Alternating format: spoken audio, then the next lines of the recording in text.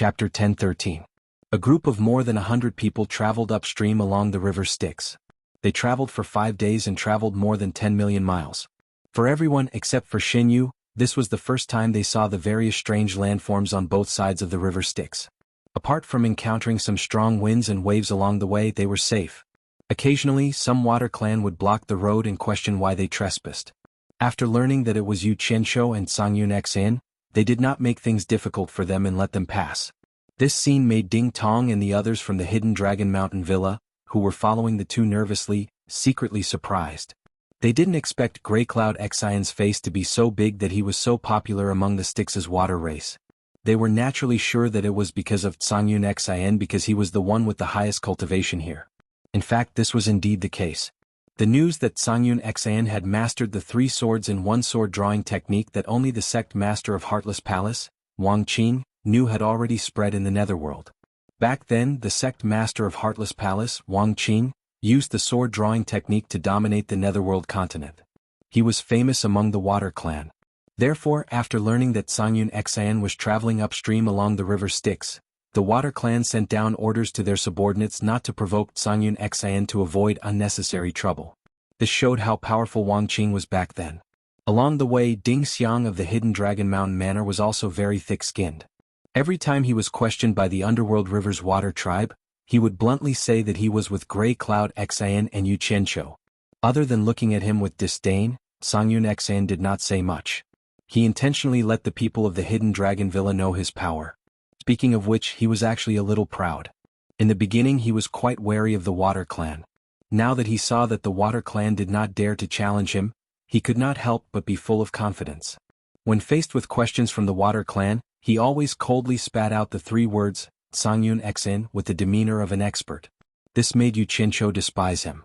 When he saw Songyun Xion's calm demeanor, he could not help but recall the vigilance on his face when he first mentioned the Water Clan. At that time, Songyun Xin was not as daring as Yu Qianshou, but now he was showing off his power. However, this was also good. It would reduce unnecessary trouble. This time, after passing through the inspection of the Nether River's water tribe in a region of water, Yu Qianshou suddenly turned his head to look at Ding Xiang, who was flying at a low altitude, and said with a smile, "Elder Ding, since we are all in the same group, why don't you come down and have a chat?" He pointed at the shells under his feet that were breaking through the waves. There was still space and about 5 or 6 people could stand there. Songyun Xin looked at Yu Qianshou in confusion. Ding Xiang, who was flying at a low altitude, was also stunned, and then he was happy. He was looking for an opportunity to ask along the way, but Songyun Xin had always been indifferent, and Yu Qianshou looked like he had a lot of thoughts in his mind. He had never found a suitable opportunity to interject, but now it came to him.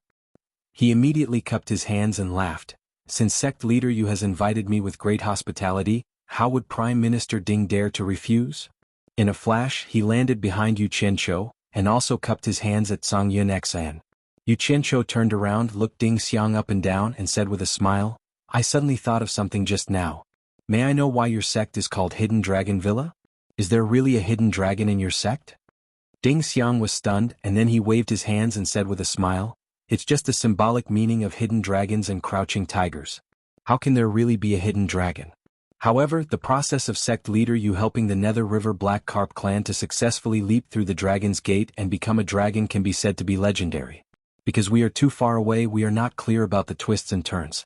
May I know why sect leader Yu fought with the Nether River Black Carp clan later? Yu Qianshou chuckled and was about to say a few perfunctory words, but he felt Xinyu slowly slowed down again. At the same time, he saw the smile on Ding Xiang's face freeze, and Songyun Xion's expression also froze. Yu Qianshou couldn't help but turn his head and see a stretch of white mountain range in front of him. It seemed a little abnormal in this dark netherworld. At this moment, Xinyu, who was at his feet, also stopped. "Is there something in front?" Yu Qianshou turned to look ahead and asked with a frown. As he spoke, he faintly felt a cold air blowing on his face. The Hidden Dragon Villa disciples in the air also stopped in the air with a solemn expression. "It's the Great Snow Mountain," Songyun Xin said in a deep voice. Ding Xiang nodded slightly with a dignified expression. "Yes. When people from the immortal world go to Twilight City, they always avoid this flight route in order to bypass this Great Snow Mountain. It seems that we can't go straight up the Nether River, we have to take a detour." "Detour?" Yu Qianshou was dazed. Doesn't that mean we have to take a lot of detours? Song Yun Xang glanced at him. This nether river is full of twists and turns. After a few days, we don't know how many detours we have taken. Do you still care about this little detour? Yu Qianqiu didn't argue with him. Figuring out what was going on was the right thing to do. He asked suspiciously, is there something scary about this great snow mountain? Ding Xiang shook his head. I don't know. Anyway, no one from the immortal world who entered this great snow mountain came out alive. Until now we don't know why. Yu Qianqiu looked at Grey Cloud XN, but Grey Cloud XN was also shaking his head to indicate that he didn't know. Yu Qianqiu stomped his feet and said, Xinyu, do you know what's going on? I know a little. Xinyu, who was below, said slowly, I heard from the seniors in the Nether River's water tribe that there are 2 mid-stage underworld emperor experts living in this great snow mountain. They are a man and a woman, called the Underworld Snow Emperor and the Underworld Snow Empress respectively. It is said that they have a daughter who was injured by a person from the immortal world a long time ago. Until now, her injury has not healed and she has been relying on some secret technique to extend her life. Therefore, the husband and wife hate the people from the immortal world. Once someone from the immortal world intrudes into their territory, the husband and wife have always killed without mercy. The 3 of them looked at each other. So that was the case. They had learned something new. Yu Qianqiu raised his eyebrows, looked at the white undulating mountains in the distance and said, so, we have to make a detour? I have a space in my body that can hide 2 or 3 people. Then we can quietly cross this distance under the Nether River. It shouldn't be a problem, Xinyu said. The 3 of them couldn't help but look up at the hundreds of hidden Dragon Villa disciples floating in the air, and then at the size of the clam under their feet. It was obvious that Xinyu was not lying. There was no way to hide everyone. Yu Qianqiu had a troubled look on his face. He spread his hands and said to Ding Xiang, Elder Ding, there is no other way. The truth is in front of us. Xinyu can only hide 3 people at most. I'm afraid you have to make a detour. Ding Xiang chuckled and looked up at the people in the air. Take a detour to Twilight City. Don't worry about me. I will accompany Master Tsang Yun and Sect Master Yu. Yu Qianqiu and Tsang Yun Xn looked at each other speechlessly. They thought that this guy was really responsible for gathering information. The group of hidden Dragon Villa disciples accepted the order respectfully. Ding Xiang gave them a few more instructions and asked them to be careful. Then, the 3 of them watched the group of people turn into streams of light and make a detour. Then, under Xinyu's guidance, the 3 of them floated in the air. Xinyu's clam, which was more than 10 meters long, floated to the surface of the river. Half of the huge clam shell slowly opened up a big opening that was just big enough for a person to enter. As soon as the opening opened, a gorgeous white light bloomed inside. It was very conspicuous on the dark Netherworld River. The 3 of them looked at each other. Yu Qianqiu was the first to go in and shouted, Come in quickly. Tsang Yun Xian and Ding Xiang saw that there was nothing wrong, so they followed him in. As soon as the 3 of them entered, they immediately understood the reason for the light. They saw 12 fist-sized white luminous pearls wrapped in the flesh membrane above their heads, illuminating the insides of the clam. It was rare to see 12 luminous pearls of such size. The open mouth of the clam quickly closed, completely isolating the darkness outside. It slowly sank to the bottom of the Netherworld River and moved quickly. Just as Xinyu dived into the water, the surface of the Netherworld River not far away quietly stirred, and a black shadow dived into the water. Once Xinyu reached the bottom of the water, he moved faster. Most of the space inside his body was occupied by his physical body. In the limited space, Tsang Yun Xian and Ding Xiang had already sat down cross-legged. Yu Qianqiu stood there and looked around. He looked at the slightly red clam flesh, which looked like a genuine leather sofa. What attracted him the most were the 12 luminous pearls that were distributed in a crescent shape. After looking for a while, he said thoughtfully, They should be pearls. We have entered the Great Snow Mountain in the Netherworld River Basin. Please don't make any noise. If you have anything to say, wait until we pass through the Great Snow Mountain. Otherwise, we will be discovered by the powerhouses on the Great Snow Mountain and cause unnecessary trouble. Xinyu warned with good intentions. Yu Qianqiu immediately shut up and sat down cross-legged. The space was limited, so he could only face Tsang Yun Xian and Ding Xiang. The space was silent. About 2 to 4 hours later, there was a bang as if they had been hit by something. The space shook violently, and the 3 of them opened their eyes at the same time. Yu Qianqiu said sternly, Xinyu, what are you trying to do? The 3 of them realized that they had fallen into a trap at the same time. Instantly, their gazes darkened, but at this moment, they could feel that they were moving faster in the water. Suddenly they heard Jianghu say in fear, "I have been wronged. It's not what I want to do, but someone is attacking me." The three of them looked at each other. Song Yun Xn snorted coldly and said, "Let me out. I want to see who the expert is." Having confidence was different. Bang. The space shook violently again.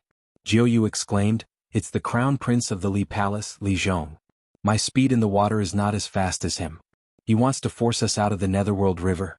Oh no, we have already entered the hinterland of the Great Snow Mountain in the Netherworld River Basin. He must have calculated this." The expressions of the three of them changed. Purposely attacking in the hinterland of the Great Snow Mountain, it was obvious that he had been planning this for a long time. His motive was obvious. He wanted to force the three of them out, and then use the Snow Emperor and Snow Empress to kill them. Li Zhong? Yu Qianzhou suddenly stood up and said with a ferocious expression, "Bastard! How dare he play dirty with me? Jianghu, open the door, let me go out and kill him." Chapter 10:14. As he spoke there were a few more bangs. Yu Qianzhou, who had just stood up, staggered and leaned against Xinyu's body. Xinyu smiled bitterly. "If you go out now, you'll be easily discovered by the people from the Great Snow Mountain. I'll think of another way to get rid of him." Xinyu was being so responsible because he had no other choice. After all, Yu Qianzhou had placed a seal in his body that had yet to be undone.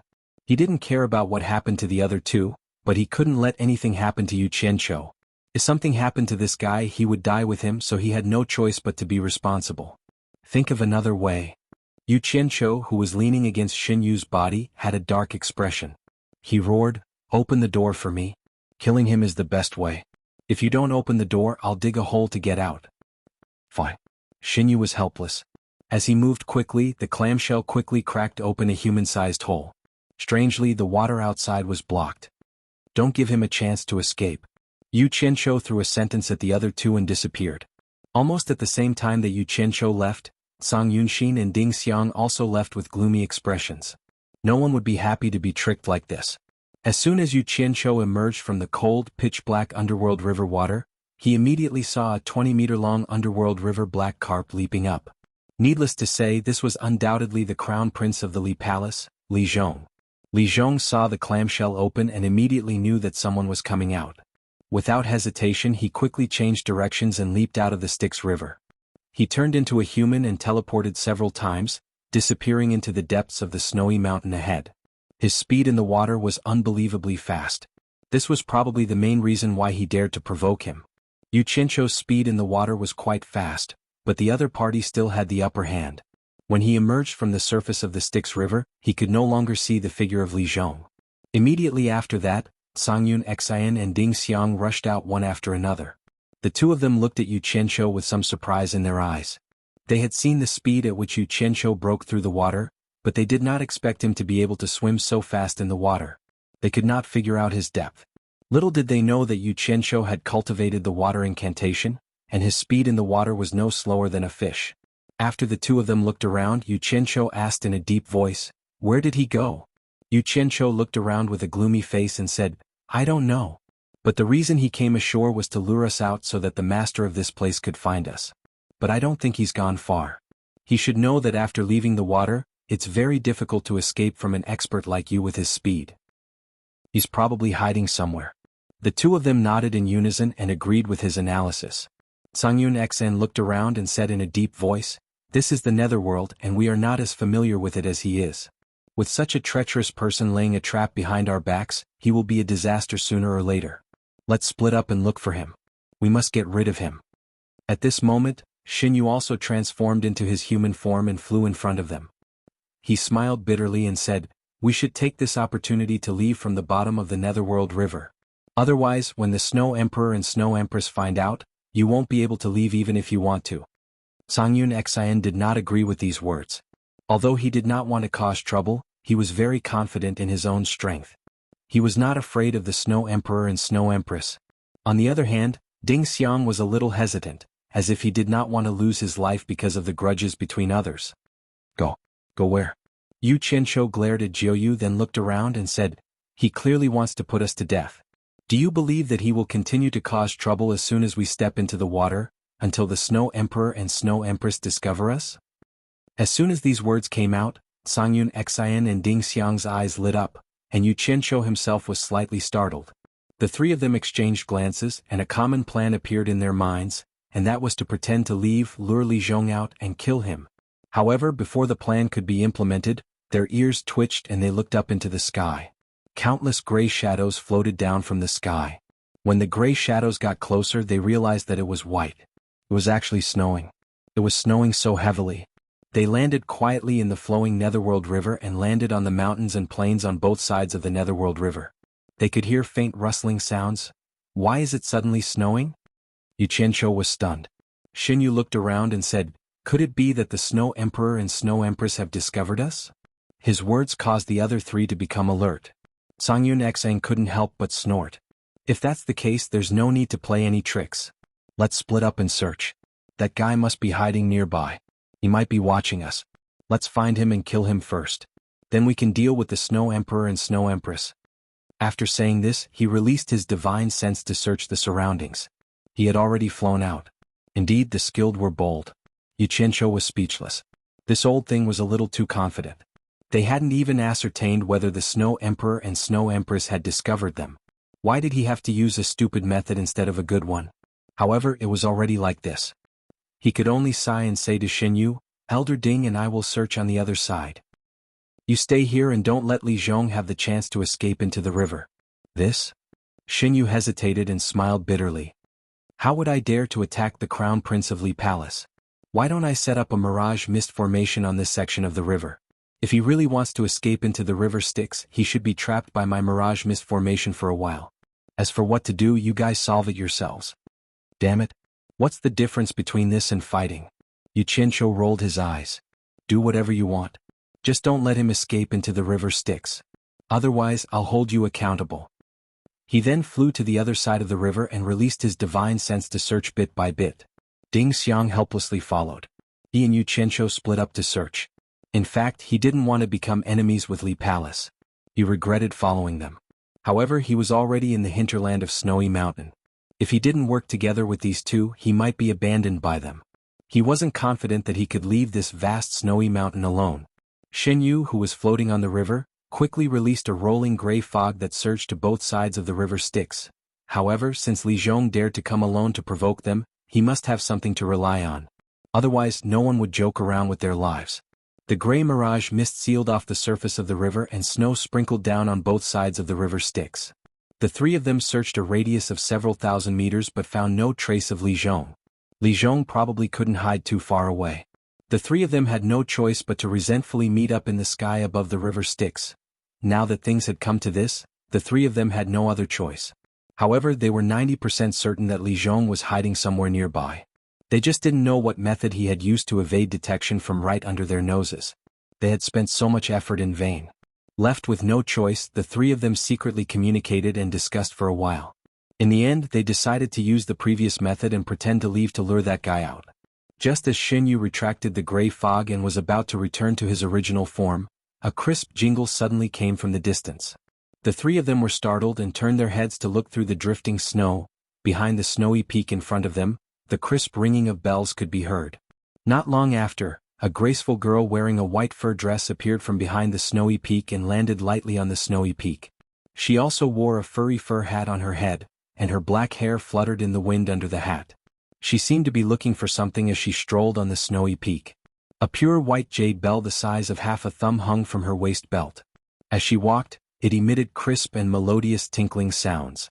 The girl walked to the ice cliff on the side of the snowy peak and stopped. She seemed to have discovered something and bent down to pluck something from an ice cave. It was a pure white flower that looked like a snow lotus. She put it in front of her nose and smelled it. Then she put it into her storage bracelet with a smile. A gust of wind blew, carrying snow and ice into the neck of her white scarf. The girl raised her head to look at the falling snow in the dark night sky, letting the falling snow hit her face. She even stuck out her bright red tongue to lick the snowflakes that fell on her lips. Then she opened her arms and spun on the snowy peak. Her long white fur dress fluttered like a butterfly, and the jade bell on her waist kept jingling. Heavy snow swirled in the air. On the lonely night, on the lonely snowy peak, a lonely young girl was dancing alone. The rustling sound of the wind and snow mixed with the jingling of the jade bell gave people a poignant but beautiful feeling. Yu Qianqiu and the others who were in the sky above the Netherworld River were stunned. They felt that this girl was like an ice fairy that had descended from the sky. There was not a trace of smoke or fire on her body. Her otherworldly beauty was so shocking that it made people's hearts beat faster. After the girl spun a few rounds, she suddenly froze on the spot. She stared blankly at the people in the sky above the Netherworld River. It seemed that she had just realized that someone was spying on her. She put down her arms in a daze, and the jingle of the bell also disappeared. A trace of embarrassment flashed across the girl's face. It seemed that she was embarrassed that someone had seen her unrestrained behavior. After she calmed her emotions, she stretched out an arm and flew over through the wind and snow. She landed on the snow-covered bank of the Netherworld River and looked at the people in the sky. At first, the few of them were a little wary when they saw her flying over. When they realized that she only had the cultivation of a beginner-stage underworld venerable, they secretly made an exception and immediately felt relieved. They exchanged glances and landed in front of the young lady. Now that they were face to face, they could finally see her appearance clearly. That otherworldly beauty had increased, but she seemed a little thin and weak. Especially her smooth and bright cheeks that were suffused with a sickly redness, it gave people a feeling that she was weak and sickly. In the vast snowy mountain in the Netherworld, there was no trace of snow, and it was covered in silver. There were only a few people in mixed clothes standing on the snow-covered bank of the Netherworld River. Just as they were guessing the girl's identity, the girl who seemed to have walked out of a dream blinked her long eyelashes and glanced at them. She frowned slightly and said in a calm tone, "Why do people from the immortal world dare to come here? You should leave quickly. If you are late, you won't be able to leave even if you want to." Chapter 10:15. It was obvious that she did not have a good impression of the people of the immortal realm, but she still gave them a warning. It was obvious that she was not a bad person. Ding Xiang cupped his hands and smiled. "May I know who you are and why you are alone in this world of ice and snow?" In fact, he had already guessed that this girl was from the Great Snow Mountain, and from her temperament she did not look like an ordinary person. He was so kind and polite because he wanted to have a way out in case of an emergency. "Why do you care who I am? Anyway, this is not a place for you to stay. That's all I have to say. It's up to you whether you want to leave or not." The girl's voice was very pleasant to the ears. As soon as she finished speaking, she turned and walked towards the snow mountain in front of her. Her snow-white boots left no footprints on the snow, and with every step she took, there was a clear jingle from her waist. Gray Cloud XN looked disdainfully at the embarrassed Ding Xiang, but Yu Qianqiu's eyes rolled around. He suddenly waved his arm and shouted, "Miss, please wait." The girl slowly turned around and looked at Yu Qianqiu calmly. She said, "If you want to leave or stay, it's up to you. What else do you want to say?" Songyun Xan and Ding Xiang also looked at Yu Qianqiu in confusion. They did not know what he wanted to do. Yu Qianqiu shrugged his shoulders and walked through the thick snow to the girl. He cupped his hands and smiled bitterly. "Of course we know that it is dangerous for people from the immortal realm to stay here. However, we have a friend who had an argument with everyone just now. He was so angry that he hid nearby and refused to come out. You must know that we are friends.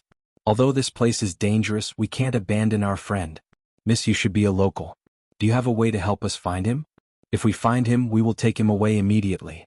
We will not stay here." As soon as he said this, the other three couldn't help but twitch their mouths and eyebrows. They secretly thought that this was a good idea.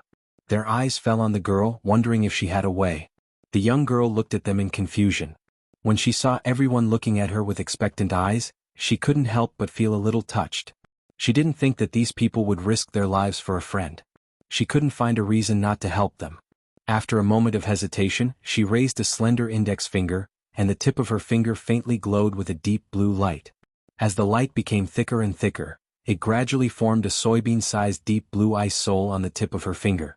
It was enveloped in a light blue halo and looked exceptionally beautiful. With a light flick of her finger, the azure ice soul left her fingertip, circled a few times in the air, and slowly floated towards the snowy peak that the young lady came from. The girl pointed at the floating ice soul and said to the others, "I can sense it.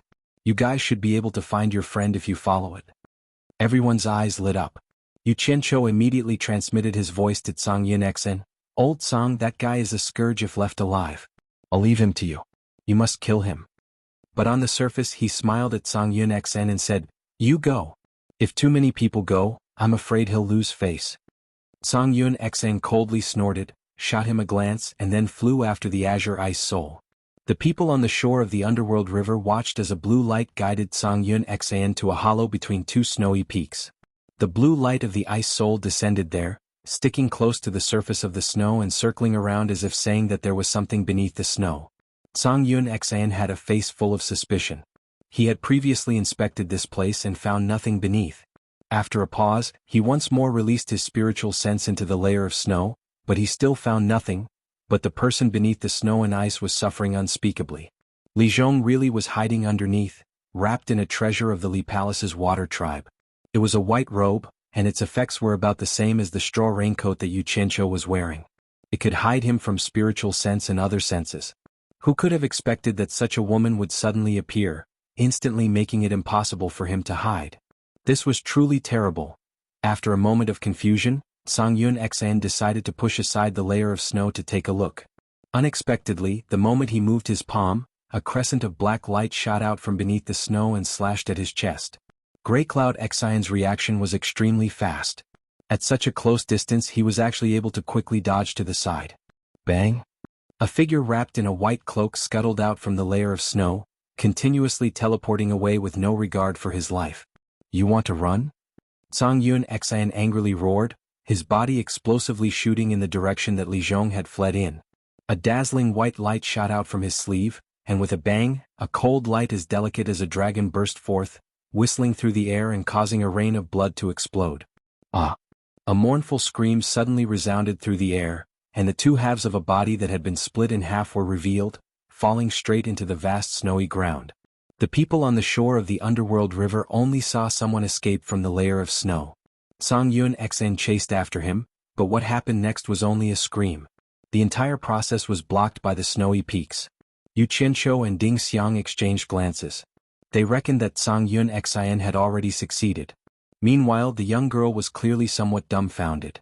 Then, with a ding, her figure flashed away, withdrawing the azure ice soul, and swept towards the back of the snowy peaks.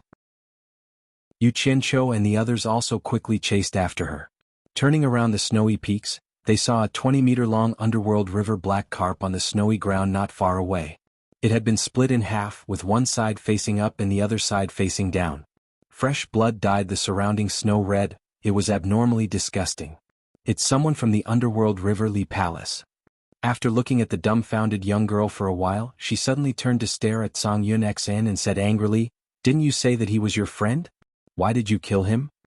She felt as if she had been used. Song Yun Xan slowly put his sword back into his storage bracelet and indifferently shook his head. "Miss, I think you're mistaken. We really are looking for a friend. But I'm very sure that the person hiding in the snow and ambushing me is definitely not the friend I'm looking for. Think about it, why would my friend ambush me? I also don't know who he is. If you don't believe me, you can ask them." She tilted her head and pointed at the people who had just arrived. "Right, we don't know this person. Yes, this person isn't the friend we're looking for." Yu Qianqiu and Ding Xiang cooperated with Song Yun Xan and gave him a perfunctory explanation. This group of crafty old fools. Whatever they said was reasonable. How could they possibly care about an inexperienced young girl? But the young girl was no fool. She could already tell that she had been tricked by them. She was so angry that she stammered, You actually used me to kill the Li Palace's water tribe? I won't let you go." Her sickly red cheeks became even redder. It was clear that she was quite angry. "Miss?" Song Yun Xan coldly yelled, "You can't speak carelessly.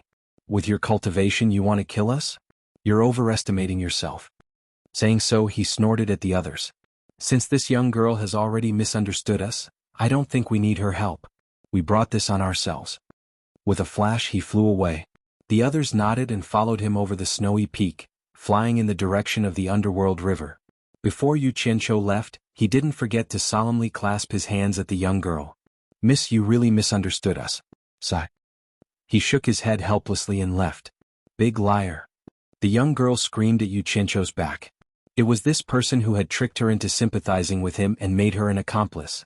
Flying over the snowy peak, Yu Qianqiu couldn't help but turn his head to look. Why did these words sound so familiar, as if he had heard them somewhere before? Finally getting rid of the scourge Li Zhong, the few of them headed straight for the underworld river. They didn't want to stay here any longer. However, just as they landed on the underworld river, they immediately heard the cold voice of the young girl behind them. "There really isn't a single good person in the immortal world. The few of them turned around and saw the young girl standing at the peak of the snowy peak. She clasped her hands together as if she was cupping water. She was cupping an azure object. Suddenly, she waved her hands and dozens of azure ice souls shot towards the bottom of the snowy peak. With a whoosh, they were buried deep in the snow. What is she doing? Ah, is she cursing us? Ding Xiang laughed wickedly. The others were also confused. Yu Qianqiu shook his head and said, "Ignore her. Xinyu, let's continue our journey." Yet, just as he finished speaking, the few of them suddenly felt a violent tremor from the ground. They couldn't help but turn around. They saw the ground beneath the snowy peak shaking. Dozens of huge bumps appeared where the ice souls were buried. It was as if something was about to burrow out of the ground. The expressions of the few people changed. The bulging snow bumps grew taller and densely packed cracks appeared. With a bang they all burst. Dozens of huge snow-white figures rushed out. They were all kinds of animal shapes, all made from snow. There were snowmen, snow lions, snow wolves, snow leopards, snow bears. All kinds of lifelike ice sculptures that were magnified several times. What made the few of them change their expressions was that they had never seen an ice sculpture that could move. They couldn't see through their cultivation, so they didn't know if they were powerful or not. Once these monsters jumped out of the snow, they didn't stop at all. They stomped on the snow and quickly ran across the snowy plain. They roared loudly and rushed towards the few of them on the shore as if they wanted to eat them alive. Damn. What the hell is this? Yu Qianqiu stared blankly for a moment. Ding Xiang, who was standing to the side, had already shot out a ray of multicolored light. Whoosh! The flying sword drew an arc in the air, and it charged into the group of charging snow monsters like a rainbow, killing them one by one. However, these snow monsters ignored their injuries and continued to run. They didn't seem to be injured at all. What made them speechless was that the snow monsters that had their stomachs pierced quickly climbed up the snow on the ground and quickly healed their wounds. Ding Xiang cut off their heads. Let's see how they can run. As soon as Grey Cloud Xian finished speaking, Ding Xiang had already used the sword control technique. The flying sword in the air once again turned into a rainbow and shot out. It flashed across the snowy ground. With a series of muffled sounds, dozens of snow monsters' heads fell on the spot. Chapter 10:16. However, the headless snow monsters were still running, and some even trampled on the heads that had just fallen off. At the same time as they ran, the snow on the ground quickly spread from their feet to their necks and reformed into new heads that kept roaring. A group of snow monsters trampled on the ground and rushed over quickly. Although there were only a few dozen of them, they ran with the momentum of tens of thousands of galloping horses. They couldn't be killed. They were stunned at the same time. Yu Qianqiu suddenly called out to Jianghu, who was behind him. A group of beasts made of ice and snow. It's no big deal. Let Executive Cang Yun and Elder Ding deal with them. Let's go to the side so that we won't affect the two experts. Jianghu saw him flash to the other side of the Netherworld River and immediately followed without hesitation. Cang Yun Xian looked back with contempt. Ding Xiang also wanted to retreat to the other side of the Netherworld River, but he let Yu Qianqiu take the initiative. If he continued to do this, Cang Yun Xian would be the only one left here. He was afraid that he would make Cang Yun Xian unhappy, so he could only shut up and accompany him. It should be known that Cang Yun Xian had received the Immortal Palace's decree to protect Yu Qianqiu. Yu Qianqiu could be unscrupulous, but Ding Xiang did not dare to act recklessly. If Cang Yun Xian killed him, it would be no different from dying in vain. If he died here, Cang Yun Xian would have 10,000 reasons to shirk responsibility, so it was better to be honest. Jianghu stealthily glanced at Yu Qianqiu. Now, anyone could tell that the young girl was most likely not ordinary. He did not know why she had called him over. She wanted to help him get out of trouble and not help the other two who were also from the immortal realm. If she said that she had feelings for him, that was simply nonsense. Could it be that he had discovered his secret? The Netherworld is indeed the Netherworld. It's very different from the immortal world. Yu Qianqiu sighed as he looked at the other side of the Netherworld River. Then he tilted his head to look at Jianghu, who was avoiding his gaze, and his lips curled into a smile. The reason why she protected him was not only because he had lived for a long time, but also because she felt that this wandering aquatic creature was hiding some secret, and it was a big secret that was waiting for her to unravel. The snow monsters charged forward, causing the ground to tremble. The surrounding snowy peaks finally began to crack, and in the blink of an eye, they began to collapse, creating avalanches. The snowy peaks that had shed their outer shell of snow immediately became much thinner, turning into icebergs wearing ice armor. Under the ice armor were dark peaks. It was unknown how many years these ice armors had been wrapped around these mountains. In the face of the incoming snow monsters, Surigun XN looked straight ahead at the rumbling snow and stood there calmly. Ding Xiang, on the other hand, was a little impatient. He did not have Surigun XIN's ability to rely on, especially since these snow monsters were strange. They were definitely not that simple. The fact that they could not be killed was a very good proof. Ding Xiang did not dare to let these snow monsters get too close. He activated his sword art, and the flying sword turned into a long rainbow that rushed into the galloping snow monsters. After a round of killing, the snow fog in front of them was instantly filled with killing, and it did slightly slow down the speed of the snow monsters. However, it only slowed down the speed of the snow monsters slightly. The snow monsters that had been defeated rolled and crawled on the ground. They quickly merged with the snow and returned to their original form. They rushed out of the snow. No matter how powerful the flying sword was, even if it killed this group of snow monsters into pieces, the snow monsters continued to rush out of the thick snow. Ding Xiang immediately looked at Surigun XN helplessly. Umph. Surigun XN coldly snorted and flipped his sleeves to reveal two palms. His palms raised a thick astral energy and suddenly pushed at the incoming snow monsters. Boom. The surging astral winds howled out violently, and the snow monsters that were dozens of meters away from them were immediately blown away by the strong astral winds and struggled to move forward. In the blink of an eye, the snow monsters were blown away by the strong astral winds, and the layers of snow were peeled away. The charging head gradually shrank, followed by the forelegs and the running body. In the blink of an eye, the strong astral wind blew away the snow monsters, and they disappeared without a trace. Filled with confidence, Grey Cloud XN snorted coldly and withdrew his palms.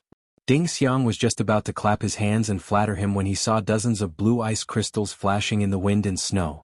They shone with a magnificent blue light and quickly drilled into the thick snow under the ground.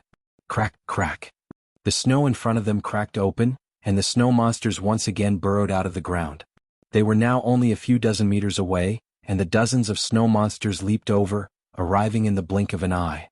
Surigun XN and Ding Xiang's expressions changed at the same time. Surigun XN immediately raised his palms without hesitation and pushed out an even more violent astral wind. He sternly shouted, "Ding Xiang, those blue ice souls are the gate of life. Don't make pointless attacks. Wait for me to destroy this group of monsters, then use your flying sword to kill those ice souls." Okay. As the violent astral wind blew, Ding Xiang's flying sword was already dancing in the sky, waiting for an opportunity to strike. However, what caused the two's expressions to change was that this time, the snow monsters actually became smarter. Their bodies flashed with a blue light, and their bodies were covered in a layer of blue ice armor. They rushed toward the violent astral wind, and Surigun XIN's astral wind could no longer harm them in the slightest. The snow monsters instantly pounced at the two. Surigun XN withdrew his palms and no longer made that pointless move. It was obvious that the astral wind had no effect on these snow monsters. His figure flashed, and he took the initiative to rush into the group of snow monsters that were charging at him. He used the most primitive method of fighting, and waved his palm at a snow monster that was charging at him. His cultivation was not child's play, and his speed was far faster than these snow monsters. With a palm strike he could easily flatten a mountain to the ground. With a bang, a snow monster was blown to smithereens and sent flying. An azure ice soul immediately appeared, but it was immediately grabbed by Surigun XIN's claws. He directly pinched it between his 3 fingers, and it exploded into blue ice powder with a bang. On the other side, after Ding Xiang used his flying sword to kill a snow monster, he discovered that the snow monster had recovered. He immediately understood that although the flying sword was powerful, it was not effective against these snow monsters. Instead, Surigun XIN was more experienced. Thus, he followed suit, and the flying sword flashed into the storage bracelet on his wrist. His body flipped and his palms were like shadows. The dozens of snow monsters were smashed into powder one by one, and the ice souls hidden in their bodies had nowhere to hide. They were crushed into blue ice powder by the two of them. In the blink of an eye, the dozens of snow monsters were completely wiped out. The two of them thought that it was over, but after the blue ice powder fluttered in the air for a while, it quickly gathered together and became a dazzling azure ice soul again. The two of them were instantly speechless. Even Yu Qianshou and Xin Yu, who were on the Netherworld River, were dumbfounded. They could not kill these things no matter what, so what was the point of continuing to fight? Yu Qianshou was about to tell the two of them to leave, but he saw the girl standing on the ice peak wave her palms continuously, and countless azure ice souls shot into the snow at the foot of the ice mountain. In the blink of an eye, the snow arched and cracked everywhere, and hundreds and thousands of snow monsters crawled out of the ground. That was not the end. The girl then scattered several red ice souls to the foot of the mountain, and even more ferocious snow monsters crawled out of the snow. Each of their eyes emitted a terrifying red light. Finally, the girl scattered a handful of black ice souls to the foot of the mountain, but the black ice souls did not react for a long time after they were planted in the snow. However, the hundreds and thousands of snow monsters that had crawled out of the mountain were enough to make one's scalp numb. Moreover, these were some guys that could not be killed no matter what. A group of snow monsters began to rush over, and the ground shook violently. The few of them felt that they had provoked a hornet's nest. Old Song, capture the leader first. Yuqiancho suddenly shouted while staring at the girl. Immediately, Songyun Xian understood what he meant. He flashed into the air and directly shot toward the girl on the ice peak. Unexpectedly, there were 10 consecutive explosions in the snow at the foot of the ice peak. 10 black ice armored warriors crawled out of the ground, and 5 of them intercepted Songyun Xian in the air. In an instant they began to fight in the air, and they did not seem to be at a disadvantage at all. The other 5 black ice armored warriors formed a pentagonal formation and spread out around the girl in the air. It was obvious that they were protecting her. In the beginning, Songyun Xian did not take these black ice armored warriors seriously. However, after fighting with them in the air, he was immediately shocked. He realized that the cultivation of these ice-armored warriors was actually not weaker than the early-stage Netherworld Emperor. In other words, there were 5 early-stage Netherworld Emperor experts surrounding him, a mid-stage Immortal Emperor expert. Due to a moment of carelessness, he was caught off guard and surrounded by these ice-armored warriors. He did not even have the chance to draw his sword and was at a loss for words. He never dreamed that a girl who seemed to be an early-stage Netherworld Venerable would actually have so many early-stage Netherworld Emperor experts protecting her. It was a little shocking. He could not help but suspect this girl's identity, and he did not know who she was. The battle in the air was very lively. The 5 black shadows that surrounded Songyun Xian were as fast as phantoms, and did not give Songyun Xian any chance to escape. Songyun Xian was furious. He was tired of dealing with them, but he had to be patient and carefully protect himself, waiting for an opportunity to draw his sword and use a fatal killing move. On the other side of the Netherworld River, Yuqiancho and Xinyu turned pale with fright. They didn't expect that with Grey Cloud Xian's cultivation, he would be beaten by a few icemen to the point where he could only defend himself. Moreover, there were still 5 icemen eyeing him covetously from the side. They hadn't even joined in the attack on Grey Cloud Xian. The most frightening thing was that these snow monsters could not be killed at all. What the hell? Who was this woman? Could she be the Snow Empress of the Netherworld realm in this million-mile snowy mountain? But she did not look like it. Yuqiancho's eyes flickered incessantly. Now he vaguely understood why the people from the immortal dimension were unable to leave this place alive. Just think about it, any random person that came out was able to bring along so many experts. How could ordinary experts from the immortal dimension resist them? Chapter 10:17. On the other side of the Netherworld River, Ding Xiang, who was dealing with hundreds and thousands of snow monsters by himself, was in even more pain. The snow monsters formed by the azure ice spirits swarmed over, and some leaped down from above, wrapping him up into a ball. However, this was nothing. His body was very fast and his palms were like shadows. He could shatter one with each palm. Although he didn't have time to shatter their ice spirits, with his late-stage great immortal cultivation, he could barely deal with them. However, ever since the 100 snow monsters with glowing red eyes joined the attack, he almost burst into tears. These snow monsters with red eyes weren't something he could shatter with a single palm strike.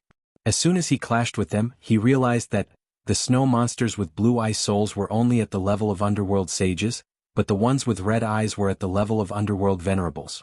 They weren't too far off from his level of cultivation. At most he could push them back with one palm. If he used more force he could crack them. However, when they rolled on the ground they would immediately recover. He couldn't hurt them, couldn't kill them, and there were so many of them. Imagine if nearly 100 of these snow monsters surrounded Ding Xiang, and nearly 1,000 snow monsters with azure ice spirits swarmed him, what would happen to him? Amidst the deafening roars, Ding Xiang's clothes were in tatters, and his body was full of injuries. He was on the brink of death. He was filled with regret now. What was she doing here with these two fellows in a trance? In such a crazy group fight, Ding Xiang's figure could no longer be seen from the outside. They could only guess that Ding Xiang was still alive and not dead from the snow monster's movements, the sounds of fighting and Ding Xiang's angry roars. On the other side of the Netherworld River, Yu Qianqiu and Xin Yu's scalps were numb. One really couldn't judge a book by its cover. The few men thought that the young lady was easy to bully, but when she showed her power, the few men together were not enough to fight her. The young lady just stood there like she was watching a show. We. Xin Yu muttered a few times. He looked at the Netherworld River in front of him and was implicitly reminding Yu Qianqiu if they should escape first.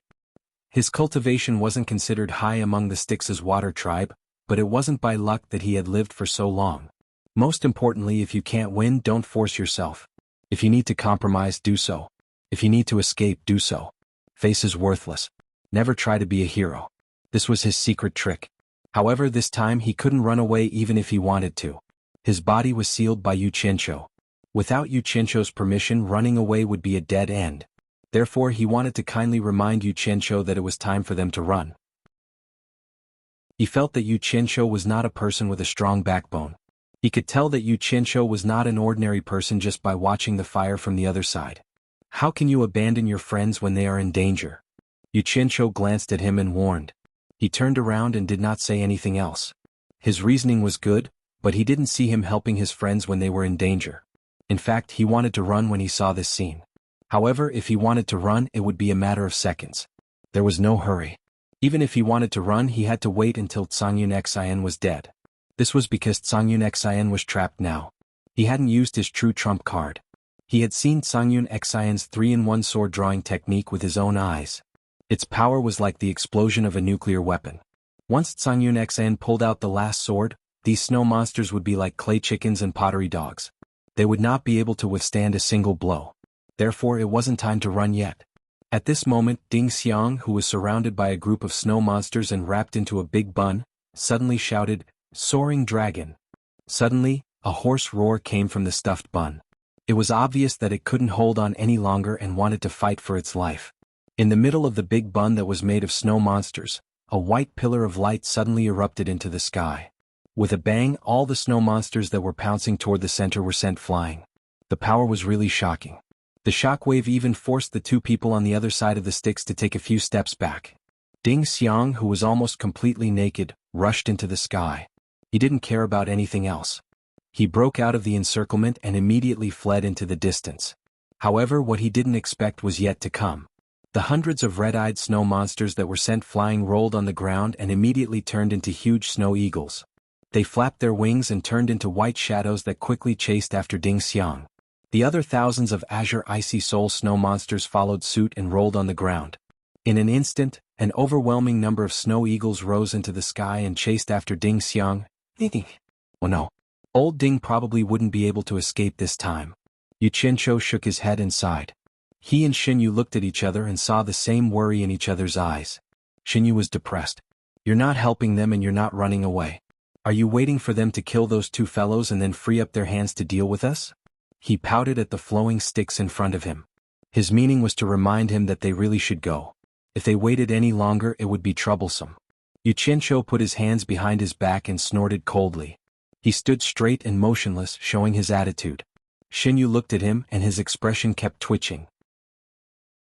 If it wasn't for the restriction, he really wanted to go over and kick him a few times before running away. However, Yu Qianqiu's unyielding and arrogant look inadvertently fell into the eyes of Grey Cloud Xin, who was tired of dealing with them. He suddenly looked like an idler who was watching the fire from the other side of the river. He immediately roared, "Yu Qianqiu, what are you watching? If I die, you won't live either. Come and help me so that I can free up my hands to deal with them." Yu Qianqiu was stunned when he heard that. He secretly sneered and thought disdainfully, "Even if you die 10,000 times, I'll still run away and live well." He looked up at the 5 black-armored warriors beside the girl and shrugged helplessly. He shouted loudly, "Old Song, it's not that I don't want to help you. If I help you, it'll be the same as harming you. My small body can't handle the other 5. If something happens to me, then even if you can pass this trial, you won't be able to pass the Immortal Emperor's trial. Death is still the only path for you. You'd better fight calmly and slowly look for a favorable opportunity. You also saw that in such a critical situation I, Yu Qianqiu, am standing here with an indomitable spirit. Have I ever tried to escape alone? Look at that Ding Xiang, he only cares about running for his life. This kind of person will sooner or later suffer retribution. T. Songyun Xan, who was trapped and struggling to deal with the other 5 black-armored warriors, understood that what Yu Qianqiu said was reasonable. Once Yu Qianqiu came to help, the 5 black-armored warriors would definitely attack Yu Qianqiu. With Yu Qianqiu's cultivation, he would be killed in a few moves, and Songyun Xan would not be able to save him at the moment. However, he really couldn't stand Yu Qianqiu's leisurely look. He couldn't help but shout angrily, "Do you think I'm blind? If Ding Xiang doesn't run away, he'll die here." Bang. A loud sound was heard, followed by a muffled groan from Grey Cloud Xan. He had been distracted by Yu Qianqiu's words, and had been kicked in the shoulder by a black-armored warrior. He had almost been kicked in the head. He immediately shut his mouth and focused on fighting the enemy. "Old Song, are you okay?" Yu Qianqiu asked with concern, gritting his teeth as if the kick had landed on his body. "Shut up." Songyun Xan shouted again. He had really made up his mind not to speak anymore. If he continued to speak, even if he didn't get beaten to death, he would die from anger. Yu Qianqiu just tilted his chin at Jianghu helplessly, as if saying that his good intentions were not reciprocated. Suddenly he heard a shrill cry for help from the distant sky. "Yu Qianqiu, come and save me." It was Ding Xiang's voice. Was he still alive? Yu Qianqiu looked up in surprise and saw a group of white shadows chasing after Ding Xiang, who was running naked in the sky.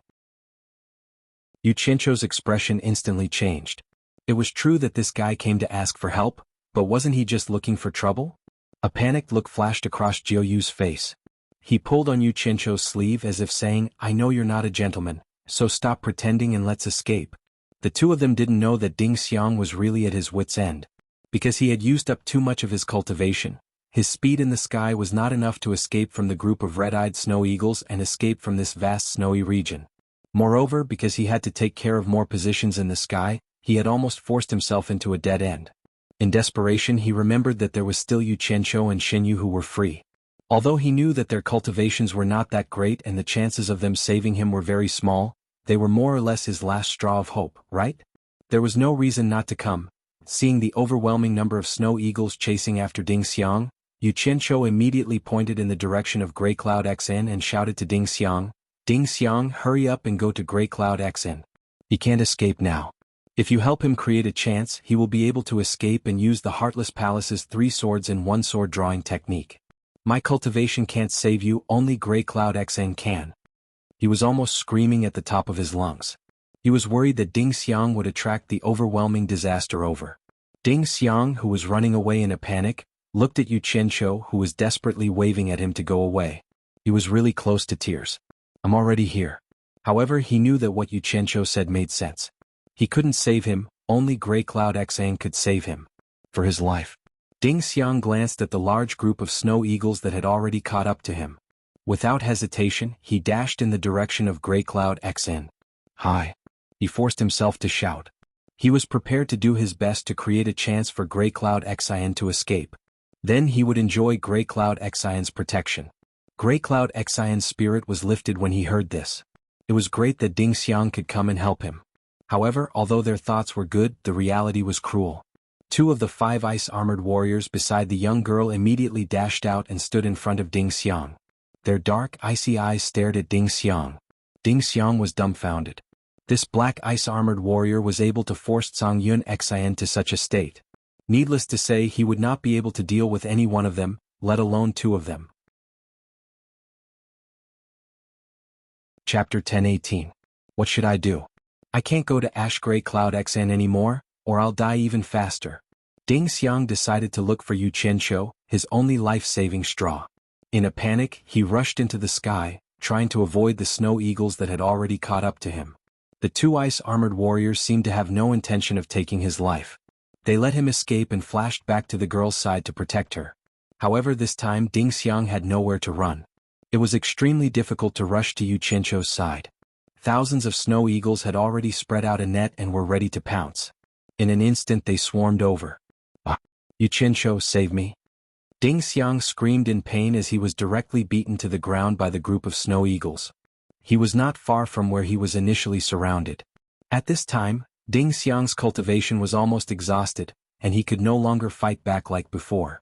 He really could not hold on any longer, and he did not have the energy to resist anymore. Therefore he simply accepted his fate, closed his eyes and stood there waiting for his fate. However, the strange thing was that once he stopped resisting, the group of snow eagles actually stopped attacking as well. Dozens of them spread their wings and hugged him tightly. The other snow eagles opened their mouths at Ding Xiang, who was hugged into a ball, and spat out thick, cold white fog. In an instant, the cold white fog spread everywhere, and within it, there were snow eagles constantly flying up and down. When the group of snow eagles stopped flapping their wings in the air, the white fog that filled the air gradually dissipated, and a huge crystal-clear ice block appeared in its place. Ding Xiang, who was almost naked, was frozen inside, motionless. His twisted expression was clearly visible, and there were dozens of blue ice souls surrounding him, dyeing his skin slightly blue. This scene stunned Yu Qianzhou and Xinyu, who were on the other side of the river Styx, and they could not help but look at the girl standing on the ice peak. Coincidentally, the girl also looked over.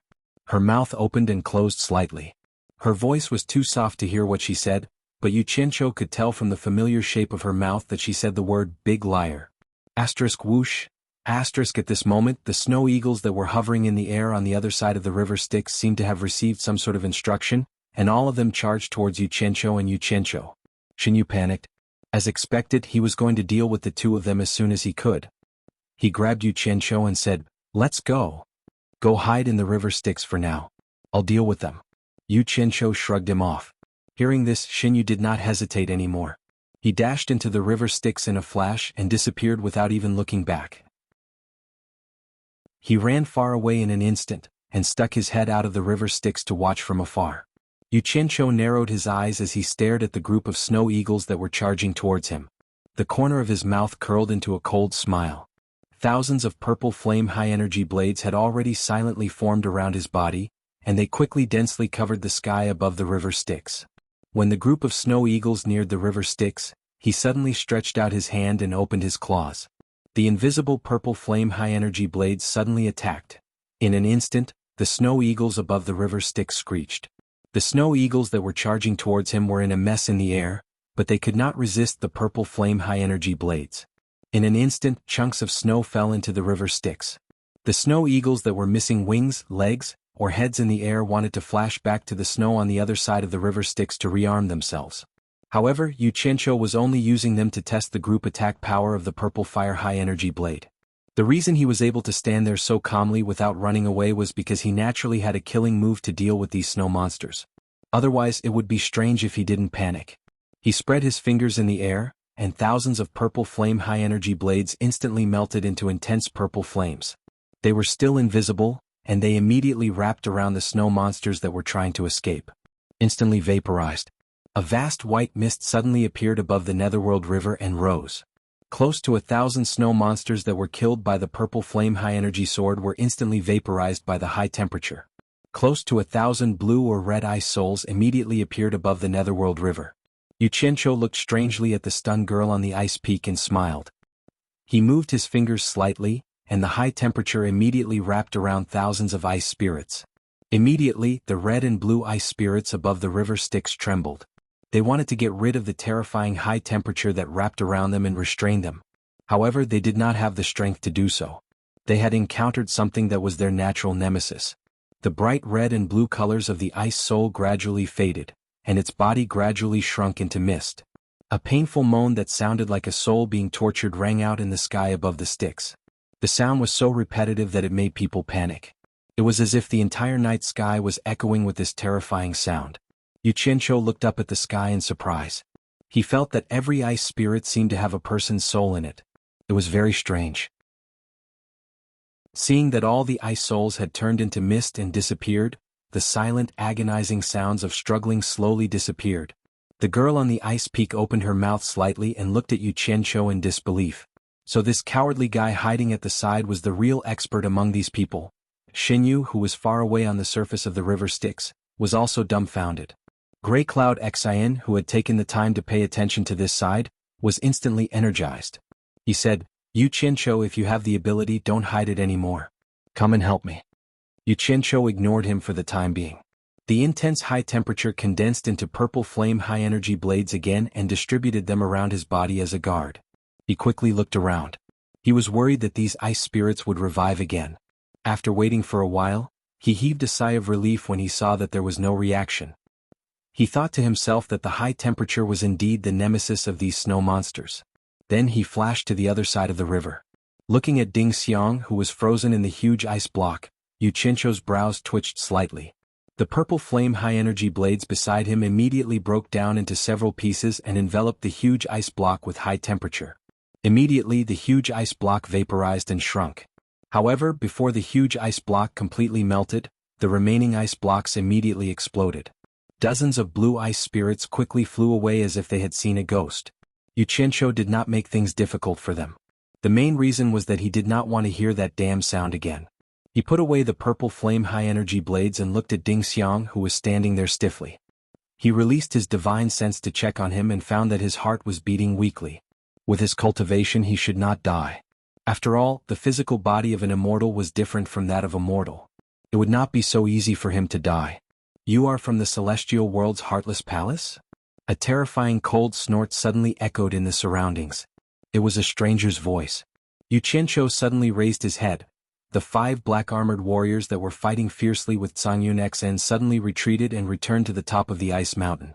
They saw that the 10 black-armored warriors were surrounding the young girl, and there was a man and a woman standing on each side. The man was tall and had a sharp face. He had an extraordinary aura. The woman was elegant and dazzling. Both of them were dressed in white. The 3 of them stood together. Especially the way the young girl looked at them, it was obvious that they were a family of 3. A family of 3 suddenly appeared in this godforsaken place. Coupled with the fact that the young girl could summon so many snow monsters to protect her, Yu Qianqiu and Cangyun Xn immediately thought of the legendary Snow Emperor and Snow Queen. The young girl was naturally the daughter that had been injured by someone from the celestial world. Facing a great enemy, Cangyun Xn, who had his hands free, was shocked. His right hand had already reached for the storage bracelet on his left wrist. The man standing on the ice mountain stared sharply at Cangyun Xn's hand movements. He said slowly, "Looks like Wang Qing didn't send you to find me." Hearing this, Cangyun Xn was slightly startled. He didn't want to act rashly. He slowly let go of the storage bracelet and said in shock, "You know our sect leader? Just an old friend from many years ago." The white-robed man's tone gradually turned cold. "I didn't think that the Heartless Palace would have another mid-stage immortal emperor expert. Since Wang Qing didn't send you, why did you trespass into my Great Snow Mountain?" His words clearly showed that he was the master of Great Snow Mountain. Cangyun Xn looked at the couple's cultivation. They were indeed mid-stage underworld emperor. He cupped his hands and said, "I am Heartless Palace's consecrator, Cangyun Xn. You must be Snow Emperor and Snow Queen. Sorry for being impolite. Since you already know, don't be so long-winded." Snow Emperor's eyes were sharp. "Let me ask you, why did you trespass into my Great Snow Mountain and attack my daughter?" "Father." The young girl pointed at Yu Qianqiu and said indignantly, "This big liar killed close to 1,000 of my Ice Soul warriors. He even lied to me that."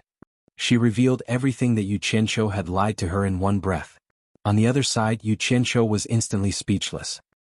He didn't think that he would be so unlucky to offend the daughter of Snow Emperor and Snow Queen. On the other side, Snow Queen's eyes were already filled with killing intent. She stared at Yu Qianqiu with a majestic aura and shouted, "How dare you!" Luckily, Cangyun Xn still wanted to protect Yu Qianqiu. He hurriedly continued, "I didn't mean to offend your daughter. I was really framed by Li Palace's Aqua Race's crown prince, Li Zhong." He immediately recounted what happened at the Dragon Transformation Gate and how he was forced out of the river Styx by Li Zhong. It wasn't that Cangyun Xn was really afraid of them, but that they were old friends with sect master Wang Qing. The family of 3 looked at Yu Qianqiu in surprise. The killing intent on Snow Queen's face instantly disappeared. She said in surprise, "You helped the 4th Crown Prince of Li Palace make the Great Leap?" After seriously sizing him up, the husband and wife immediately realized that they couldn't see through Yu Qianqiu's cultivation. They looked at each other in bewilderment. It was just a coincidence." Yu Qianqiu smiled modestly. Cangyun Xn cupped his hands in a timely manner and said, "I hope that Snow Emperor and Snow Empress can be magnanimous and let us go on account that we didn't mean to offend you. We will leave this place immediately and not disturb you again. On account of Wang Qing I can let you go.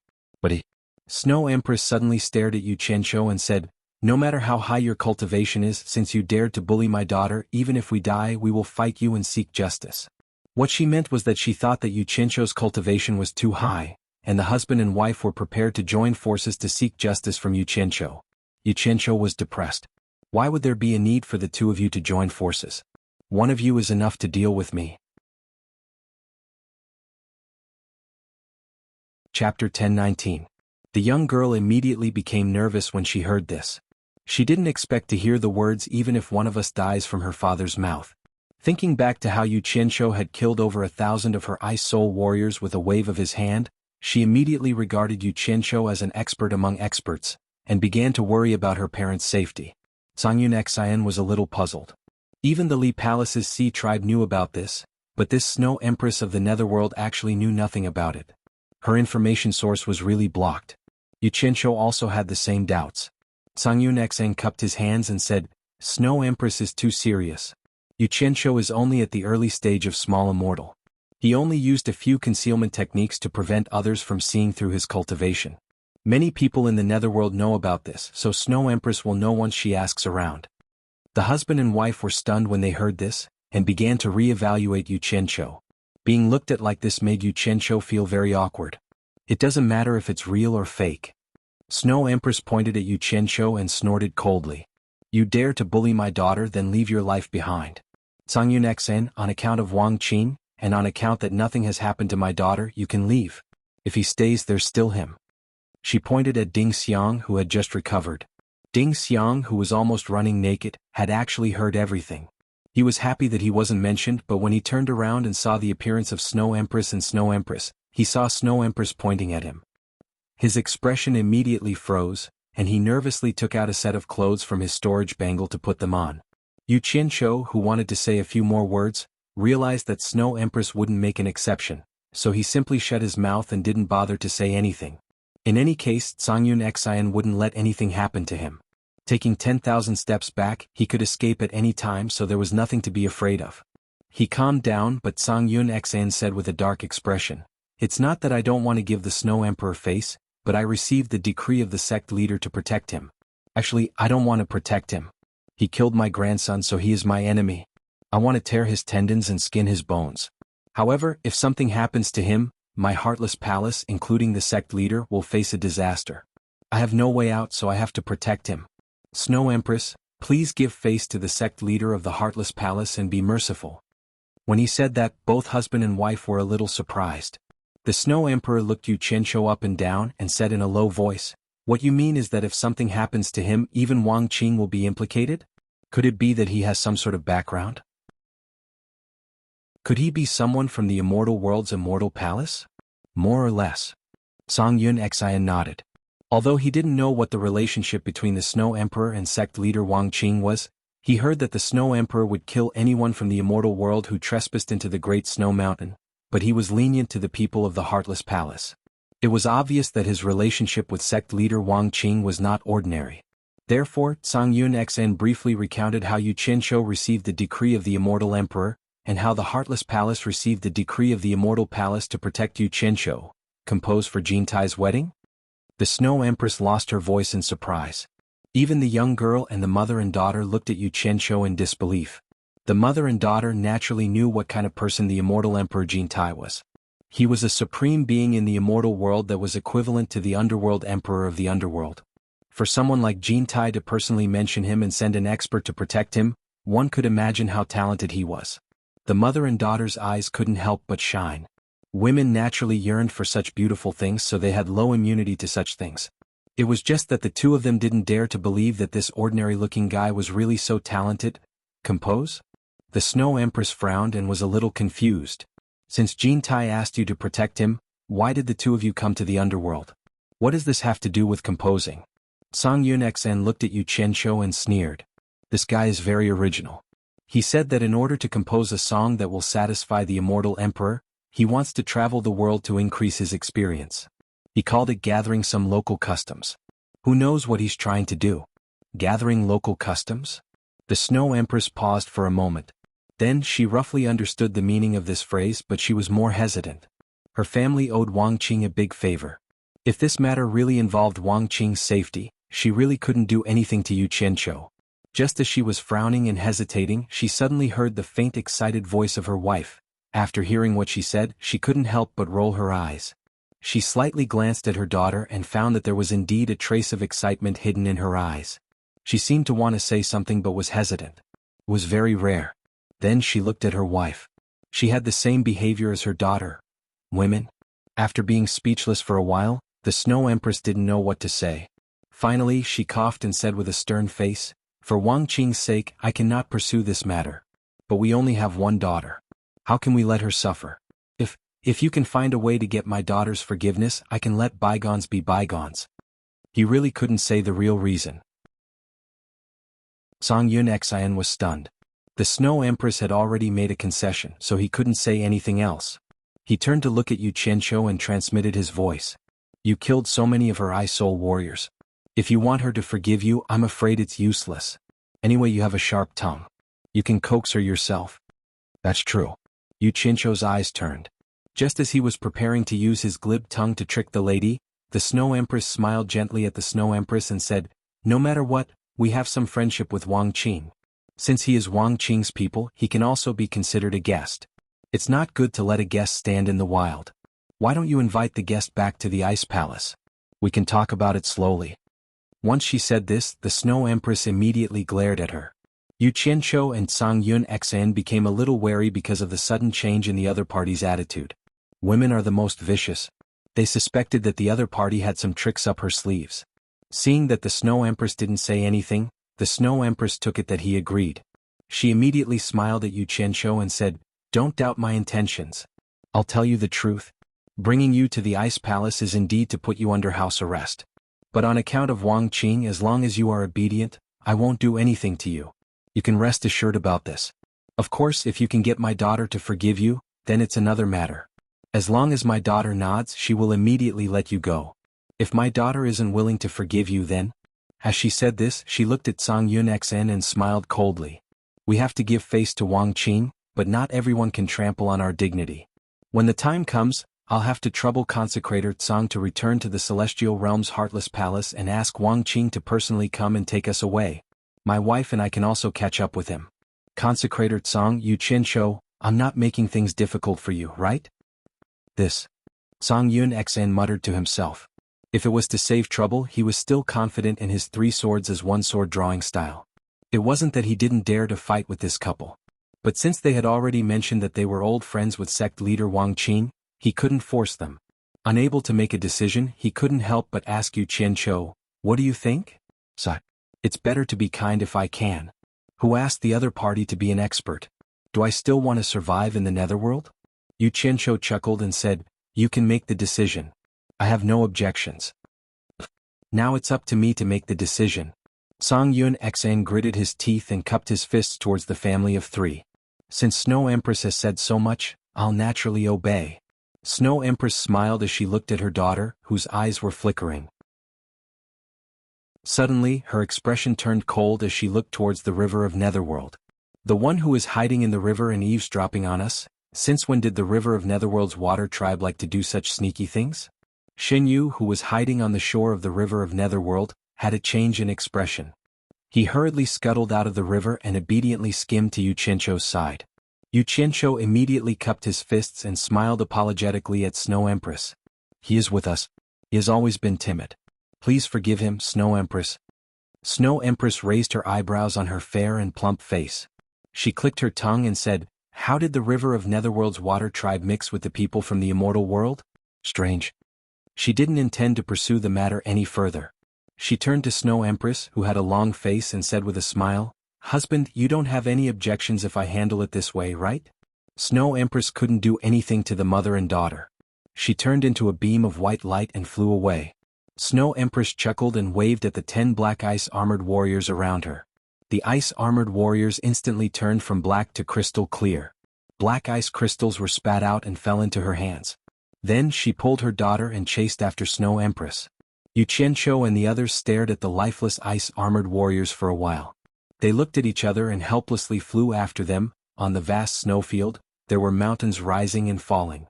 The sky was black and the ground was white. It was such a clear contrast between black and white. After spending half a day, Yu Qianqiu and the others landed on an ice cliff halfway up a majestic snowy mountain. The ice cliff was icy blue, and its surface area was at least 1,000 square meters. However, compared to the entire majestic snowy mountain, it was really too small. The heavy snow didn't stop. It was still falling and the wind was blowing even more fiercely. There were crystal-clear pavilions on the ice cliff, as well as all kinds of strange flowers and plants carved out of ice. These ice sculptures contained ice crystals of various colors. There were probably more than 10,000 of them. They were frozen in the ice sculptures, making all the ice sculptures look like colorful ice lanterns. In this pitch-black underworld they seemed to be unique. There was a cave residence on the mountain wall behind the ice cliff. The laughter of Snow Empress came from inside. "Those who come are guests. Everyone come in." They couldn't help but take a few more glances at the ice sculptures outside, because they casually glanced at them and found that there were at least dozens of the black ice crystals that they had seen before in the ice sculptures. Thinking of the power of those black ice armored warriors, they were shocked. Especially Grey Cloud Xan, who was secretly shocked. He didn't expect that there were so many early-stage underworld emperor experts under the Snow Empress. The few of them slowly walked into the cave with a belly full of questions. They were all wondering what kind of treasure this ice soul was refined from. It could actually condense into all kinds of animals to fight with humans. Moreover, it was divided into different levels of cultivation. How could those who had bitterly cultivated endure this? It was simply unimaginable. Seeing so many ice crystals, Yu Qianqiu suddenly felt a little itchy. Chapter 10:20. The Netherworld is a world of ice and snow. It's not as clear as the sun, moon, and stars of the immortal world. Although these ice caves are not as pleasing to the eye as the immortal world's sleeping quarters, they are all sculpted from 100-million-year-old ice. Cultivating here for a year is equivalent to cultivating in other places for 10 years. Not to mention the immortal world, even in the Netherworld, it's hard to find such a good place for cultivation. The Snow Empress led them around the ice palace and giggled as she pointed to a few rooms and introduced them. Finally, she smiled sweetly at them and said, "Don't worry and stay here. If you need anything, just come and find me. I won't keep you company." With that, she left with a bright smile on her face. Stay here? Yu Qianqiu and the others were speechless as they watched her round and perky figure disappear at the end of the ice palace corridor. They weren't attracted by the Snow Empress's plump beauty, but they were confused and didn't know what this flirtatious woman was up to. The Netherworld Snow Empress actually acted like a brothel keeper and brought guests to look at the rooms. It was really out of their expectations. Was this woman scheming, or was she a fickle woman? They looked at each other. Yu Qianqiu scratched his head and said, "Didn't you want me to get the princess's forgiveness? What do you mean by letting us stay here?" Ding Xiang's face was also filled with suspicion. That's strange. Even if they're here to receive guests, how come they don't see any subordinates in this huge ice palace? To actually trouble the Snow Empress to personally receive them, it really makes us feel fear and trepidation. His current impression of Yu Qianqiu could be said to be extremely good. Grey Cloud Xn snorted coldly and said, "She just wants peace and freedom. If she wants subordinates, there are many. Didn't you see her scattering beans to form soldiers?" When they recalled the scene of the ice souls turning into snow monsters, they all fell silent. Yu Qianqiu paused for a moment before turning around and walking into a room. The others curiously followed him in. There was no door to cover the room, only a winding entrance to prevent people from peeping into the room. There were no extra furnishings in the room, not even a table or chair. There was only a wide ice couch, which looked very monotonous. The inside was the same as the outside, ice blue and cool. In fact, the entire ice palace was directly dug out from a huge iceberg. No one knew how long this iceberg had existed. Perhaps, as Snow Empress said, it really had hundreds of millions of years of history. There was no need for lighting inside the ice palace. The ice layer emitted a faint sapphire blue light. The colors were magnificent and dreamlike. They looked at several rooms in a row. They were all of the same style, probably specially used to entertain guests. Therefore, there was nothing for everyone to choose. Each of them chose a room to stay temporarily. Only Jianghu did not choose and followed Yu Qianqiu. However, not long after, Grey Cloud Xian and Ding Xiang and Ding Ding barged into Yu Qianqiu room.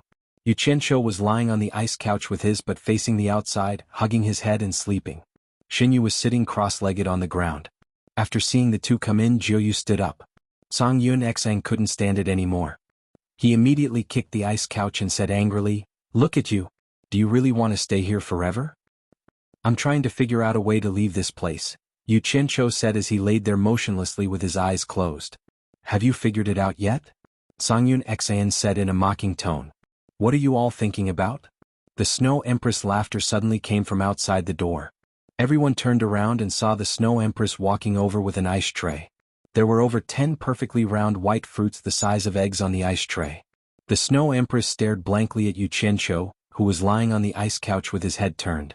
She didn't expect him to still be in the mood to sleep. Yu Qianqiu immediately jumped up and chuckled, indicating that he didn't do it on purpose and was embarrassed. Songyun Xen looked at the things in the Snow Empress' hands and muttered, Snow Empress, this is? The Snow Empress chuckled and said, There's nothing to entertain you in this world of ice and snow. This is the Great Snow Mountain specialty, the ice-snow underworld fruit. It's a good thing for netherworld cultivators to recover their lost cultivation. However, ordinary netherworld cultivators don't have the chance to taste it. At the same time, although it's good, it doesn't have much effect for you immortal world cultivators.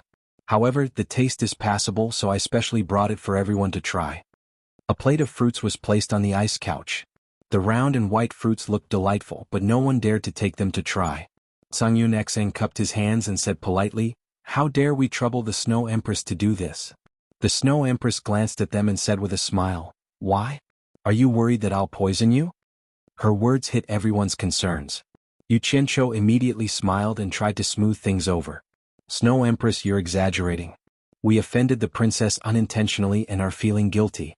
Even if the delicacy is in our mouths, it's like chewing wax. We really don't have the mood to eat. I wonder where the princess is? I'm in a hurry to apologize to the princess and hope to get her forgiveness. I hope the Snow Empress can help me. The Snow Empress replied with an "Oh," and said with a smile, I'm afraid you're in a hurry to leave this place. She pointed at the plate of fruits and said, Eat this fruit first, then I'll bring you to see my daughter. The few of them stared at Yu Qianqiu. Yu Qianqiu was startled. Just as he was about to reach out to take it, Songyun Xian's voice sounded in his ears. Be careful, it's a trap. Find a reason to refuse. Poison? What a joke, I'm not even afraid of the famous soul transformation smoke, why would I be afraid of this? Yu Qianqiu smiled and ignored Songyun Xian's voice to stop him again. He directly picked up a fruit the size of an egg and stuffed it into his mouth to chew. Once the skin of the fruit broke, the cold and sweet liquid flowed into his throat. There was no pit, and even the skin was swallowed into his stomach. The fragrance lingered in his mouth, and the aftertaste was endless. His eyes lit up and he praised, It's really good stuff, the taste is not bad. Then he grabbed another one from the plate and stuffed it into his mouth. He nodded at the few of them, expressing that the taste was not bad. Songyun Xian's face darkened. If there was really poison, he would be implicated if something happened to Yu Qianqiu. The Snow Empress glanced at the few of them, and her gaze finally landed on Yu Qianqiu. Her eyes were full of praise, and she smiled sweetly without concealment. What a courageous man. No wonder you can gain Jintai's favor. I like it. Since you want to see my daughter, come with me. The unique charm of ice and snow that she exuded could not help but make the hearts of the men palpitate. The few of them were speechless as they watched Yu Qianqiu leave with the Snow Empress. Songyun Xan wanted to follow, but he was rejected by the Snow Empress.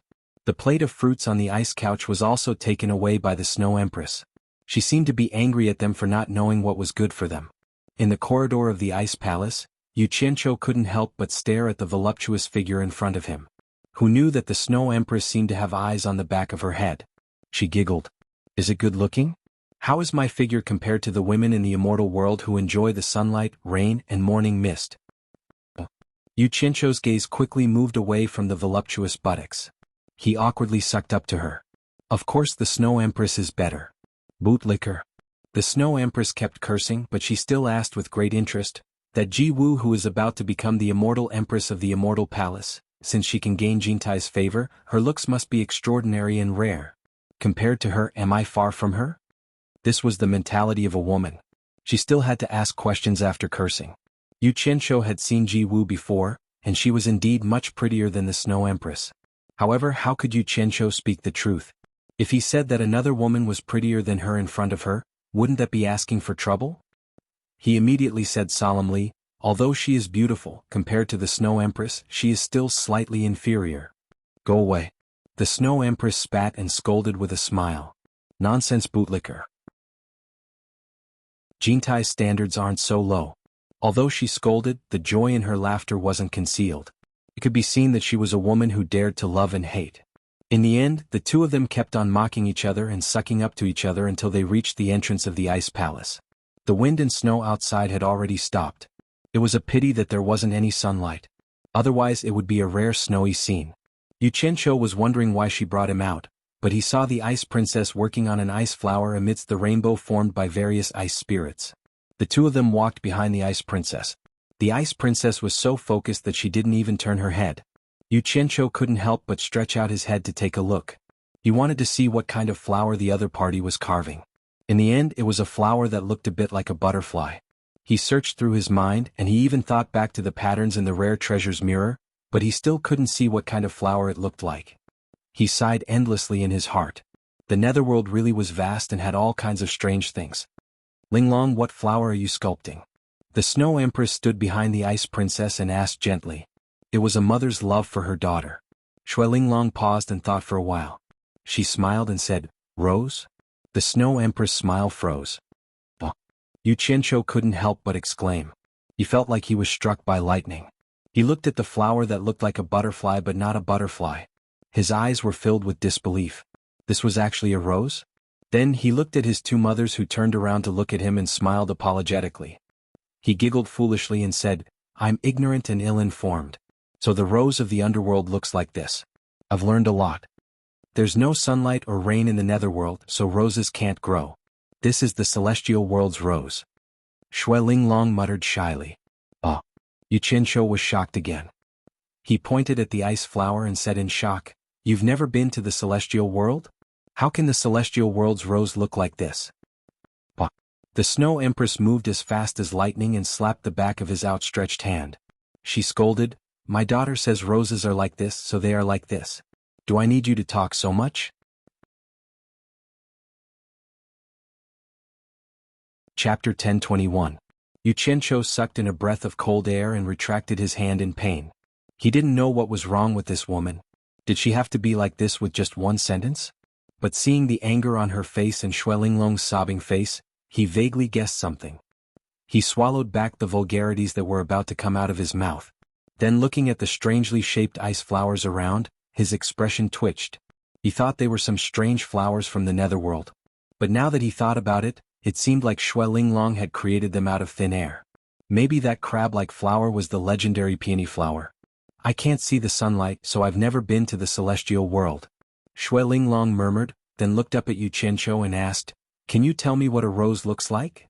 Snow Empress hugged her in her arms with heartache.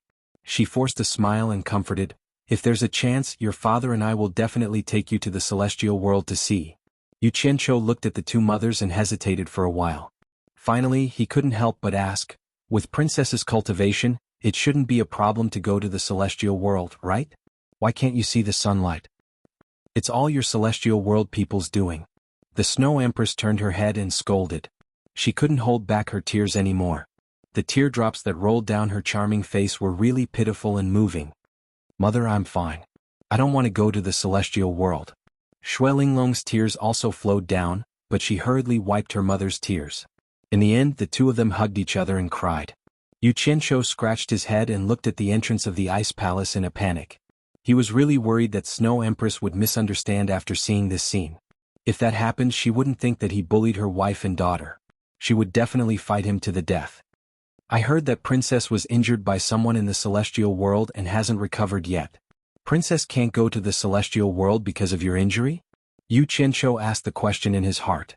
In order to stop the mother and daughter from crying any further, he tried to ask, Can you tell me what exactly is going on?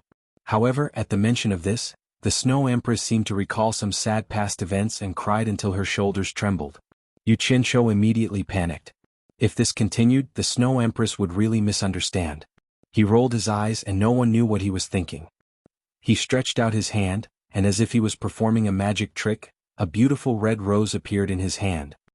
He handed it over to the mother and daughter pair, bringing a wisp of fragrance with it. This is? Shui Linglong's eyes lit up. She was attracted by the beautiful flowers. Snow Empress raised her head slightly and exclaimed, Roses! Shui Linglong was pleasantly surprised. This is a rose? So beautiful. Without waiting for Yu Qianqiu's consent, he grabbed it and placed it between his nose and mouth, smelling its fragrance with an intoxicated look on his face. Seeing that the mother and daughter finally stopped crying, Yu Qianqiu instantly chuckled proudly and said, "Coincidentally, I'm also a flower lover, so I brought some roses with me." He looked like a flower thief teasing the mother and daughter. His words sounded better than singing, but in reality, he had remembered that Utopia had planted all sorts of flowers, so he casually picked a rose. Speaking of which, he had to thank Guan Yu. Back then, when Yu Qianqiu first came to the 100 Flowers Valley with Guan Yu had bought many kinds of flower seeds from the 100 Flowers Valley and planted them in Utopia's flower fields. Now he casually picked it to fool people. However, he only felt proud for a while before the smile on his face froze. The rose in Xue Linglong's hand was turning black at a visible speed, then slowly withering. In the end, it turned into ashes and disappeared with the wind. Xue Linglong held some ashes in her hands and shouted in panic, "Mother, mother, my rose?" She was helpless and seemed to want to beg her mother to help her save the lost rose. However, Snow Empress was also helpless. Otherwise, her daughter would have seen a rose. Snow Empress's face was full of heartache. She grabbed her daughter's hands and didn't know what to say. Sigh. A sigh sounded behind Yu Qianqiu helplessly. Yu Qianqiu suddenly looked back and realized that it was none other than Snow Empress. He didn't know when she had come behind him, but she clearly knew what had happened. "Thank you for your kindness." Snow Empress patted Yu Qianqiu's shoulder and smiled bitterly. "The netherworld and the celestial world are different. The difference is between life and death. This distance is an insurmountable gap, an insurmountable law of heaven and earth. The netherworld is full of death. The flowers and plants in the celestial world can't survive here and will turn into ashes in the blink of an eye. But the celestial world is full of life. Most of the flowers and plants in the netherworld will have the same ending in the celestial world. Cultivation is something that goes against the natural law of heaven and earth. Unlike cultivators like me who go against the natural law, we can freely travel between the celestial world and the netherworld when we reach a certain realm. Do you understand what I mean?" Yu Qianqiu nodded thoughtfully. He recalled the scene when he had collected the resurrection grass in front of the gate to the netherworld. The resurrection grass had turned to dust the moment it came into contact with life. It was exactly as the Snow Empress had said. But it was also because he remembered the scene of collecting the resurrection grass that his eyes lit up. He clapped his hands and cheered, "I have a way to let the princess enjoy all kinds of beautiful flowers in the celestial world." The family of three perked up immediately. Snow Empress and Snow Emperor asked in surprise, "What way?" "Seal it with ice. We can use ice to seal the flowers in the celestial world and bring them to the netherworld. This way, as long as the ice does not melt, the death chi will not invade. The flowers will never wither, and Princess Linglong will be able to enjoy them forever," Yu Qianqiu said happily. This was because he had used the same method to collect the resurrection grass. Xue Linglong nodded excitedly, but Snow Empress and Snow Emperor's expressions were a little gloomy. Yu Qianqiu was stunned and said, "Won't this method work?" Snow Empress smiled bitterly and shook her head. "The frozen snow dance is a spell that my wife and I are proficient in. How could we not think of this method? If it's really useful, let alone a mere rose, even freezing thousands of miles in an instant wouldn't be a difficult task for me and my wife. But my wife and I are after all high-level cultivators of the netherworld. The death aura inside the ice we cast is even stronger than the death aura in the air of the netherworld. A mere rose will immediately turn into ashes as soon as it touches it. How can it be of any use?" "So that's how it is." "That's not right." Yu Qianqiu scratched his face and said suspiciously, "I once saw someone use ice to seal a resurrection grass and bring it back to the celestial world.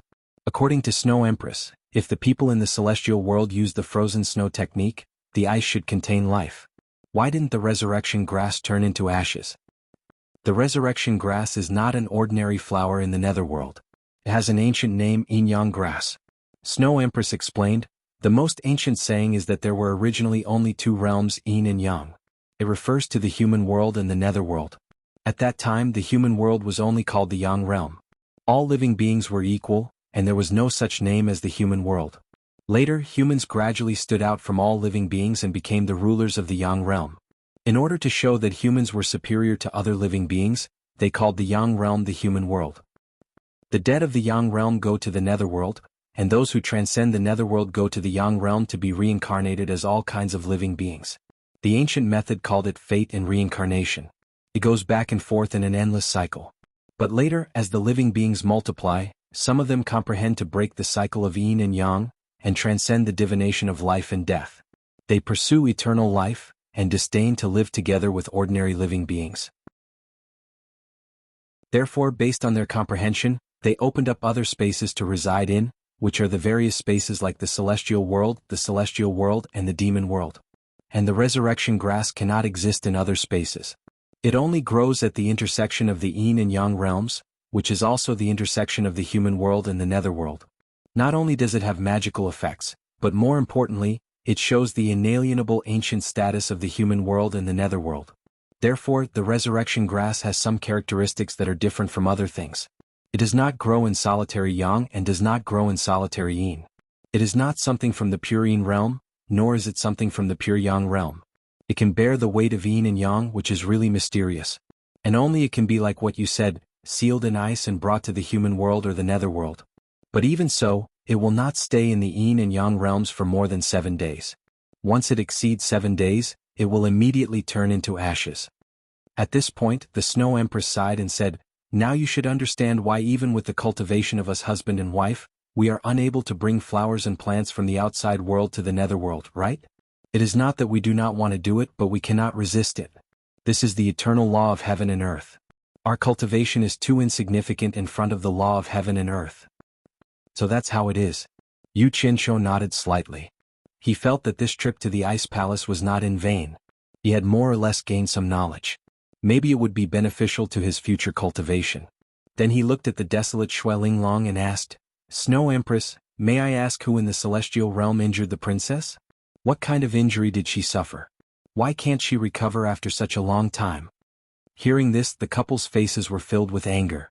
The Snow Empress gritted her teeth and said, "This person was one of the 12 great celestial monarchs under Jin Tai.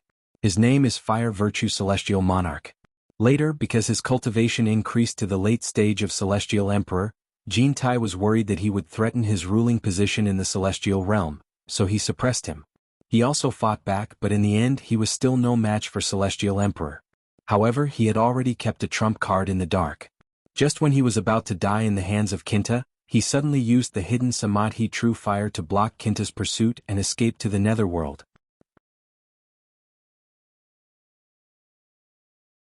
Chapter 1022. True Samadhi Fire? Yu Qianqiu was startled. This name was too familiar. He immediately reacted and exclaimed, "You mean True Samadhi Fire?" "Yes.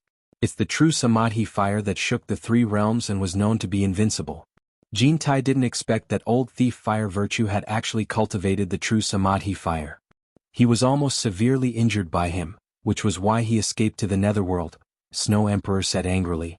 He had always heard of the power of True Samadhi Fire, but had never seen it for himself. Yu Qianqiu suppressed his excitement and asked, "What happened next? Where did that Fire Virtue Immortal Lord escape to?" He had been hot-headed and wanted to ask Fire Virtue Immortal Lord about the mysteries of True Samadhi Fire. Snow Empress squinted at him and said unhappily, "Dead." "Dead? How could he be dead?" At this point, Yu Qianqiu immediately realized that there was something wrong with his words. He waved his hand awkwardly and explained, "Don't misunderstand, I just heard that True Samadhi Fire is very powerful. I'm afraid he was not so easy to kill. Fortunately, he had a good attitude before." The Snow Empress calmed her emotions and slowly said in a deep voice, "After Huoda escaped into the netherworld, Jin Tai also chased after him. The 2 of them fought again in the netherworld, but Huoda relied on the power of the Samadhi True Fire, and Jin Tai couldn't do anything to him in a short time. However, the underworld is the territory of the Underworld Emperor. After the 2 of them caused such a big commotion, the Underworld Emperor was alerted. If it was someone else, the Underworld Emperor might not have intervened personally. But when he saw that it was Jin Tai who was causing trouble in his territory, he immediately rebuked Jin Tai and fought him on the spot. In the end, Fire Virtue escaped with his life." Snow Empress, who was holding her frightened daughter, interrupted with grief and indignation, "My wife and I have always been aloof from worldly affairs. Who knew that those people's fights would affect us? When Fire Virtue had nowhere to run, he passed by the snowy mountain and targeted us. He wanted to use our Ice Soul mystic weapons to fight against Jin Tai. My wife and I had never participated in any of the battles between the immortal and netherworld realms, so naturally, we were unwilling to agree. As a result, the 2 of us began to fight. However, the true Samadhi fire was naturally able to restrain the two of us. The two of us were no match for it at all. That bastard is inhuman.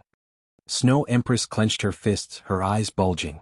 Linglong was such a small child, yet he was so cruel that he could plant a wisp of true Samadhi fire in her body to threaten us. Yu Qianqiu sighed silently, not knowing what to say. Although Fire Virtue Immortal Lord was in the wrong, anyone would throw caution to the wind when forced to such a state. Even a rabbit would bite when cornered. If my wife and you were forced, I Jintai, Fire Virtue you I, Chi. Snow Empress wept and said, just as we were in a dilemma, Heartless Palace's sect master Wang Qing happened to pass by. After he understood our dispute, he feigned civility to Fire Virtue Immortal Lord, saying that he would help him deal with Jin Tai. Finally, when he let his guard down, he used sword unsheathing and killed Fire Virtue in one move, saving Linglong. Yu Qianqiu was taken aback when he heard this. He asked in surprise, Fire Virtue Immortal Monarch was killed by Heartless Palace's sect master Wang Qing? Yu Qianqiu immediately understood when he saw the couple nod in tacit agreement. No wonder everyone else in the celestial dimension would suffer misfortune here, and only the people of the Heartless Palace would be spared. But on second thought, his heart shuddered. Fire Virtue was able to escape from an immortal emperor, so he must be very capable. It would not be easy for an ordinary person to ambush him. This sect master Wang Qing was really not to be underestimated. A mid-stage immortal emperor dared to ambush a late-stage immortal emperor. Just this courage alone was not something an ordinary person could compare to. No wonder Heartless Palace could become the #1 sect in the immortal realm. Thinking that Fire Virtue Immortal Lord was already dead, he could not help but feel slightly disappointed. However, his eyes inadvertently glanced at Xue Linglong, and his eyes immediately lit up. Princess has yet to recover from her injuries. Could it be that the wisp of true Samadhi fire that old thief Fire Virtue planted in Princess Linglong's body still exists? Snow Empress said sadly, the Samadhi true fire cannot be created or extinguished. Unless someone can absorb it, it will not be extinguished until the carrier is completely burned. My wife and I are useless, watching our daughter suffer but unable to eradicate it. We can only do our best to lessen her pain. Yu Qianqiu raised his eyebrows and touched his chin. That is to say, you have a way to suppress the Samadhi true fire. What is it? But as soon as he said this, the couple became vigilant. They felt they spoke too much due to their agitated emotions. Then, they hid their sorrowful expressions and refused to say anything. Snow Empress hugged her daughter and persuaded Yu Qianqiu to go rest. Yu Qianqiu felt that there was probably some secret involved in this. He knew he wouldn't be able to get any more information from them. He smiled and cupped his hands at the family of three. Then he turned and walked into the ice palace. However, before he could take a few steps, he suddenly heard a muffled groan behind him. Looking back, he saw that Xue Linglong's body was covered in a layer of colorful light. Her eyes were closed and she fell into her mother's arms. Snow Emperor and Snow Empress expressions changed. They didn't even look at Yu Qianqiu. Holding hands, they carried Xue Linglong and entered the ice palace. Yu Qianqiu stood alone on the ice cliff for a while. He touched his chin and mumbled to himself, is the injury of the Samadhi true fire acting up? He paced around the ice cliff for a while with his hands behind his back. He thought that if he could take the opportunity to see the Samadhi true fire, it would definitely be beneficial for him to merge it in the future. Otherwise, he wouldn't even be able to touch the threshold if he didn't understand the Samadhi true fire at all. Making up his mind, Yu Qianqiu flashed to the entrance of the ice palace. Then he lightened his footsteps and walked in slowly. The ice palace shone a magnificent sapphire blue. It made one feel relaxed and happy. When Yu Qianqiu walked to the center of the hall, he hesitated for a while. Finally, he gritted his teeth and walked into the depths of the ice palace. After walking along the passageway of the back hall for tens of meters, he saw a 3-meter-wide spiral staircase. There were no other entrances or exits on either side. He controlled his pace as he walked up, afraid that he would cause a misunderstanding. This ascending passageway was at least 100 meters high. He didn't know why this family made the staircase so long.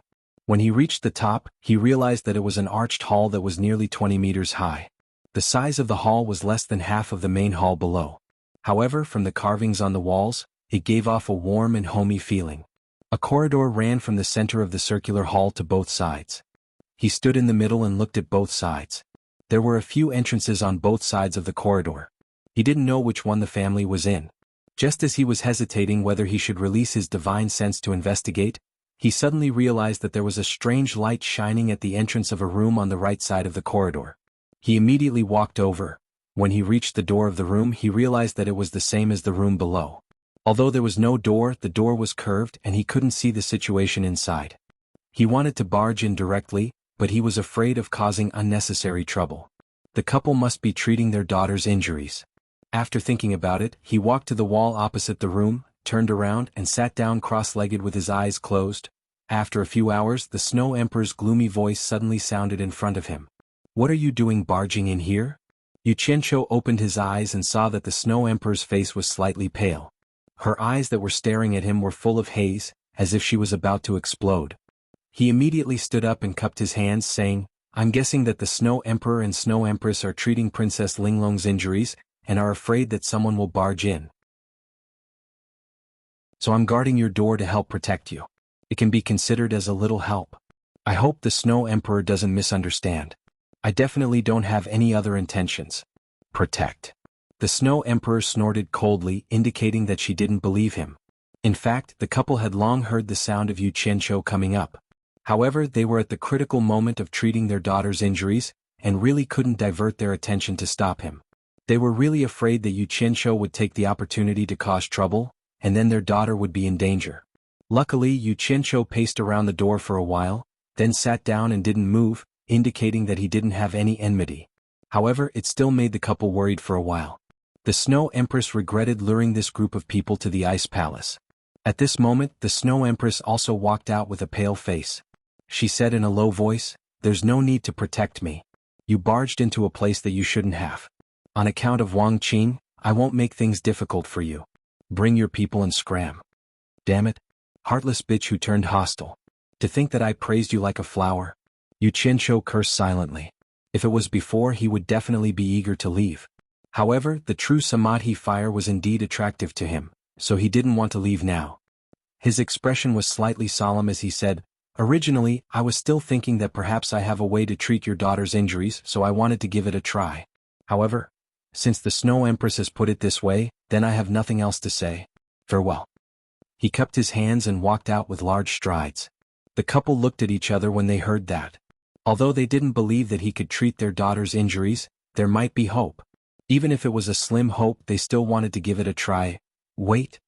The Snow Empress raised her hand and said. Yu Qianqiu sneered in his heart. "Do you really think that I'm polite to you people for no reason?" He acted as if he didn't hear anything and just walked on his own.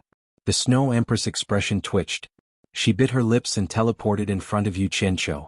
She bowed and said, "I was rash just now and offended you with my words. I hope that Mr. will forgive me and not take it to heart." A mother's love had always been great. For the safety of her children, how could she not put down a bit of her pride?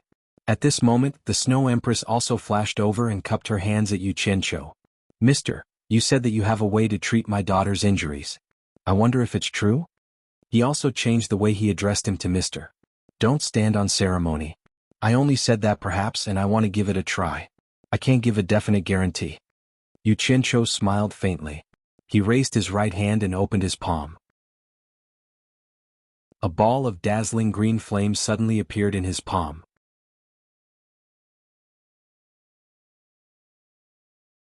Chapter 1023. Only boasting and not showing some ability. If he messed things up, he might lose his life. Yu Qianqiu thought to himself as he snickered in his heart. The couple stared at the dazzling green flame in his palm. Their pupils gradually widened, then shrunk at the same time. They cried out involuntarily, "Green flame!" They could not help but be excited. Based on their experience, they naturally knew that green flame was an indispensable ingredient in cultivating the true Samadhi fire.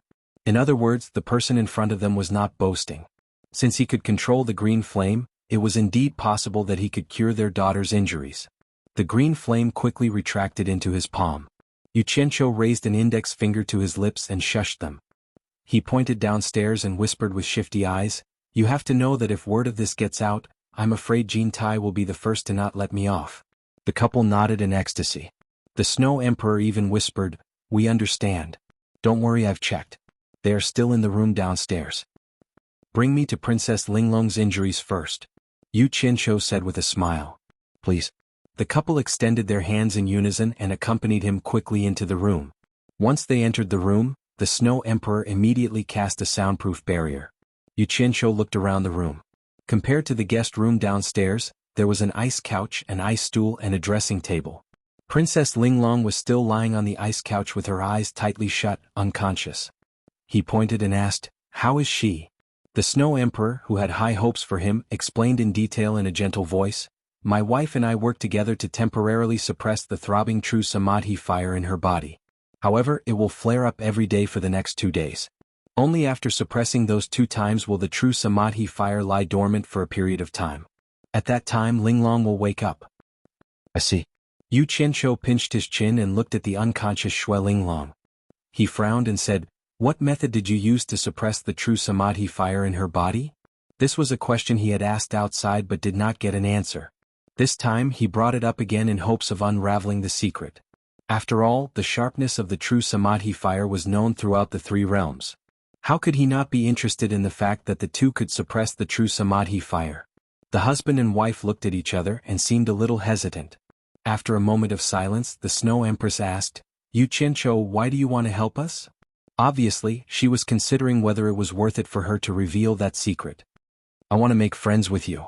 You might not believe me if I put it this way, so I'll put it more bluntly."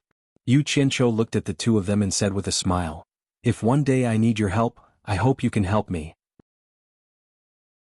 The couple nodded slightly. Empress Shui smiled bitterly and said, "Your words are almost exactly the same as what Wang Qing said back then." Yu Qianzhou asked in surprise, "Did Wang Qing say that he needed your help?" Seeing the couple nodding again, Yu Qianzhou could not help but feel suspicious. A thought flashed through his mind, but he did not grasp it. He thought for a while and shook his head. "If it's your secret and you don't think it's convenient to say it, then don't say it. Let's take a look at Princess Linglong's injuries first. Where is the true Samadhi fire suppressed in her body?" As if she had heard a doctor asking about her daughter's illness, the Snow Emperor said seriously, "There is no fixed location. It is usually hidden in her limbs and bones. It will only show up when it flares up. It appears in a different place every time. It's a shame that we can't find out where it is hidden with our cultivation." Yu Qianzhou was silent for a moment before he slowly said, "I'll say the ugly words first. I can only try my best. I don't have the slightest confidence that I can dispel the Samadhi true fire in her body. I hope you are mentally prepared. Please don't blame me if I fail." "Of course." The Snow Emperor nodded. The Snow Empress said worriedly, "Nothing will happen, right?" "Don't worry, Snow Empress. Whether or not she can be cured, I will first ensure her safety. I will not forcefully cast the spell." After Yu Qianzhou finished speaking, he stepped onto the ice couch and helped Shui Linglong sit up in front of the couple's nervous gazes. The couple immediately understood what he was going to do. He was going to use the most serious method. The Snow Empress immediately helped her unconscious daughter to sit cross-legged. Yu Qianzhou sat cross-legged behind Shui Linglong and pressed his palms on her back. He calmed himself down and slowly closed his eyes. He quickly injected his divine sense into her body to check for any abnormalities. However, after combing through Shui Linglong's meridians and bones, as the Snow Empress said, he couldn't find any trace of the true Samadhi fire. He didn't know where it was hidden. After opening her eyes, the Snow Empress asked anxiously, "How is it?" The Snow Emperor pulled her back and said with a bitter smile, "Don't be anxious. Let him take his time." Yu Qianzhou frowned and thought for a while, then said, "I have to find a way to lure out the true Samadhi fire hidden in her body and observe it. Only then can I be sure if I have a way to get rid of it. I'm going to use a more dangerous method now. I'll force the blue fire into her limbs and bones, and even the fine parts of her meridians to search and lure it. I'll have to trouble the 2 of you to stay vigilant at all times. Don't let anyone disturb me. Don't let me be distracted. If anything happens, please let me know in advance so that I have time to slowly withdraw the blue fire."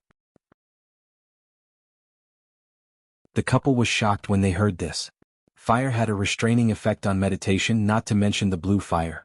Furthermore, the blue fire had to be injected into the body of the meditation practitioner. Just think about it, the meridians in the human body were extremely delicate, and if an accident were to happen, that person would be crippled even if he didn't die. "Will this work?" the Snow Empress asked with a trembling voice. The Snow Emperor pulled her back again and said through gritted teeth, "Since he dares to do this, he must have the confidence. Don't disturb him. We'll do our best to protect him." The Snow Empress turned around and grabbed his arm. She was so nervous that her body was trembling. Yu Qianqiu was confident in his control of fire. Most importantly, he could control the temperature of the fire at any time. As long as there weren't too many disturbances, there wouldn't be any accidents if he was suddenly interrupted by an external force midway. Looking at the nervous Snow Empress, he couldn't be bothered to say anything else. He had to see what the true Samadhi fire looked like. The palms that were pressed on Xuelinglong's back shook slightly. 2 lumps of bright blue flames that dyed the entire room enveloped his palms. Then Xuelinglong's body seemed to have been splashed with oil. The blue fire spread throughout her body with a buzz and enveloped her entire body. The Snow Empress was so frightened that her heart almost jumped out of her throat. She was about to let out a scream when the Snow Emperor covered her mouth. The Snow Emperor shook his head and signaled her not to be rash. The two of them who were abnormally nervous watched for a while before they finally relaxed. They discovered that although their daughter was enveloped by the blue fire, there was nothing on her body. Not even a strand of her hair was burnt. They had seen people who were good at controlling fire, but that was only in terms of precision. They had never seen someone who could release fire without feeling any warmth. They even suspected that what Yu Qianqiu released was the blue fire of the true Samadhi fire. However, the terrifying aura that came from the blazing fire clearly told them that it was indeed the blue fire. Such exquisite control of fire made the two of them gasp in amazement. They couldn't help but have high hopes that Yu Qianqiu could cure their daughter's injuries. However, Yu Qianqiu, who had injected the blue fire into Xuelinglong's body, didn't think so. He used the blue fire to search every part of Xuelinglong's body. He didn't even let go of the private parts of her chest and lower body. However, he still couldn't find any trace of the true Samadhi fire. He couldn't figure out where the true Samadhi fire had been hidden. Logically, the Snow Emperor and the Snow Empress shouldn't have lied to him about this. However, the thing was clearly in her body. Why couldn't he find it? Just as he was puzzled, he suddenly seemed to feel that Xuelinglong's body was absorbing the energy of his blue fire. How could a meditative cultivator dare to absorb the energy of the blue fire? A thought flashed in Yu Qianqiu's mind. He immediately thought of the true Samadhi fire. His spirits rose and he immediately observed carefully. After understanding the situation, he was slightly shocked. It wasn't Xuelinglong's body that was absorbing the energy of the blue fire. Instead, there was an unknown energy in her body. It was like a transparent net that filled Xuelinglong's body. The entire net was absorbing the energy of the blue fire to enrich itself. With his high sensitivity to fire, he could roughly guess the reason after a little careful analysis. It turned out that the unknown energy that was distributed like a transparent net was the true Samadhi fire. However, it was too weak now. It wasn't strong enough to reveal itself and cause trouble. It was absorbing the energy of the blue fire. Good. I'll let you eat until you're full. Let's see what you look like to be able to shake the 3 realms. Yu Qianqiu calmed himself down and observed silently. He allowed the energy of the blue fire to slowly dissipate. The husband and wife who were guarding Yu Qianqiu in the room saw that Yu Qianqiu's expression was sometimes confused, sometimes surprised, and sometimes smiling. They immediately understood that he had discovered something. The husband and wife held each other's hands tightly, hoping for a miracle to happen. After half a day, the blue fire that enveloped Xuelinglong's body began to quickly shrink back into Yu Qianqiu's palm. In the end, it completely disappeared into his hand. The husband and wife stared at him. Suddenly, Yu Qianqiu opened his eyes. He exclaimed in surprise, "What a powerful true Samadhi fire. It actually has spirituality. No wonder it's the true Samadhi fire that shakes the 3 realms." "How is it?" Snow Empress asked with apprehension and anticipation. Snow Empress also looked at him anxiously. "I've already found its tracks. I spent a lot of effort to use the blue fire to lure it out." Yu Qianqiu looked at the husband and wife with a pained expression. He smiled bitterly as if he had paid a painful price. "This fellow's appetite is really big. It can actually swallow the energy of my blue fire. It absorbed quite a lot of my blue fire."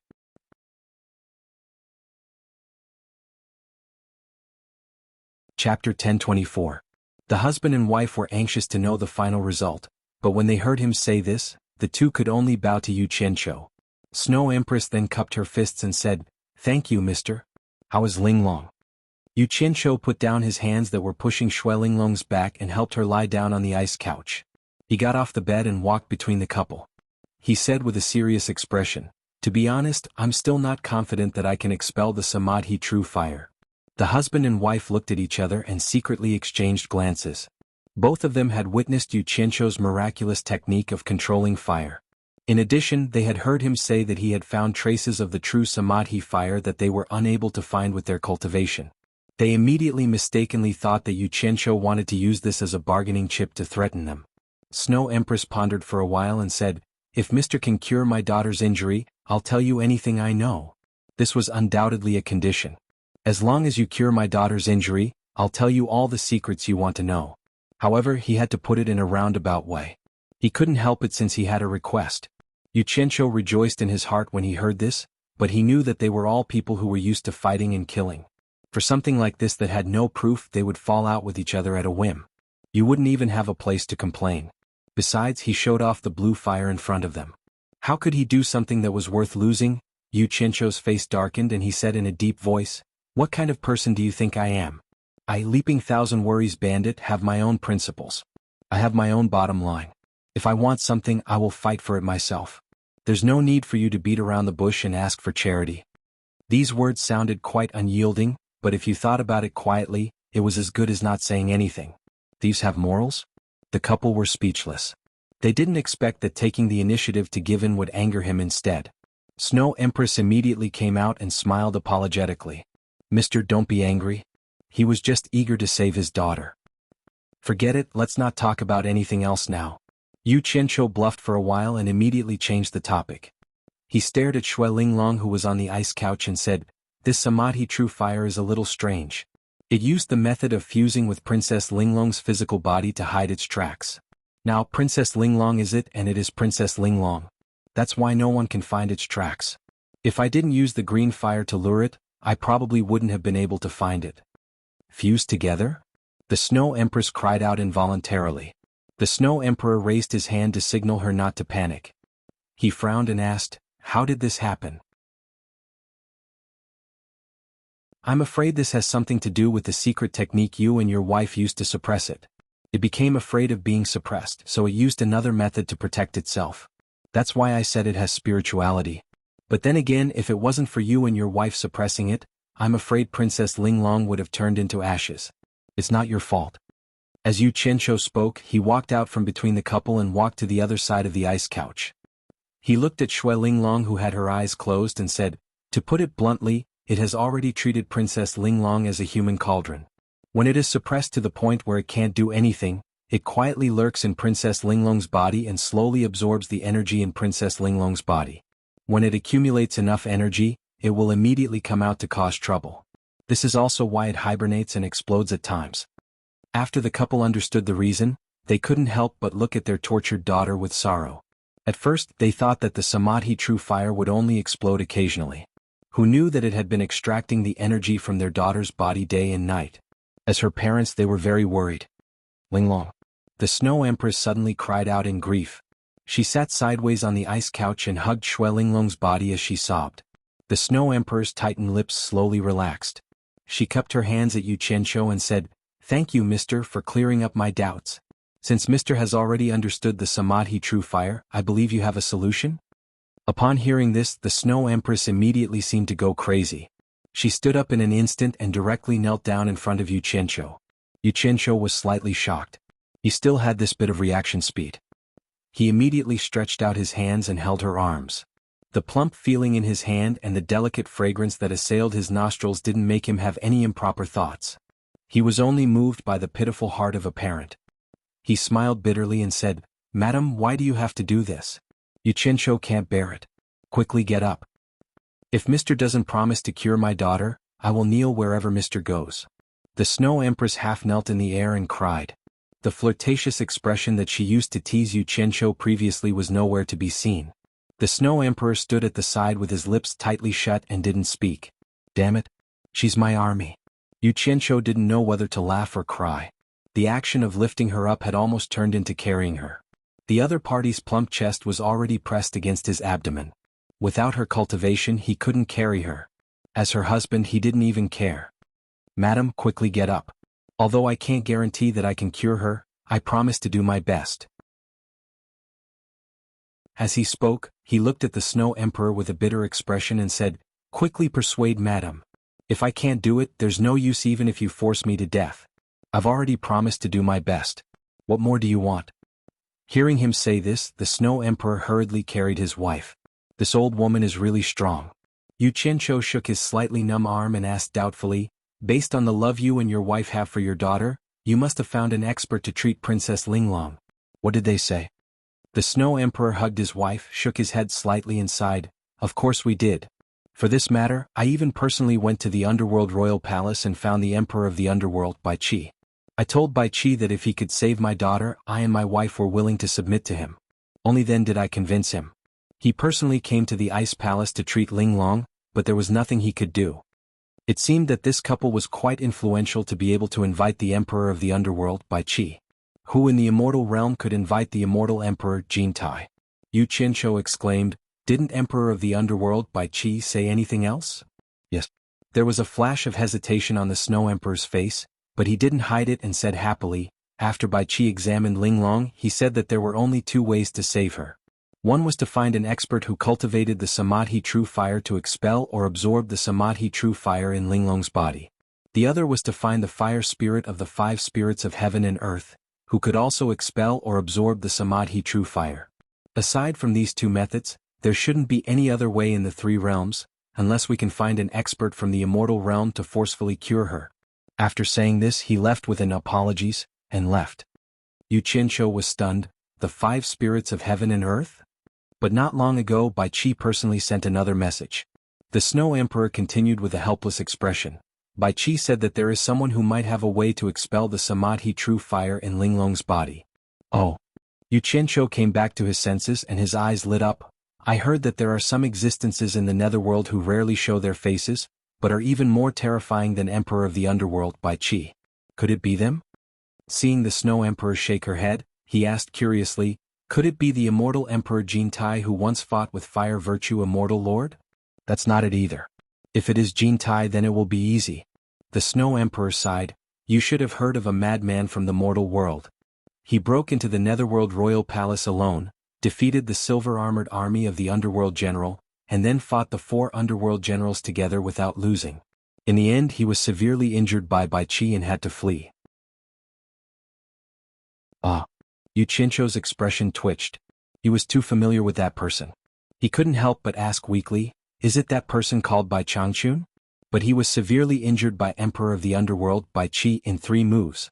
Even Bai Qi was helpless against the Samadhi true fire. How could he have a way? Ah. That's him. The Snow Emperor sighed slightly and said, back then I had the same doubts as you. Bai Qi said that this person's cultivation was different. He could control wind, fire, thunder, lightning, snow, rain, wind, frost, and all the other natural phenomena. This meant that he had a deep understanding of the various powers of heaven and earth, and was able to control them with ease. Otherwise, with his cultivation, he wouldn't have been able to escape my pursuit. The Samadhi true fire could render everyone helpless, but in this person's eyes, it was probably nothing. Yu Qianzhou subconsciously touched his face and said, is that person as exaggerated as Bai Qi made him out to be? I also felt that it was not very possible. I even suspected that Bai Qi wanted to use me to track that person down. But after thinking about it, I know that although Bai Qi has many ways of handling people, he is also a proud person. He wouldn't lie for a defeated opponent. The Snow Emperor looked at his wife who was biting her lips in his arms and shook his head. But that person was chased by Bai Qi into the forbidden area of the Netherworld. We don't even know if he is dead or alive. Moreover, Bai Qi didn't dare to barge in. It's not that I'm afraid of death. Ah. Let's not talk about these useless things. Mister, please do your best. Hearing this, Yu Qianzhou smiled bitterly. Hearing this, he was even less confident in his method of rescue. He shook his head and said, I've been gone for too long. I have to go down and tell the others. Otherwise, if Grey Cloud Xian sees that I haven't returned, he will definitely make a big fuss. It might affect our rescue later. After all, my life now involves his life and the safety of the entire Heartless Palace. I understand. The Snow Emperor nodded and comforted his wife. He stretched out his hand and said, please. Then he accompanied Yu Qianzhou and went out. The two of them had just arrived downstairs when they bumped into Grey Cloud Xian, who was leading Xinyu and Ding Xiang to the main hall with a gloomy face. Seeing that Yu Qianzhou was safe and sound, Grey Cloud Xian's expression finally became better. However, when the few of them saw the Snow Emperor and Yu Qianzhou coming together from the back palace, and their attitude was easygoing, they were a little surprised. They didn't know what had happened. Old Song. You guys stay here for a while. I have some things to ask the Snow Emperor. After this matter is settled, we will leave immediately. Yu Qianshou walked in front of the few of them and said with a smile. The Snow Emperor nodded at the side, indicating that he would let everyone leave.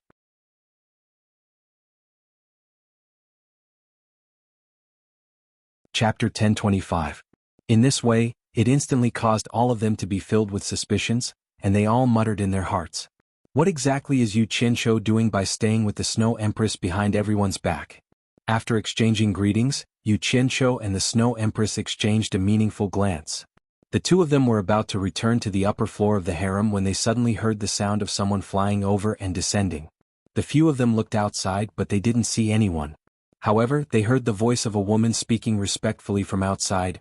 Junior Lili requests to see the Snow Empress. Yu Qianshou and the others felt the voice was familiar. When they heard the surname Li, their expressions became unnatural. They guessed that it was the people from Li Palace. They all thought that the people from Li Palace coming here probably had something to do with what everyone had done.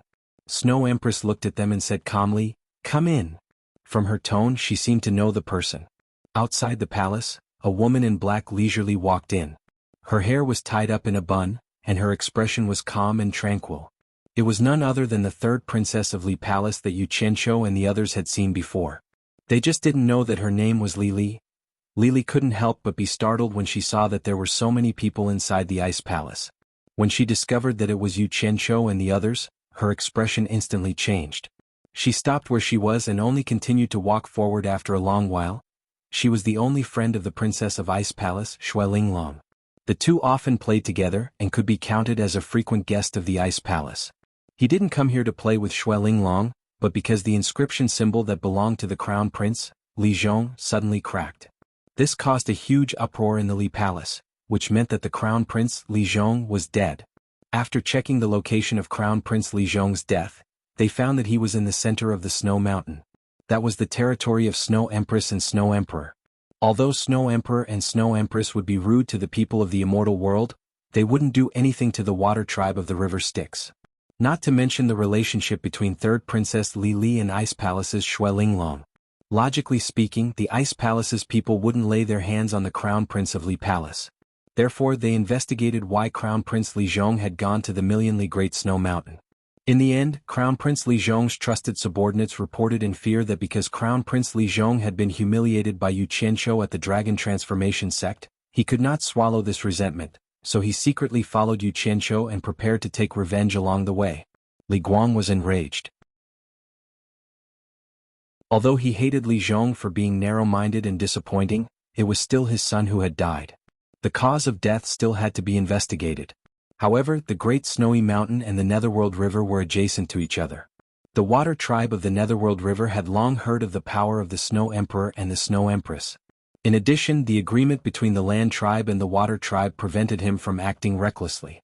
As a result, he had third Princess Lili bring a group of elite soldiers from the Water Tribe of Li Palace to the interior of the Great Snow Mountain to investigate the cause of Crown Prince Li Zhong's death.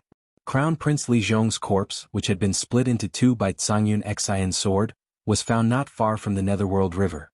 The corpse had already been covered by a thick layer of snow, and there were traces of a fierce battle between the Ice Palace's Ice Soul Shen soldiers in the surroundings.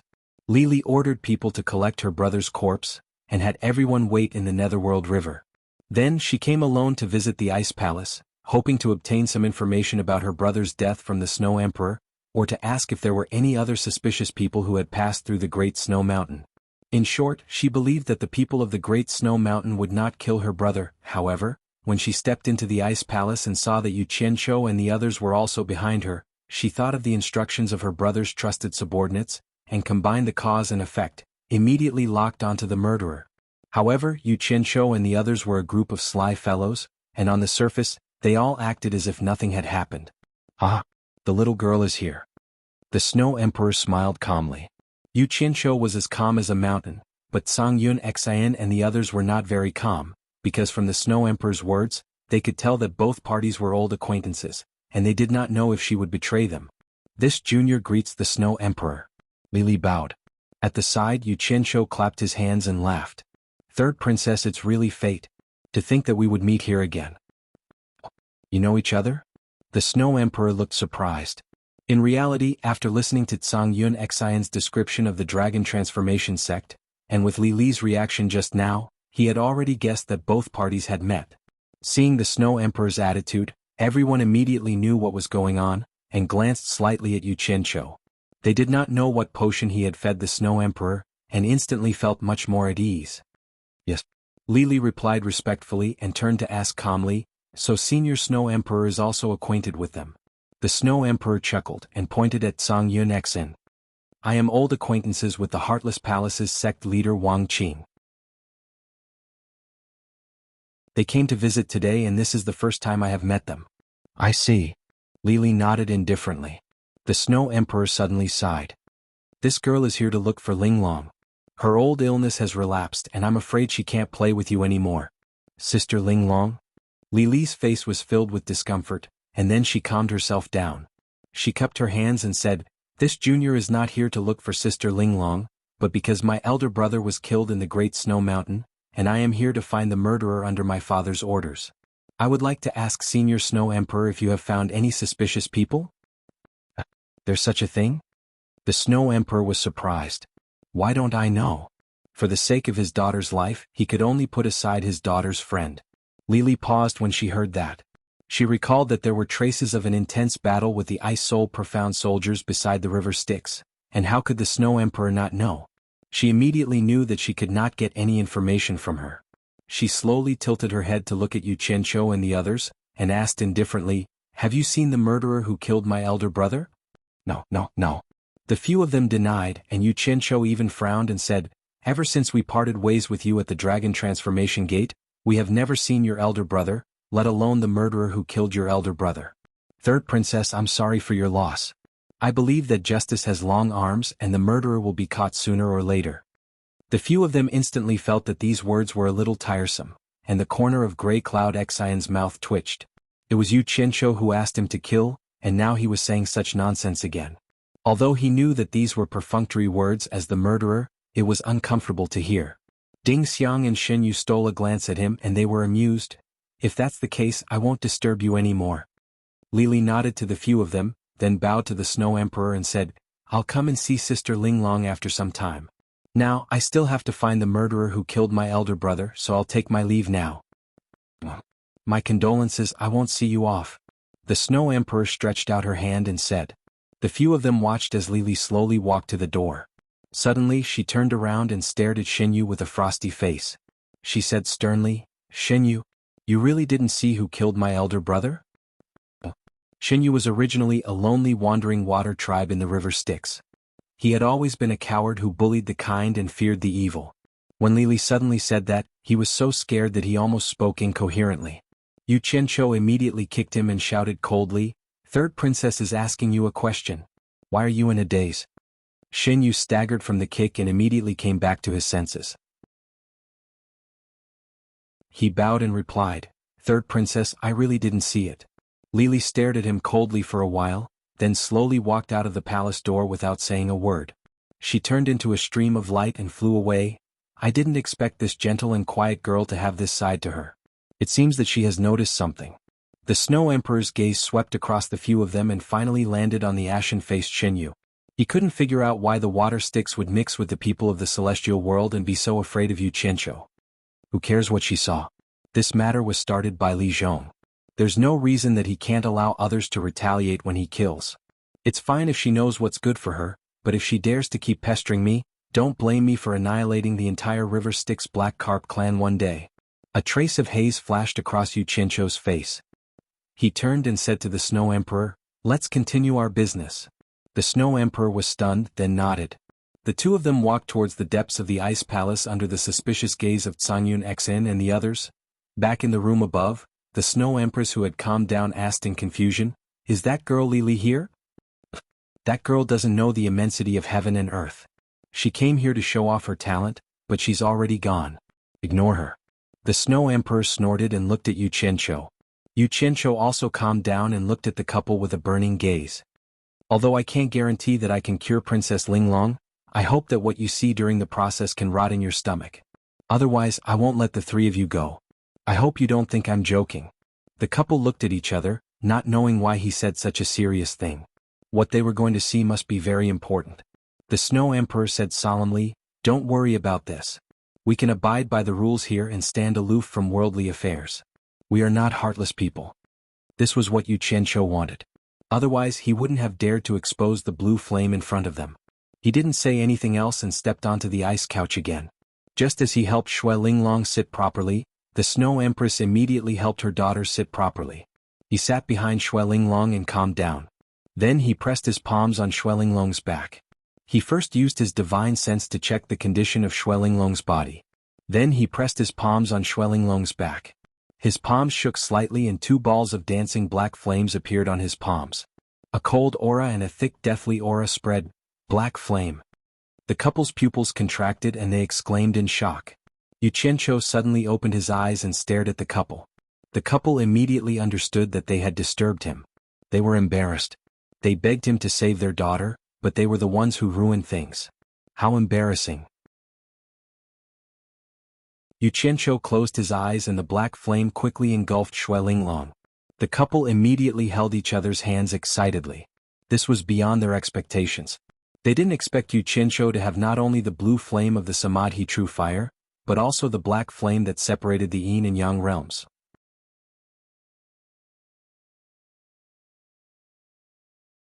Chapter 1026. In this way the husband and wife were more confident that Yu Qianqiu could cure their daughter. How could they not be excited? The black fire in Xue Linglong's body was silent. After waiting for a while, the hidden true Samadhi fire did not come out to absorb the energy of the black fire. The room was also silent. Yu Qianqiu placed his palms on Xue Linglong's back and focused on the movement in her body. He believed that the true Samadhi fire would come out again.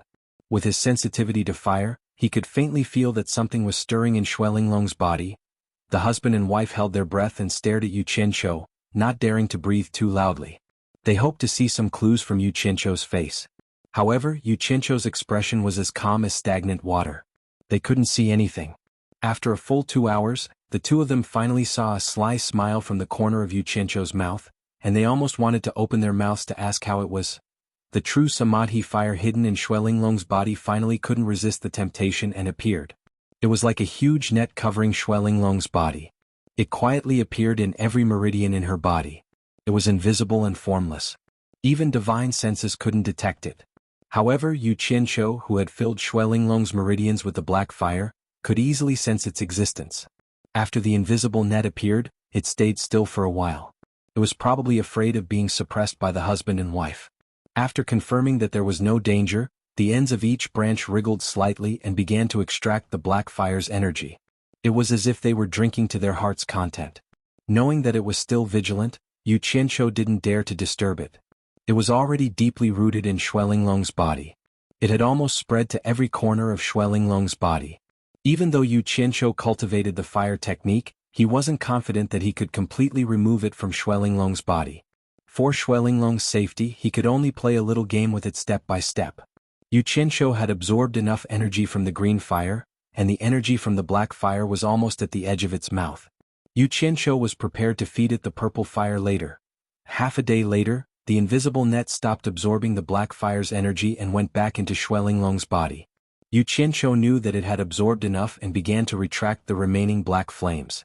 Just as he opened his eyes, he heard the Snow Empress asking anxiously, "Sir, how is it?" Yu Qianqiu looked at the two of them and smiled. He replied, "I was thinking, since you and your wife have a way to suppress it, I believe that if I lure it to a place, you can also trap it." The couple looked at each other and understood that the it Yu Qianqiu was referring to was the true Samadhi fire. The Snow Empress frowned and said, "It should be possible, but the key is to completely separate it from Linglong's physical body. Otherwise, my wife and I will be afraid to take action. You should know that every time we heavily injured it, we couldn't kill it because we were afraid of hurting Linglong. I will think of a way." Yu Qianqiu told the two of them seriously, "This time, I need your cooperation. Inject your consciousness into Linglong's body and hide it in her dantian. I will think of a way to draw it into her dantian. Remember, don't act rashly. Wait for my notice. Once you receive my notice, immediately trap it in Linglong's dantian. Don't let it have a chance to come into contact with Ling Long's physical body. I will think of a way to absorb it. How is it? Do you understand what I mean? His intention was very clear. The two of them weren't fools and naturally understood what he meant. Both of them nodded excitedly. They stepped onto the ice couch and sat cross-legged on either side of Ling Long. They each placed a hand on Ling Long's left and right shoulders. After a while, the couple said with a serious expression, "We can begin." Yu Qianqiu nodded slightly. His palms that were pressed on Shui Ling Long's back shook slightly. Two balls of purple flames suddenly burned on his palms. The terrifying aura that made one's heart palpitate almost made the couple tremble. The Snow Emperor and Snow Empress widened their eyes and couldn't help but exclaim, "Purple flames! Calm your mind," Yu Qianqiu said plainly and closed his eyes. The couple looked at each other in shock. They finally understood why Yu Qianqiu had warned them to keep what they saw to themselves. Otherwise he wouldn't let the three of them off. Imagine how many people in the immortal realm and netherworld would think of ways to get rid of him once this news was spread.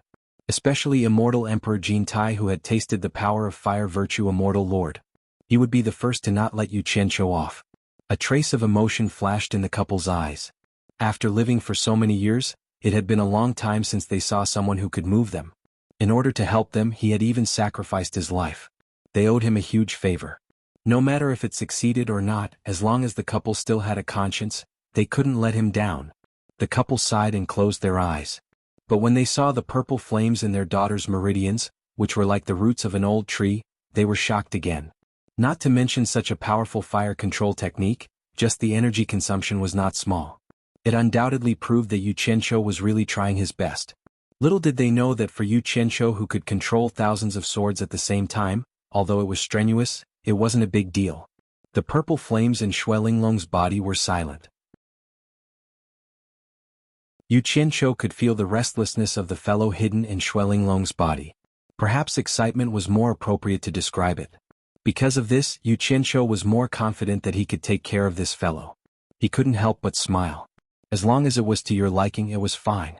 However, the hidden fellow still maintained his vigilance. Although it was restless, it still refused to show itself. After almost an hour, it began to quietly appear from Shui Linglong's body. After confirming that there was no danger, it hurriedly wrapped around the purple flames and madly absorbed them. But this time the absorption wasn't as smooth. Unlike the blue and black flames, Yu Qianqiu didn't let it absorb the purple flames. Instead, he increased the control of the purple flames so that the energy contained in the purple flames wouldn't be absorbed so easily. But it was obvious that the purple flames were much more tempting to it than the blue and black flames. Although the amount of purple flames it absorbed was negligible, it couldn't help but want more. Bit by bit, it increased the absorption of the purple flames. At the same time, Yu Qianqiu mischievously increased the control of the purple flames so that it wouldn't be able to freely absorb the purple flames' energy. The invisible net of energy bit even tighter. When it started to bite the purple flames without any restraint, Yu Qianqiu's lips curled into a smile. With Shui Linglong's dantian as the center, the purple flames that radiated to all the meridians in her limbs and bones started to slowly shrink towards her dantian. The stalemate between the two sides was slowly shrinking. Every time the net was a little discouraged, Yu Qianqiu would release a little more purple flames for it to absorb. Immediately it would crazily bite and not let go. Once it was bitten, Yu Qianqiu wouldn't let go. He was afraid that it would run away after being fed. Like fishing, he slowly pulled the net out of Shui Linglong's limbs and bones. After spending a lot of effort, the purple flames finally lured this fellow to the vicinity of her dantian. The couple couldn't feel the true samadhi fire. Although they didn't know how the situation was progressing, they realized that most of the purple flames were already gathered near her dantian. They knew that a good show was about to begin. Otherwise, Yu Qianqiu wouldn't play such a senseless game right under their noses. They immediately concentrated and prepared. Although the true samadhi fire only had some ignorant spirituality, it could still be considered to have some spirituality. After biting the purple fire and piercing half of its head into the dantian, it was immediately slightly startled and immediately let go. It hid at the entrance and hesitated endlessly, as if it had felt a trace of danger. However, at this moment, the small ball of purple flames in her dantian stretched out a small section of its tail and swayed outside her dantian. The abundant purple flame's energy was leisurely volatilizing. Such arrogance was really intolerable. The invisible and invisible true samadhi fire suddenly pounced on it and bit it without letting go. It crazily absorbed the purple flame's energy. That small section of purple flames was like a startled rabbit. The purple flames that were volatilizing quickly retracted, and with a whoosh, it pulled the true Samadhi fire into her dantian. The purple flames condensed into a purple pearl in her dantian. The true Samadhi fire that ran into her dantian hugged it and sucked it with all its might. Most of its body was still outside. This was not easy to deal with. Yu Qianqiu knew that if he didn't completely lure it in from the surrounding bodies, it would be completely useless. Even if the Snow Emperor and Snow Empress severely injured it, it could still hide in Xuelinglong's body to slowly recover its strength. This was completely treating the symptoms but not the root cause. Yu Qianqiu immediately adopted a more flexible method of luring it. He appropriately controlled the purple pearl's energy loss. Every time more true Samadhi fire entered his dantian, the purple flame's energy loss would be a little faster. The more that entered, the faster the purple flame's energy loss would be. Finally, the true Samadhi fire that was hooked in the surrounding bodies couldn't bear it anymore. It all entered his dantian and wrapped around the purple pearl tightly. It used all its strength to absorb the purple flames. Yu Qianqiu was secretly delighted, but he didn't inform the couple to close the door and beat them. He wanted to see what the true Samadhi fire looked like, so he released the purple flame's energy for it to absorb. Not long after, a thin layer of three-colored light appeared around the soybean-sized purple ball. A weak flame that was a mixture of green, black and purple wrapped around the purple ball and rose up. As it absorbed more and more purple fire energy, the color of the flame became more and more distinct. So this was the true Samadhi fire. It didn't look like much. Yu Qianqiu was astonished. He didn't expect that the true Samadhi fire that covered Xuelinglong's body like a net could fuse together into such a small wisp, but it could take so long.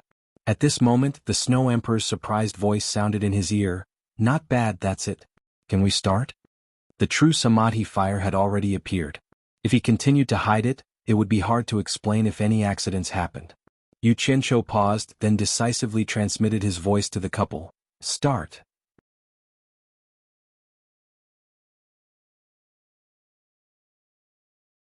Chapter 1027. In an instant, the Snow Emperor and Snow Empress worked together. Two beams of white light flashed and formed a transparent ice crystal ball in Xuelinglong's dantian. The cold air trapped the purple pearl and the wisp of true Samadhi fire inside. Yu Qianqiu suddenly felt a chill in his palm.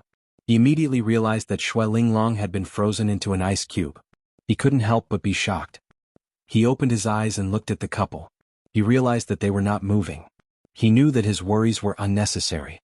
He continued to use his divine sense to observe what was happening inside. The true Samadhi fire was happily sucking on the purple pearl. It suddenly realized that its surroundings had changed. The burning flame suddenly stopped. It realized that it was the thing that had almost turned it into nothingness many times. It instantly panicked. The flame trembled violently. It dashed around, but it couldn't break through the layer of ice crystal ball. They finally trapped this damn thing. The couple opened their eyes excitedly. They looked at Yu Qianqiu with gratitude. The Snow Empress was very excited. "Mister, what do we do next?" Yu Qianqiu closed his eyes and nodded. "You just need to trap it. Leave the rest to me." The couple nodded and closed their eyes to observe what was happening inside their daughter's body. The purple pearl in Xuelinglong's dantian suddenly rotated slowly. The true Samadhi fire that had brushed past it suddenly shrunk to the side of the ice crystal as if it had seen a ghost. The flame trembled and seemed to be extremely afraid. However, the space sealed by the ice crystal was only so big. It had nowhere to hide even if it wanted to. It could only feel a strong suction force sucking away the energy in its body. As the purple pearl rotated faster and faster, the energy in its body was quickly drained away. It found that its body that had been strengthened with great difficulty was becoming weaker and weaker. "Little fellow, do you think you can eat my stuff so easily? Spit it out with interest no matter how much you eat." Yu Qianqiu laughed coldly in his heart. He could clearly feel that his purple fire pearl was becoming stronger and stronger. The Snow Empress and her husband were also excited. They could feel that the energy of the Samadhi true fire was being rapidly absorbed by the purple pearl. The strange tricolored flame was becoming smaller and smaller. It was shivering inside, but it had nowhere to run. In a short while, it had shrunk to the size of a bean. Everyone felt that the end of the little fellow had arrived. However, what surprised everyone was that when the little fellow was almost absorbed until it was only the size of a spark, it suddenly shot towards the ice crystal like a shooting star. With a "da" sound, It pierced through the ice crystal and instantly disappeared into the wall of Xuelinglong's dantian. Ran away. The three of them shuddered and opened their eyes at the same time. They looked at each other. Yu Qianzhou's expression twitched and his face darkened. He said in a low voice, "Can any of you explain to me what's going on? Didn't you say you could trap it? Could it be that you're playing with me on purpose?" What he wanted to absorb was not the energy of the Samadhi true fire, but the spiritual consciousness. He wanted to absorb it and study it properly. He wanted to see if he could fuse it into his own Samadhi true fire in advance. He was about to succeed, but this accident happened. Now all his previous efforts were wasted. He couldn't help but be angry. The husband and wife were already dumbfounded. After being at a loss for a while, they both slowly withdrew the white light into their palms. They slowly lowered their arms and stood there in silence. Following that, an extremely vexed expression appeared on their faces. Yu Qianzhou withdrew the purple flame. The muscles on his face squirmed. He looked around and said, "Who can explain to me what this means?" He patted Xuelinglong, who was already frozen into an ice statue. Sigh. The Snow Empress let out a long sigh and said with endless melancholy, "We were too careless. We thought that the little bastard had already accepted its fate and had no way to escape. Who would have thought that I would be paralyzed by its trembling appearance, allowing it to escape through the gap between our ice spirit harmony with its tiny body?" A very melodramatic reason. But Yu Qianzhou knew that he wasn't lying to him. The husband and wife wouldn't joke around with their daughter's life. The corner of Yu Qianzhou's mouth curled up into a cold smile. He gradually laughed out loud. He stood up and looked down at the family of three. He sneered and said, "A sin caused by heaven can be forgiven, but a sin caused by oneself cannot be escaped." This saying is completely right. I saw a huge joke, but this joke isn't funny at all. There's still a chance. The Snow Empress suddenly seemed to have woken up from a dream. She pounced over and hugged onto Yu Qianzhou's legs. She squeezed out an extremely forced smile on her terrified face. She raised her head and looked at Yu Qianzhou, almost begging, "Mister, let's try one more time. Lure it out again. This time we definitely won't let it escape again. You've seen its spirituality with your own eyes. Do you think you can use the same method to lure it out again?" Yu Qianzhou stood coldly on the ice couch. He lowered his head slightly and looked at the forced smile that was hugging onto his legs. He heartlessly shattered her dream and said, "If it was so easy to lure it out, then it wouldn't be the Samadhi true fire. It would be a stupid fire that can't even be compared to firewood for cooking." No. The Snow Empress couldn't accept this fact. She hugged onto Yu Qianzhou's legs tightly and begged with a trembling voice, "There's still a chance. There's still a way. I know that, mister, you definitely have a way. Can you try one more time? I promise that this time, I definitely won't let it escape again. I beg you to try one more time." Sigh. The Snow Emperor let out another long sigh. He stood up and forcefully carried his wife away. He dragged her under the ice couch and said dejectedly, "Mister is right. It won't be tricked a second time. Think of another way." No. The Snow Empress let out a heart-wrenching scream. Tears flowed down her face. She stretched out an arm and scratched at Yu Qianzhou, who was standing on the ice couch with his hands clasped behind his back. It seemed like she wanted to grab Yu Qianzhou and try again. Yu Qianzhou stood quietly with his hands clasped behind his back. He looked at her coldly without the slightest emotion. He didn't move at all and didn't show any sympathy. The Snow Emperor shook his head weakly while hugging her.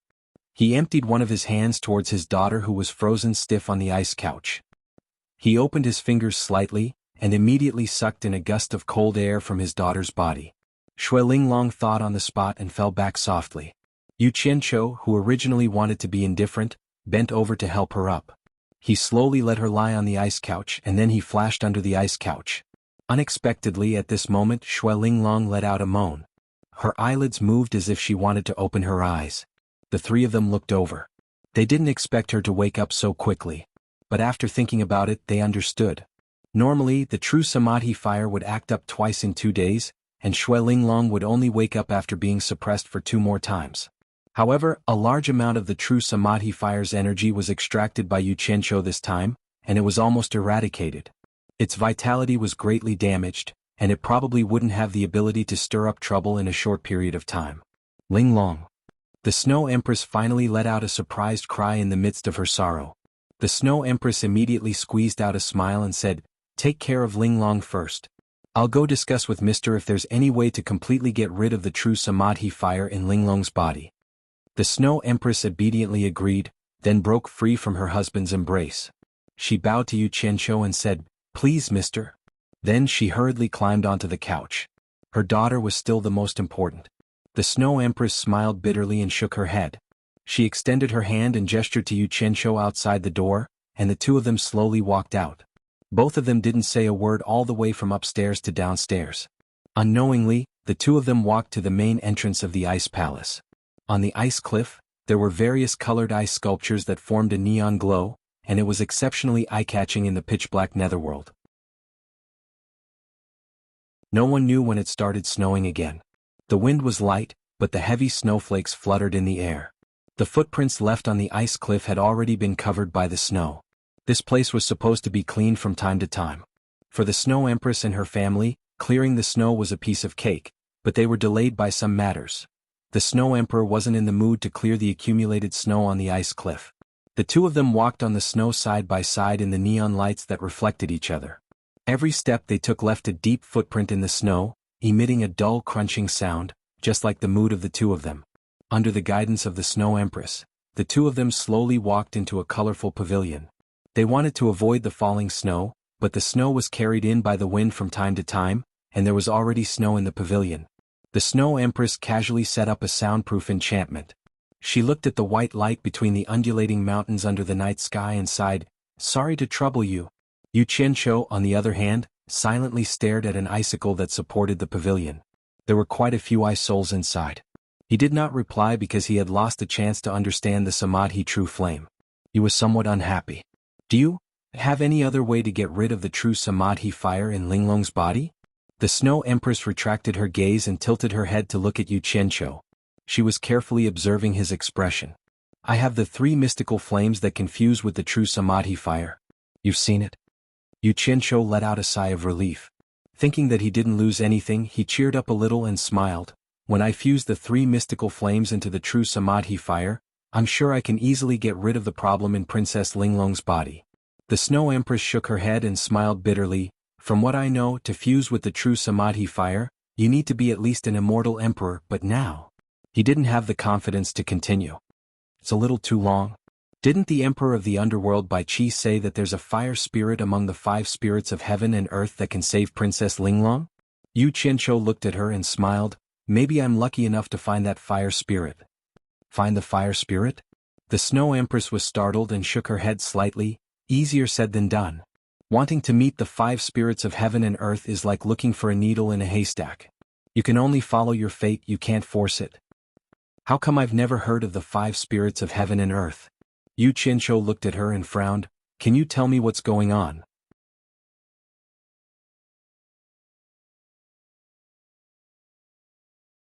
Chapter 1028. Some things just happened when the conditions were right. They couldn't be forced.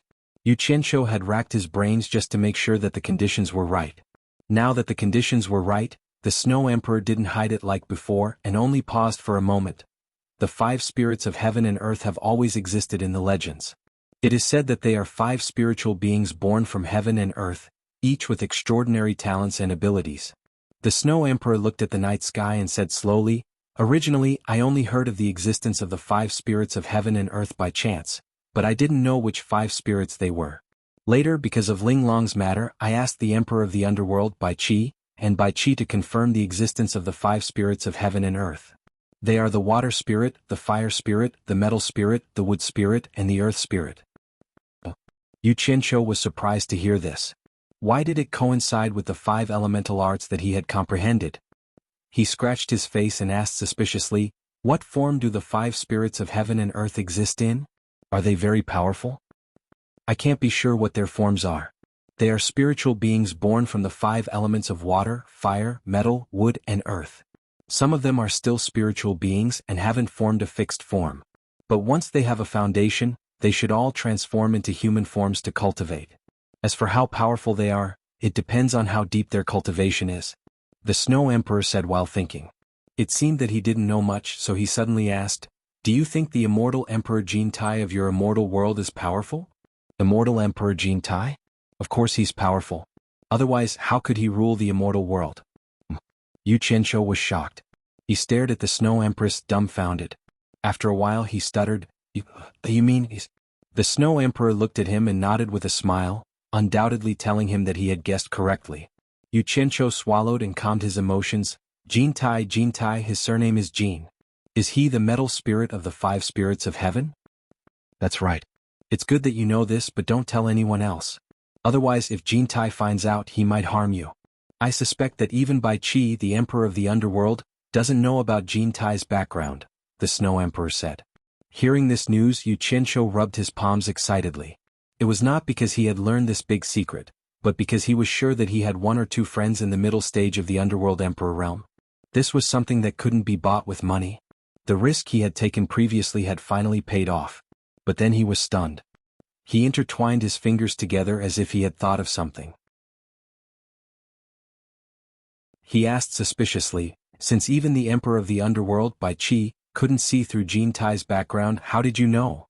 I knew you would ask this question.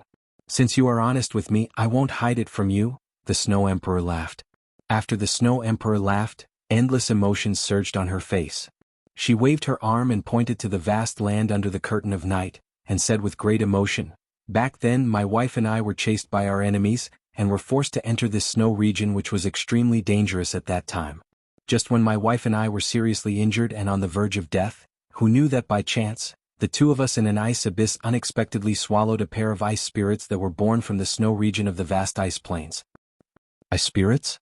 Yu Qianqiu was stunned. Aren't the 5 spirits of heaven and earth water, fire, metal, wood, and earth? How come there is an ice spirit? Yes, it is an ice spirit. The Snow Emperor nodded with a smile. It is a great fortune to encounter an ice spirit, but my wife and I encountered a pair of ice spirits, a male and a female. Because of this we both escaped from death. If this is not God's will, then what is? It is also because of this fortuitous encounter that my wife and I have the achievements we have today. Really good luck, why can't I encounter it? Yu Qianqiu smacked his lips and said with a face full of envy. He wasn't pretending, but he was really envious. This was called possessing a mountain of treasures without realizing it. Didn't he think about how he had only cultivated from a mortal to an immortal in a mere few decades? Although the Snow Empress and her husband had obtained the ice spirit, they had spent tens of thousands of years to reach their current cultivation. He didn't know it was a blessing in disguise. However, envious was envious. He asked in confusion, but what does this have to do with Jin Tai being a metal spirit? Spiritual qi, that kind of unique spiritual qi born in the world, and is different from any spiritual qi in the 3 realms. The Snow Emperor revealed an expression of reminiscence and said, That was by chance and was also the first time I met Jin Tai. From his body I sensed a spiritual qi similar to the ice spirits, and immediately determined that he was some kind of spirit. Thinking of his surname and some observation, I confirmed that he was the metal spirit of the 5 spirits of heaven and earth. There should be no mistake. So that's how it is. Yu Qianqiu nodded in understanding, but the doubt on his face didn't diminish. He asked doubtfully, Didn't you say that there are only 5 spirits of heaven and earth? Why did the ice spirits come out? According to the legends, there are indeed only 5 spirits. This shouldn't be wrong. According to my understanding, after absorbing the ice spirit may only be a branch of the water spirit. Maybe there are other spirits like the wind spirit or the lightning spirit in this world. I reckon that the 5 elements of water, fire, metal, wood, and earth are the orthodox ones. Of course, this is only my guess and I can't be sure what's going on. The Snow Emperor muttered to herself and said her thoughts. There was a short silence in the pavilion, and both of them had their own thoughts. Under the quiet night sky, heavy snow swirled. With their cultivation, they could hear the rustling sound of falling snow in the surrounding snow. A gust of wind blew, and some drifting snowflakes were blown in. Yu Qianqiu stretched out his hand to catch a piece of feather-like snow. Watching it gradually melt in his palm, he frowned and said to himself, With my current cultivation, it's impossible to melt the Samadhi true fire.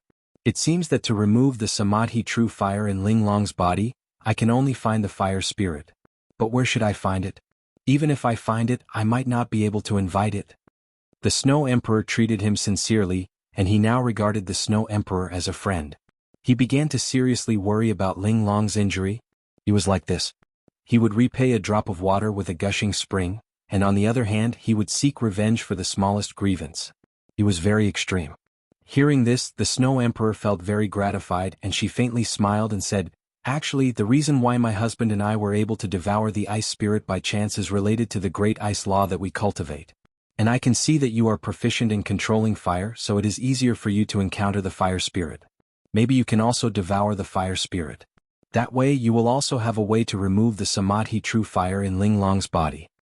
"You mean that I can devour the fire spirit if I cultivate the fire art? Then if I cultivate the metal art, wouldn't I be able to devour the immortal Emperor Jintai?"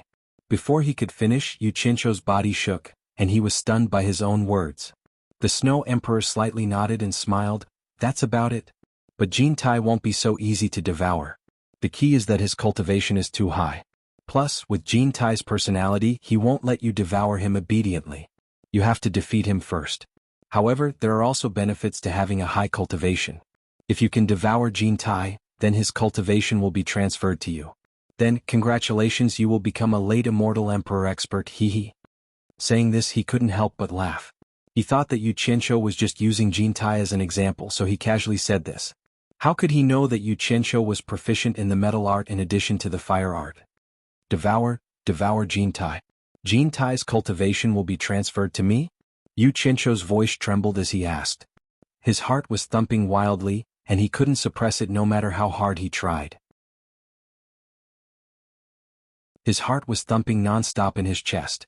He couldn't wait to take a dagger and stab it into his chest so that his heart would stop beating so that he wouldn't be able to take it if it continued to beat. He was about to have high blood pressure. Of course this is the truth, but I don't think anyone in the three realms has the ability to devour Jintai, hehe. The Snow Emperor suddenly couldn't help but laugh. No matter how high Jintai's cultivation is, you don't have the fortune to enjoy it. Why are you so excited? The key is that I have the fortune, but I don't have the fate.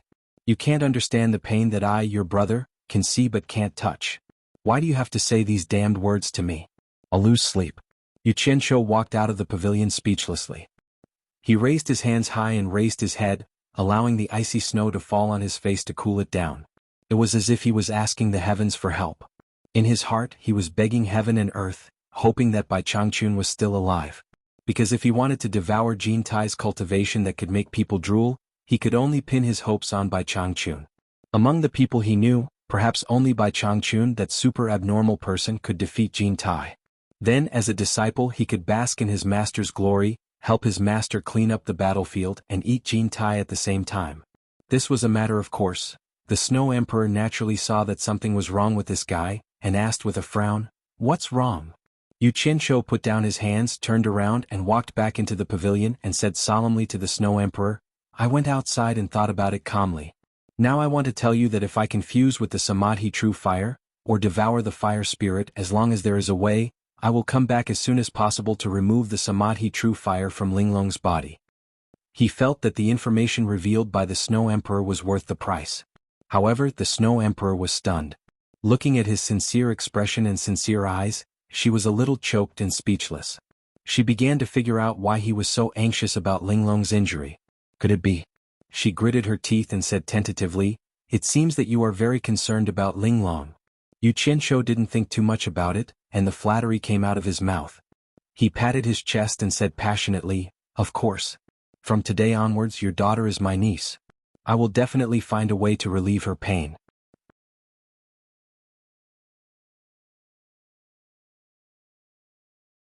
Chapter 1029. Niece? The Snow Emperor was stunned. He thought that Yu Qinshuo had taken a fancy to his daughter, but he didn't expect that he only saw her as his niece. Instantly he heaved a sigh of relief. To men, some men could be brothers or be sworn brothers who would lay down their lives for each other. That was a man's admiration for another man. No matter how many flaws they had, they couldn't hide their manly nature.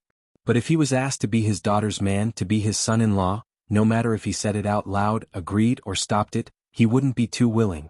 Because only men would think that they understood the bad habits of men, just like how women could always see the many flaws of other women. Why? Don't you want to see me as a friend or brother? Yu Qinshuo pretended to be angry and said, "Looks like I'm climbing up the social ladder." That's not what I mean. The Snow Emperor hurriedly waved his hand and responded, "You and I should be brothers.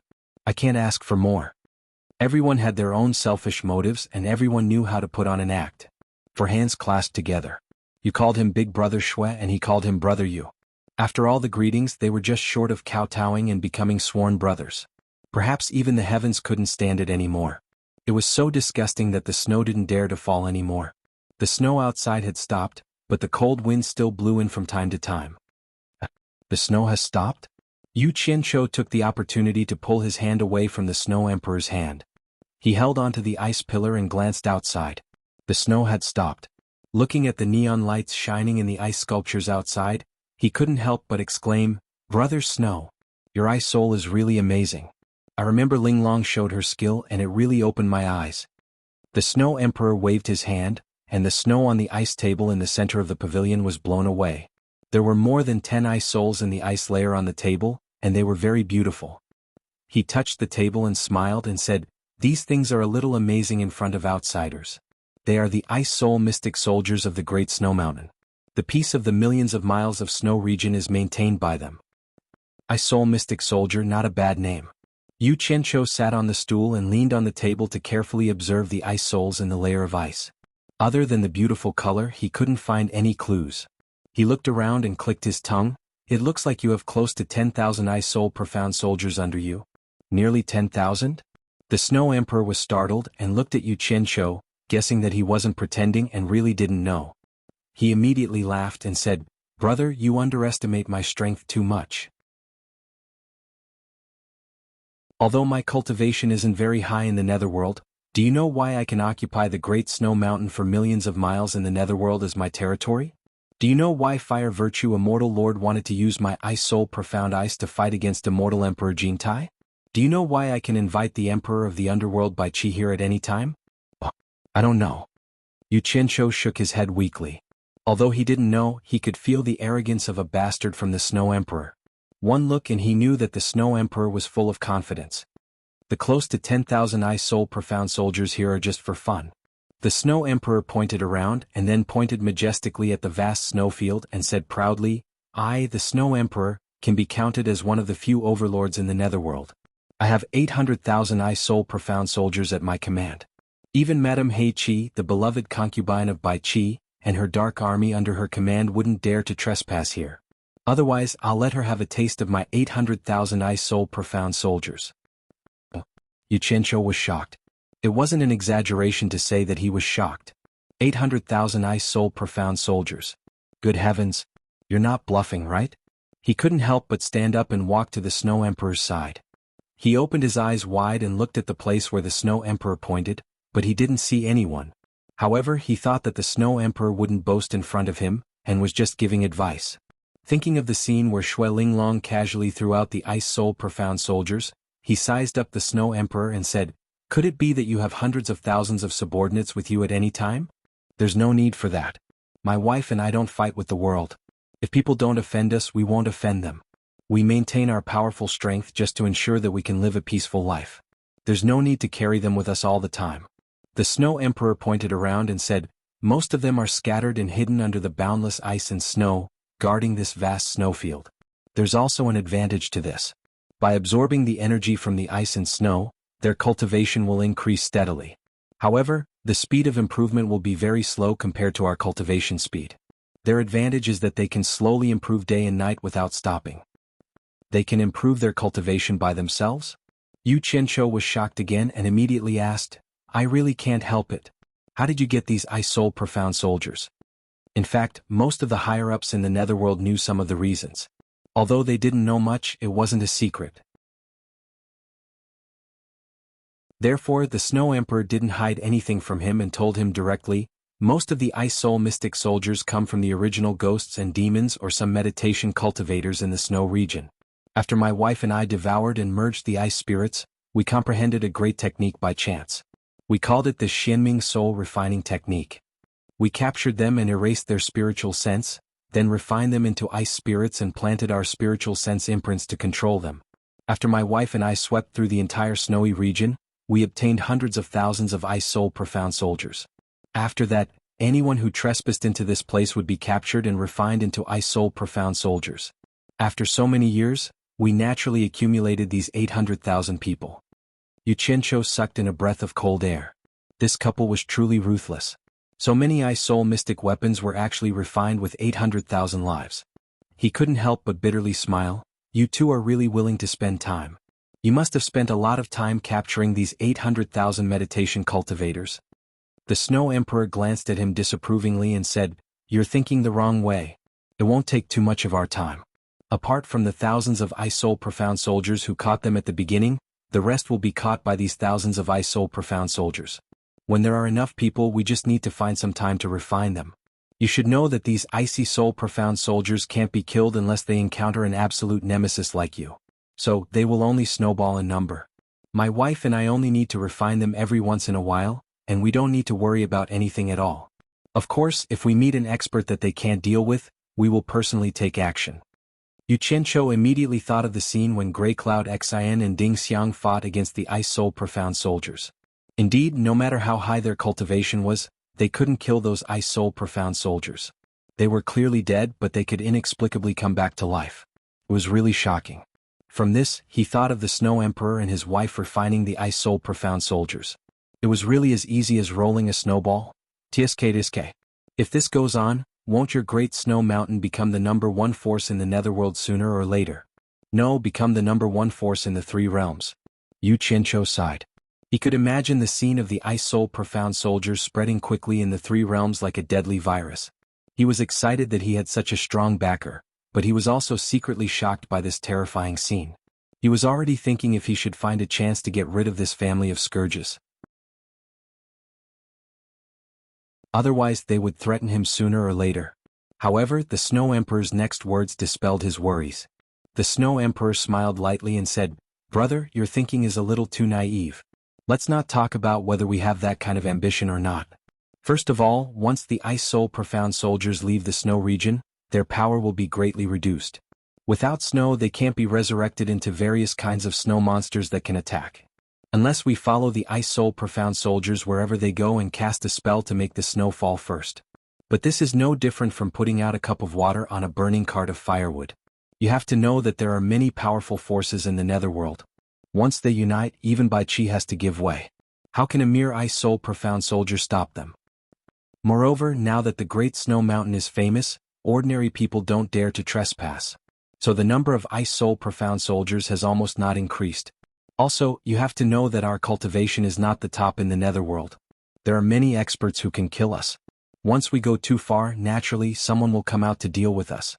As long as we are killed, do you think those Ice Soul Profound soldiers that are driven by our spiritual sense imprints will still be useful?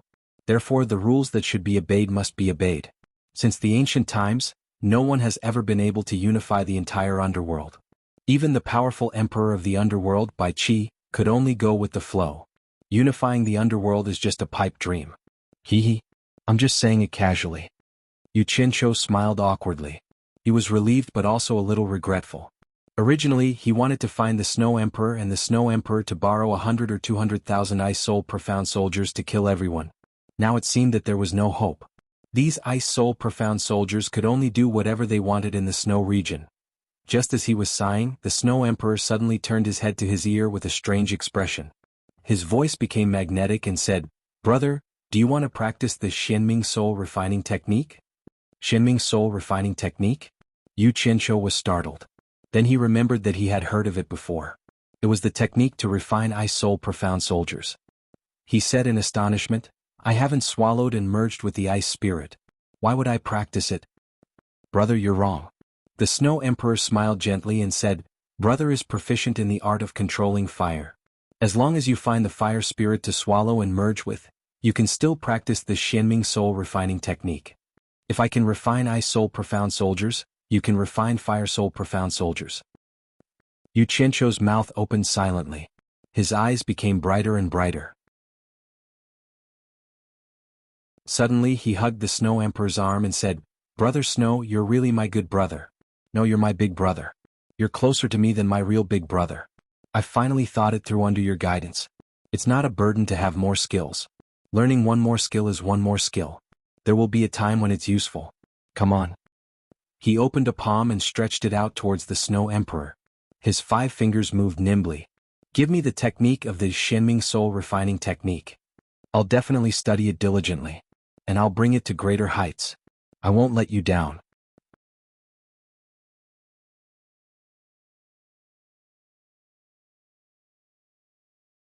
Chapter 1030. The Snow Monarch's expression stiffened. She did not expect to see Yu Qianqiu with such a huge contrast. After that, a smile appeared on her face. She pushed Yu Qianqiu's hand away and said, "I can teach you the Shenming soul refining technique, but not now." What? Yu Qianqiu couldn't believe it. He suddenly felt like he was fooled. "Don't misunderstand." Snow Emperor said sincerely, "There's something I have to make clear to you. Before you find and merge the fire spirit, even if I teach you the Shenming soul refining technique, you can't practice it successfully. Why don't we make a gentleman's agreement? As long as you come back after merging the fire spirit, I will teach you the cultivation method of the Shenming soul refining technique without missing a word. How about it?" Yu Qian replied with a worried, "Oh." His hand that was grabbing the man's arm and the hand that was reaching out slowly retracted. He realized that there was no such thing as a free lunch in this world.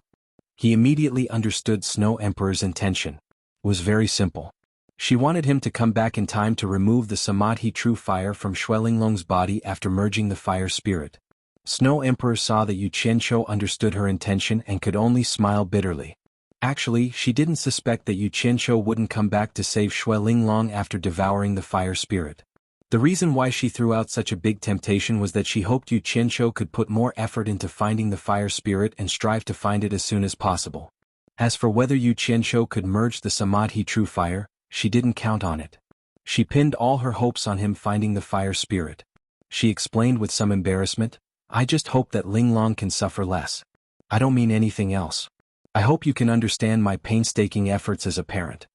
Yu Qianqiu was actually quite disgusted with the Snow Emperor setting a trap for him to fall into. But since the other party had made their intentions clear, his anger was somewhat appeased. Then he thought about how he had no way to use the Shenming soul refining technique before he swallowed and fused with the fire spirit. In addition, the other party had treated him with sincerity, so he couldn't feel any resentment. He furrowed his brows and suddenly raised his head. "Fine. That's settled then. After I get rid of the Samadhi true fire in Linglong's body, I'll ask you for the Shenming soul refining technique's incantation. Let's clap hands and swear." A palm rose into the air and the Snow Emperor's spirits rose. She clapped her palm together and said excitedly, "It's a deal." Yu Qianqiu's body swayed from the other party's overly excited slap. He couldn't help but grumble, "Why are you using so much force?" He retracted his hand with a face full of resentment. The Snow Emperor immediately stretched out his hand to grab his shoulder and shook it. He laughed heartily and said, "Brother, please bear with me." It was as if he had forgotten all enmity with a smile. "Your wife feels good. Go and hug your wife, don't hug me." Disgusting. Yu Qianqiu's shoulders shook, and he twisted his body to avoid the Snow Emperor. The Snow Emperor, who had always prided herself on being pure and elegant, raised one hand. Her expression was twitching. However, Yu Qianqiu acted as if nothing had happened. He pointed at the various ice souls in the pillar that supported the pavilion and asked, "It seems that the reason why the colors of these ice souls are different is related to their cultivation. How do you differentiate them?" The Snow Emperor lowered her hand and smiled bitterly. "The ice souls formed by cultivators who have cultivated to the level of Netherworld Knight are orange-yellow. Those who have cultivated to the level of Netherworld Sage are azure. Those who have cultivated to the level of Netherworld Venerable are red. Those who have cultivated to the level of Netherworld Emperor are black. It's very easy to differentiate them." Yu Qianqiu nodded slightly. He stared at the various ice souls in the pillar and admired them for a while. Then he clasped his hands behind his back and looked at the snow mountain in the distance. He seemed to have something on his mind. A gust of cold wind blew over and fluttered the hem of his robe. He asked indifferently, "From the look of that woman, Li Li, she seems to be very determined. Do you think that the people of the Li Palace will be waiting for us in the underworld river? Are you preparing to leave? Don't you want to stay in my ice palace for a few more days?" The Snow Emperor lightly moved a step and sat on an ice stool. She looked at his back in the neon light and asked, "No need. I have no way of dispelling the true Samadhi fire in Linglong's body. I can't stand your wife's crazy appearance from time to time." Yu Qianqiu didn't move. He narrowed his eyes and stared into the distance. He said, "Besides, I have my own matters to attend to. I can't stand to miss Lady Jin's wedding." "Then I won't keep you any longer." The Snow Emperor sat there with one hand on the table. She lightly patted it with her palm and said, "But I must advise you, in order to avoid conflict with the water race of the underworld river, don't go by water. Go by land. I see that the information in your ice palace is somewhat blocked. This might have something to do with the fact that your subordinates are all Ice Soul Profound soldiers and can't help you scout for information. You might not know, but Songyun Xian has already mastered the Unrequited Love Palace's 3 swords in 1 sword drawing style. With Songyun Xian here, the people of the Li Palace can't do anything to me. Before the Dragon Transformation Gate, I already made them hesitate for fear of harming the innocent, Yu Qianzhou indifferently said. Songyun Xian has mastered the 3 swords in 1 sword drawing style? The Snow Emperor was slightly solemn. Back then, Wang Qing had used this move to kill the Fire Virtue Immortal Lord. He had seen it with his own eyes, so he naturally knew the power of this move. After a moment of silence, he shook his head and said, "This matter has nothing to do with how powerful Songyun Xian is. Even if Songyun Xian can kill everyone in the Li Palace, the more he kills, the more trouble he will have. You might not know, but the water race of the Underworld River and the cultivators of the land of the Underworld have always abided by an ancient agreement, mutual non-aggression. Even after Bai Qi took control of the Underworld, he also obediently abided by this ancient agreement. Do I have to fight and not fight back?" Yu Qianzhou suddenly turned his head and said. The Snow Emperor pondered for a moment and said, "No one saw you kill the Crown Prince Li Zhong. If they find you, you can continue to deny it. That ancient agreement is not only effective against the cultivators of the land, it is also effective against the water race of the Underworld River. They don't have any evidence, so they won't dare to do anything to you." Yu Qianzhou was silent for a long time. After a long time, he slowly asked, "I see that you all seem to be very secretive about the water race of the Underworld River. I heard that the water race of the Underworld River has a terrifying existence that is even more powerful than the Emperor of the Underworld. Is this true? If it's convenient, why don't you tell me so I can broaden my horizons?" "There should be, but it's a pity that I haven't seen it in so many years in the Underworld." The Snow Emperor's palm that was lightly slapping the table suddenly stopped moving. With a solemn expression he recalled, "Many years ago, I once heard someone say that there is a mysterious cave in the depths of the Underworld River. It is a forbidden area for the water race of the Underworld River, called the Netherworld Divine Palace. It is said that there is a demigod expert that is almost like a god inside, silently protecting the water race of the Underworld River." As for the specifics, the person who told this story was also not clear. He also heard it from others. Hearing this, Yu Qianzhou was slightly shocked. This underworld was indeed an unfathomable place. There was actually an expert that was almost like a god hidden in it. For a moment, he had no choice but to suppress the rash killing intent in his heart.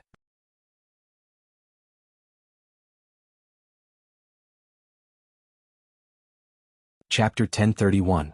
The pitch-black night sky began to sprinkle the fine, salt-like snow again. It was not as spectacular as the feather-like snowflakes from before, but the rustling sound on the ground seemed to be louder, as if there were countless ants crawling on the ground. Yu Qianzhou stretched out his hand and waved it outside the pavilion. He smiled and said, "I wanted to enjoy the scenery on both sides of the Styx River, but now it seems that in order to avoid conflict with them, I can only borrow the path from Big Brother's Great Snow Mountain." "That's right. You know that you can't do it, but you still do it. The one who suffers is still you." The Snow Emperor heaved a sigh of relief, stood up, and walked to his side. He smiled and said, "When are you leaving? I will personally send you out of the Great Snow Mountain." "Let's go now. There's no need to send me off. It's too ostentatious to let the Snow Emperor send me off. I want to keep a low profile. Maybe it'll be convenient for me to seek refuge here one day." As Yu Qianzhou spoke, he chuckled with some pride.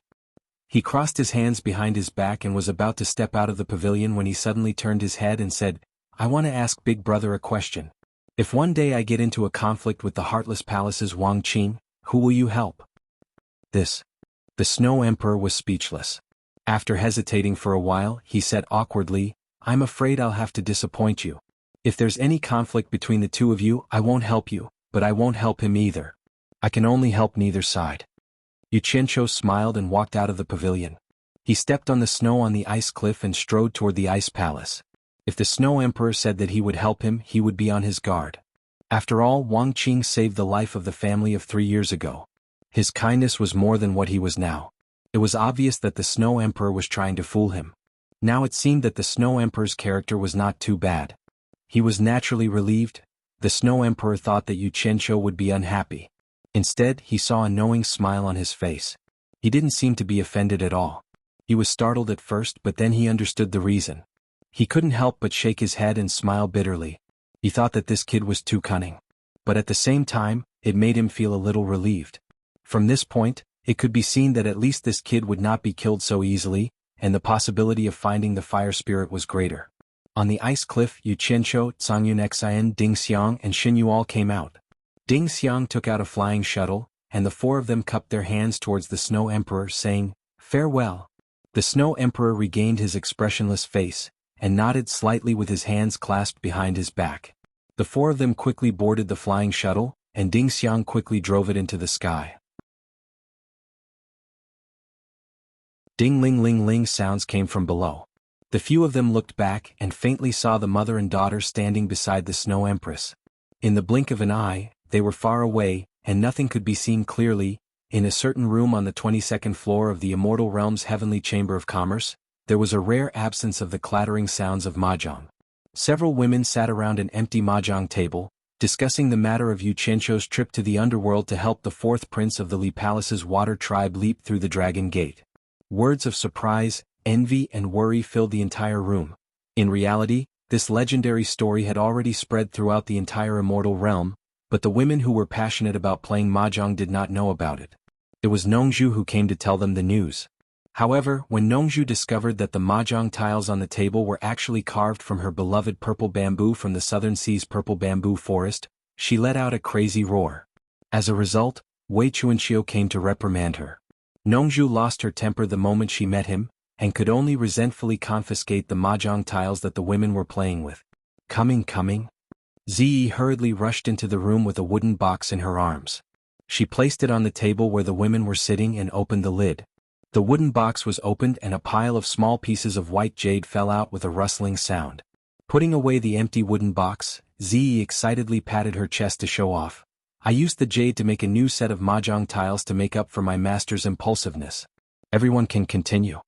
The women took the white jade mahjong tiles and examined them carefully.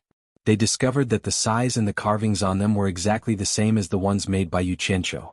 The cut surface was smooth and the corners were polished smooth. It could be seen that Ziyi had really put in a lot of effort.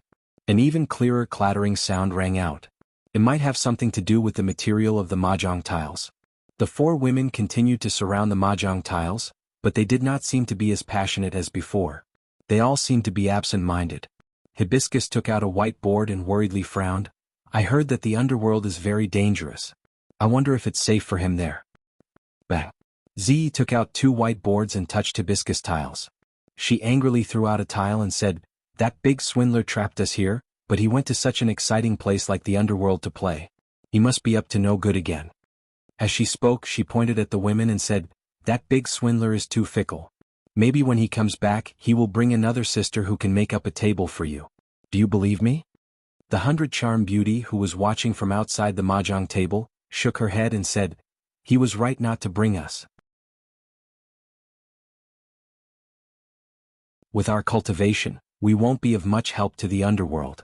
Instead, we will be a burden to him." The women nodded in agreement. Only Ziyi said indignantly, "You guys only know how to protect him. Just you wait. It would be best if he can bring 3 of us back at once.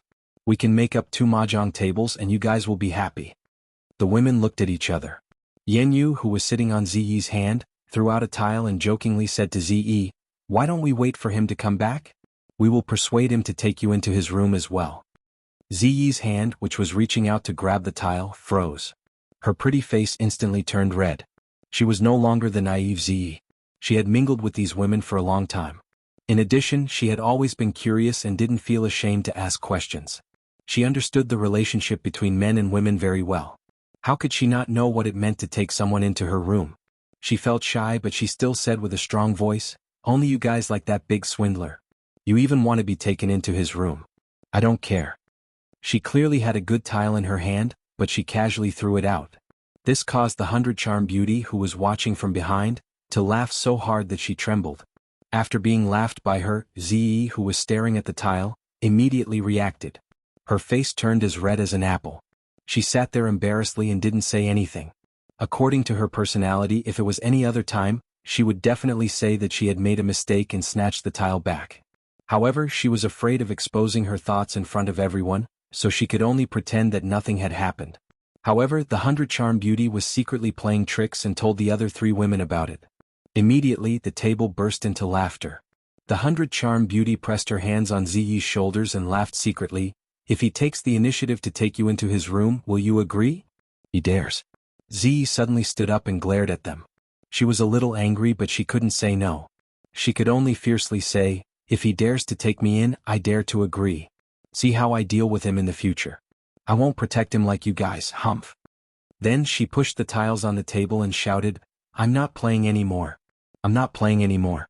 My good mood has been ruined by you guys. She turned around and quickly ran out with a red face. Her previous enthusiasm for playing mahjong was completely gone. She could only hear a disgusting laughter coming from behind her. In the back garden of the External Affairs Grand Commander's residence of the Immortal Realm of Bliss. Although Mu Qinjiao was already married and no longer participated in the affairs of the Immortal Realm, she still kept an eye on all the news in the Immortal Realm. After marrying Wu Xiong, due to Wu Xiong's authority, she was able to obtain more information than before. She didn't become isolated from the outside world just because she stayed indoors. In the pavilion in the back garden, Wu Xiong's subordinate left after delivering a jade archive. Mu Tianjiao carefully read through the information in the jade archive, then put it away in her storage bracelet. Every day at this time, a jade archive would be delivered punctually. As long as it wasn't something taboo, the daily news of the 3 realms would be detailed in the jade archive.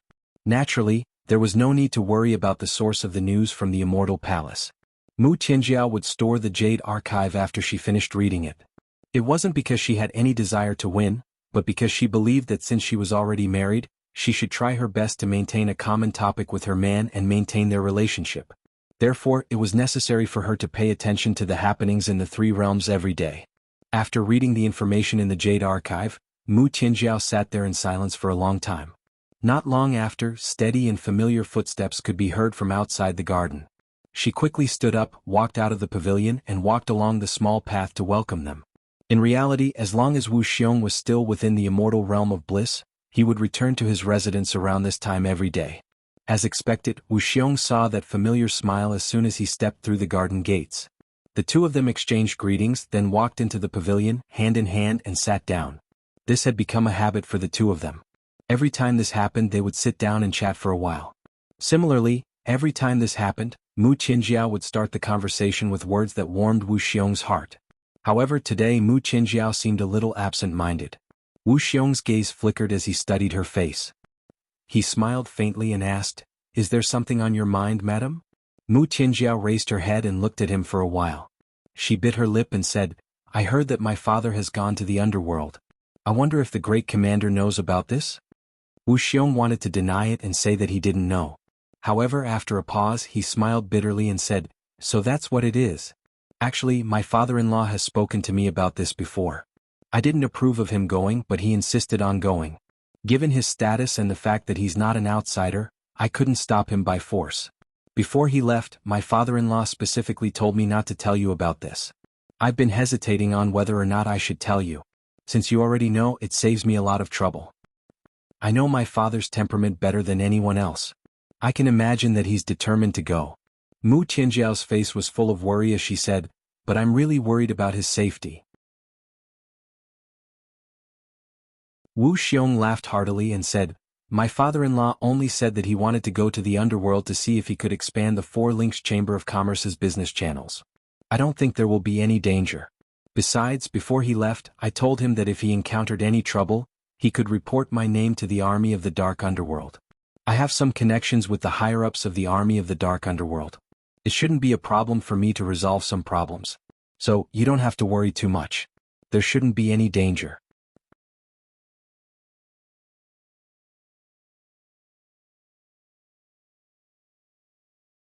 Chapter 1032. As for the fact that Mu Bing had gone to deal with Yu Qianshou, he wouldn't tell Mu Tianjiao. Unexpectedly, Mu Tianjiao said worriedly, I saw the news earlier that Yu Qianshou happened to help the Styx River tribe transform into a dragon. I'm worried that father is targeting Yu Qianshou. If that's the case, it'll be troublesome. Wu Xiong's eyebrows twitched unconsciously. He couldn't help but say something he didn't want to say. It seems that Madame is very concerned about that Yu Qianqiu. Mu Qinjiao was startled. She was a smart person and knew that some of her words had aroused Wu Xiong's disgust. This kind of disgust was a common problem for men, but it was fatal and very hurtful. She immediately shook her head and said, "It can't be said to be concerned. It's just that when the Four Links Chamber of Commerce was in danger, Yu Qianqiu once helped us. He can be considered as a former friend of mine. Father's actions on the day of the wedding have always made me feel very guilty." Although she was smart and wanted to draw a line between her and Yu Qianqiu that couldn't be crossed, she didn't know that in order to vent his anger, her father had once fabricated a story that didn't exist and sold her out. As a result, her words sounded exceptionally harsh to Wu Xiong's ears. He could hear that she was trying to cover something up. Any man would find it hard to accept that his own woman was thinking about another man behind his back. Wu Xiong's face darkened as he said, "But why did I hear that Yu Qianqiu once pursued you? Commander, where did this come from? Who's deliberately slandering me?" Mu Qinjiao asked in astonishment. An almost imperceptible trace of panic flashed across her face. It wasn't true that Yu Qianqiu had pursued her, but it was true that she had pursued Yu Qianqiu. As a wife, she was naturally afraid that such a thing would be known by her husband. However, thinking that only she and Yu Qianqiu knew about it, based on her understanding of Yu Qianqiu, he would not say such a thing. It would not be good for him, so she immediately calmed down. However, Wu Xiong was silently paying attention to the other party's reaction after hearing these words. When he saw that this woman, who had always been calm in the face of trouble, was actually a little flustered, his heart immediately turned cold. However, when he remembered that her body had never betrayed him, his face instantly changed into a smile. He got up and walked over to hold her hand. Suddenly, he hugged her by the waist and said with a smile, "How could your husband not know that someone is deliberately slandering and driving a wedge between us? I have already executed that scoundrel. Madam, you don't have to take it to heart." With that said, he carried her directly to the courtyard where the two of them lived. Mu Tianjiao's words were perfunctory, but she also saw a trace of haze flash in Wu Xiong's eyes, and her body couldn't help but stiffen. In the bedroom it was common for a couple to make love, but Wu Xiong tore off her clothes very rudely. There was no foreplay at all. Mu Tianjiao gritted her teeth and endured it. After that, Wu Xiong suddenly remembered that he had something to deal with, so he said goodbye, put on his clothes and left straight away. She didn't know whether it was true or not. Mu Tianjiao, who was naked and lying on the bed, bit her lips and said nothing. Her white body was red and swollen. She could feel that he was venting almost crazily, as if he did not treat her as a human at all. His usual gentle and passionate caresses turned into fierce and heavy pinching, and the swelling on her chest and some parts of her body did not disappear for a long time. Her powerless gaze suddenly fell on her dressing table opposite her. The forever and earth conjoined sculpture that Yu Qianqiu had given her previously was still there, and it had disappeared. Mu Tianjiao's eyes immediately flowed with tears and she murmured, "In the end you still took it seriously and cared about it. If you marry a chicken, follow the chicken, and if you marry a dog, follow the dog. Why don't you believe me?" When Wu Xiong sent someone to propose marriage, she did not even think about it and wanted to reject it. This was because she had long understood that if she married a man of heavenly status, even if she, a woman on earth, could leap up a tree and become a golden phoenix, the difference in status would be like heaven and earth, and she would have to live cautiously in the future. Her self-esteem could not stand that. However, for the sake of the Four Links Chamber of Commerce, she still agreed. She believed that with her wisdom, she would be able to maintain a good relationship between them. However, the thing she worried about the most had still happened. Unfortunately, there was no medicine for regret in this world. She had originally married the other party because of his power, so naturally she valued his power. For the sake of the Four Links Chamber of Commerce and her father, she could not resist at all. She did not even have the right to refute. Otherwise, the consequences would not be something she could bear. A flying shuttle rapidly traversed the dusky sky, and there were 7 or 8 people standing on it. This was not the first time Mu Bing had come to the underworld. He had come here to do business before, but it had always been on a small scale. He had never gone as deep as he did today. This was the first time he had heard of Twilight City. As for why he wanted to go to Twilight City, it was because the people around him had determined that Yu Qianqiu, who had broken into the underworld, should have gone to Twilight City. He originally came for Yu Qianqiu, so naturally he also wanted to go to Twilight City. Moreover, after knowing that Twilight City was a place where some high-level sects in the immortal world did business in the underworld, he felt that with his current status, How could he not know about Twilight City? Of course he had to go and take a look. Is there still no news from Twilight City? Mu Bing stood in the middle of the flying shuttle with his hands behind his back, and asked the people standing in front of him with a lofty aura. In order to make things go smoothly for him in the underworld, Wuxia had secretly greeted some people in the underworld. When Mu Bing entered the underworld with the 2 early great immortal experts recruited by the 4 Links Chamber of Commerce, there were already 5 underworld experts waiting for him. The 5 people were from 2 gangs, dressed in what seemed to be some of the underworld's rogue cultivators. Among them, there were 2 people who were serious in speech and manner, with a military momentum, and all of them were early underworld venerable. Among the other 3, 2 of them were late underworld venerable, and one of them had reached early underworld emperor. Although this lineup was not very strong in the underworld, it was still strong. However, when the 5 people saw Mu Bing, they all expressed their attitude and said that they would listen to his orders. Mu Bing was not a fool. Naturally, he understood that these people were secretly sent by Wuxia to help him. Although he did not point it out, he still accepted it as a matter of course. According to the calculation of the distance, they should have already arrived at Twilight City, but Twilight City said that they have not seen them yet. I guess they might have been delayed by something on the way. One of the 2 people replied while the other person was driving the flying shuttle. Mu Bing frowned and thought for a moment, then changed into a kind attitude and asked a skinny old man with a goatee next to him, "Mr. Dong, do you think it is possible that they did not go to Twilight City at all, but went to other places?" The reason why he was so polite to the old man with a goatee was because this person had the highest cultivation in the group, early underworld emperor. Although he may not have the power of his son-in-law, but his cultivation was similar to his son-in-law's early immortal emperor, so naturally he was more respectful. The skinny old man stroked his beard and laughed. That is not necessarily true. Since they are going upstream along the Styx River, they must pass through the Great Snow Mountain. Then he waved his hand and pointed to the side. Before Mr. Mu came, we have already sent people to set up surveillance on the land route. As long as they leave the Styx River, they will enter our sight. According to the current situation, they may have broken into the Great Snow Mountain and angered the Snow Emperor and Snow Empress. They are already dead.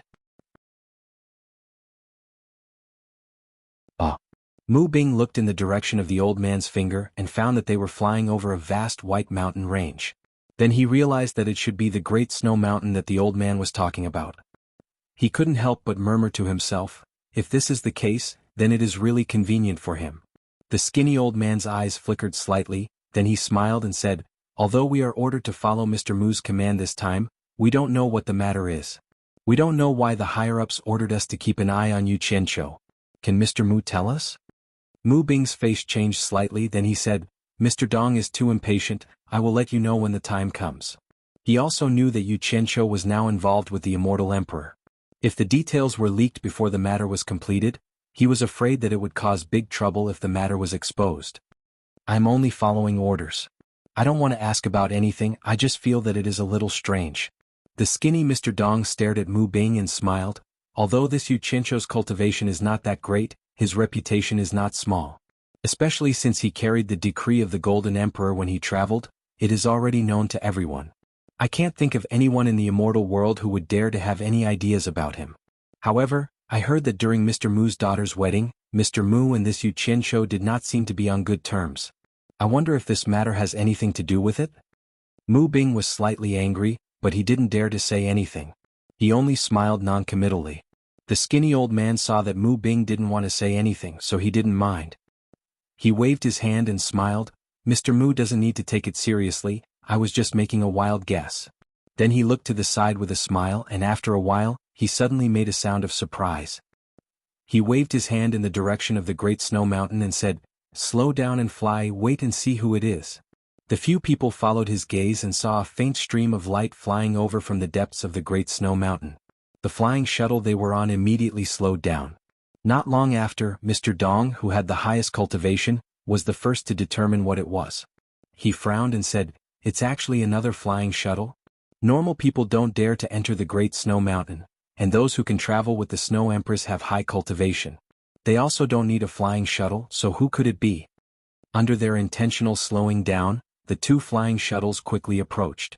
In fact, the people who passed through the Great Snow Mountain were none other than Yu Qianqiu and his group. They also wanted to see who was on the flying shuttle that was flying slowly in front of them. Zhang Yun XN, who had the highest cultivation, swept a glance at the few people on the flying shuttle and immediately found a familiar person. He was stunned and said, Mu Bing. Why is he here? Mu Bing? Yu Qianqiu, who was watching with narrowed eyes, was also stunned. With his cultivation, he couldn't clearly see who was standing on the flying shuttle. He couldn't help but turn his head and ask, You mean Wu Xiong's father-in-law Mu Bing?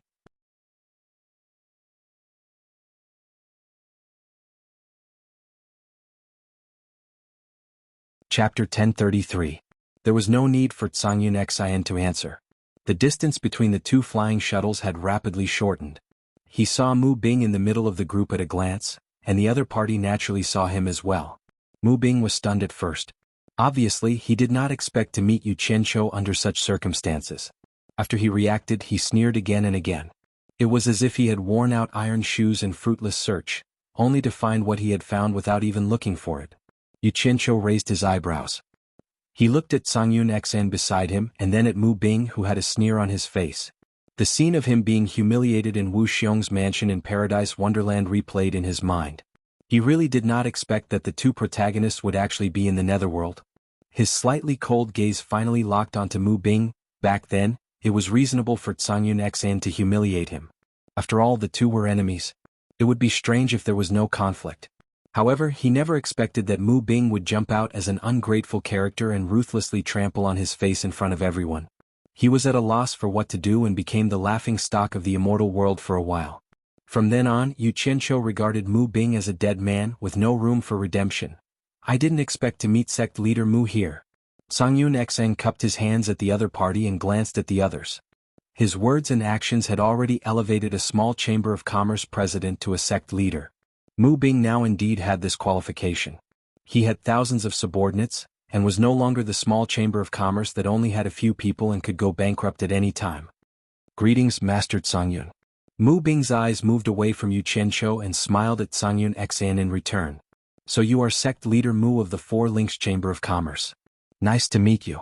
Ding Xiang smiled and took the initiative to cup his hands. I am Hidden Dragon Villa's elder Ding Xiang. He had naturally heard of the conflict between Mu Bing and Yu Qianqiu.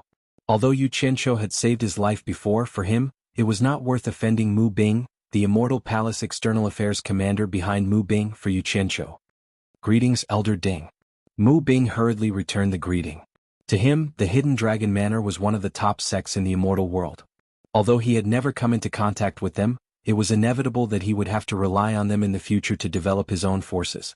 The skinny old man beside him cupped his fists and said with a smile, I've long heard of the great name of Heartless Palace's chief priest, Priest Zhang Yun XN. A few days ago, I even heard that Priest Zhang Yun XN had single-handedly deterred the water race of the Netherworld River from making any reckless moves. He had long wanted to see his true appearance, but he didn't expect that he would be lucky enough to see him today. Nice to meet you. This old man is Dong Shunlai. Mr. Dong, you flatter me. Zhang Yun XN clenched his fist slightly. He could tell that the other party was an expert from the netherworld. He didn't dare to be too careless. After all, this was the netherworld, not the immortal world. Dong Shunlai had already observed the people on the flying shuttle. One was Firmament Cloud XN, one was Ding Xiang, and one was from the Styx River's water tribe. Since Firmament Cloud XN was present, then the identity of the other person was self-evident. However, he still smiled and cupped his fists politely. May I know your name, friend? Well said. Yu Qianqiu returned the greeting. This one is Yu Qianqiu. Dong Shunlai dragged out the last syllable with a deep meaning. He looked at Mu Bing with a smile as if asking, now that we've found the person, what should we do? The people on the flying shuttle all stared at Yu Qianqiu. Yu Qianqiu couldn't see through the other party's strength. After replying, he stood there expressionlessly. Just as he was about to secretly ask Firmament Cloud XN about it, Mu Bing couldn't stand the sight of a little tramp like him mingling with experts. He immediately sneered, some people don't know how to weigh themselves. They're clearly a scoundrel who's not worth a fart. Instead of hiding in their nest and struggling at death's door, they came out to court death. They really can't be any more despicable. The atmosphere at the scene froze. Everyone could tell that he was talking about Yu Qianqiu. Firmament Cloud XN frowned slightly. He had been with Yu Qianqiu for a while and knew that this guy had a crazy ruthlessness in his bones. If he was forced into a corner, he would do anything. He was worried that Yu Qianqiu would start a fight in a fit of anger. At that time he would be in the most difficult position. He couldn't not protect Yu Qianqiu, and if he protected Yu Qianqiu, he was afraid that he would offend Wu Xiong, who was behind Mu Bing. He couldn't help but feel a little sullen. He felt that Mu Bing was too arrogant and didn't care about his face at all. Dong Shunlai glanced at Firmament Cloud Xan and chuckled twice with a fake smile. He looked at Yu Qianqiu with a mocking expression. He wanted to see how this guy who had caused so much commotion would deal with it. Elder Ding, Yu Qianqiu said indifferently, someone is mocking you. Don't you want to beat him up? Son of a bitch. Ding Xiang was stunned. He didn't think that he would get hit while lying down. What did this have to do with him? How could he implicate others like this? He naturally knew that Mu Bing was talking about Yu Qianqiu and not him. His expression immediately twitched and he smiled bitterly. That can't be. Unexpectedly, the one who was being scolded didn't react, but the one who was scolding him flew into a rage. How dare you? Mu Bing pointed at him and shouted, Yu Qianqiu, you cowardly bandit, how dare you frame me? You're indeed a famous shameless scoundrel in the immortal world. If you have the ability, don't hide and rely on others to protect you. So what if I'm a scoundrel? You think you're worthy of criticizing me? Why don't you think about what you relied on to be able to have such an ostentatious appearance today? Yu Qianqiu swallowed the vicious words that were on the tip of his tongue. He originally wanted to say that Ding Xiang only relied on his daughter to sleep with someone else in exchange for glory and splendor. However, he still admired Mu Qianjiao's character and couldn't bear to tarnish such a woman. Secondly, with his current strength, it was really unwise to involve Wu Xiong in scolding him. Blatantly slapping Wu Xiong's face was no different from slapping the Immortal Palace's face. After all, Wu Xiong was the external affairs commander of the Immortal Palace. He stared at him with disdain and sneered, I don't know who was the one who begged a scoundrel like me for help. If it wasn't for this scoundrel, your 4 Links Chamber of Commerce would have long been razed to the ground by the 8 Pagoda Chamber of Commerce. If it wasn't for this scoundrel who risked his life to help you in the ruins of God, your 4 Links Chamber of Commerce would have long collapsed. Would you still be able to strut around like you do today? You ungrateful ingrate, I don't even want to scold you, yet you still shamelessly run out to be scolded. What the hell do you think you are? Who do you think you are? You. Mu Bing pointed at Yu Qianqiu with a flushed face. He was so angry that he was trembling. After holding it in for a long time, he could only say, You're courting death. With just you? Did you eat shit or did your head grow on your butt? What kind of bullshit is this? Yu Qianqiu sneered and pointed at him with disdain. Didn't you scold me for being a cowardly bandit? Fine. Then I'll play with you. I don't need anyone's protection and you don't need anyone's protection either. If you have the guts, then come out and fight me one-on-one. Let's see who's courting death. Do you dare? Do you have the guts? As soon as these words came out, everyone looked at each other with the people around them. Although Mu Bing had the cultivation of a late-stage exalted immortal, no one dared to guarantee that he was a match for Yu Qianqiu. After all, the sect leader of the 4 islands of Lake Light was also a late-stage exalted immortal, but 2 of them were still killed by Yu Qianqiu. However, these words were too vicious. Mu Bing was almost provoked to jump out by Yu Qianqiu. However, if he really had to face life and death, he didn't have the guts. With a good son-in-law as a backer, there were still good days ahead of him. How could he take this risk? After trembling with anger, he finally endured it and said stubbornly, For the sake of the immortal emperor's decree, I'll let you go for now. Bullshit. You're just a chicken and a dog in my eyes. Killing you doesn't even need to expend any effort. Do I need you to let me go? I've seen shameless people before, but I've never seen someone as shameless as you. Yu Qianqiu rolled up his sleeves and waved his hand, saying, If you have the guts, let's sign a life and death contract. No matter who dies, they asked for it. After that, no one will be willing to blame the other. Mu Bing, if you don't dare to accept the challenge today and scold me, I'll return all of it. I'll let everyone see who's the one hiding and relying on others to protect him. These words immediately put Mu Bing in a difficult position.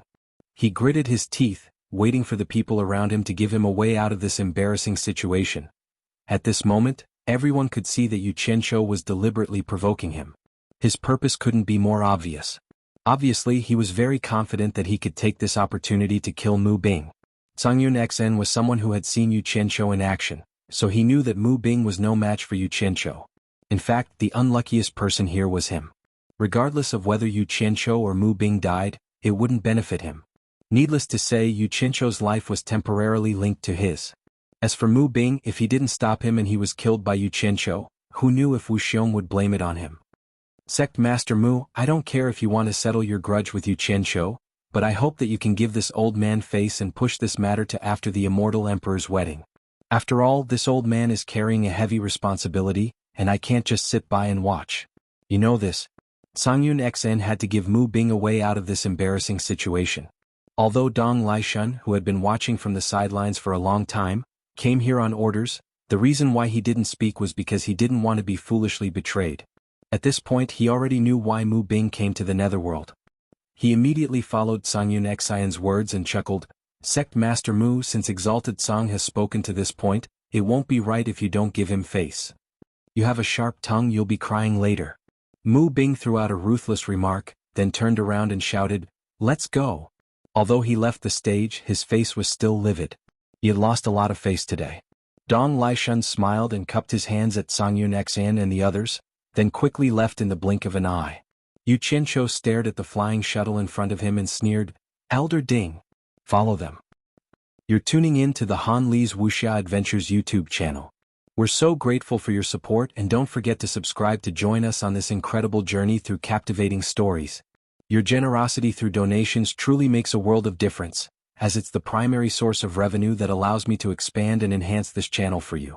Thank you from the bottom of my heart for being a part of this adventure.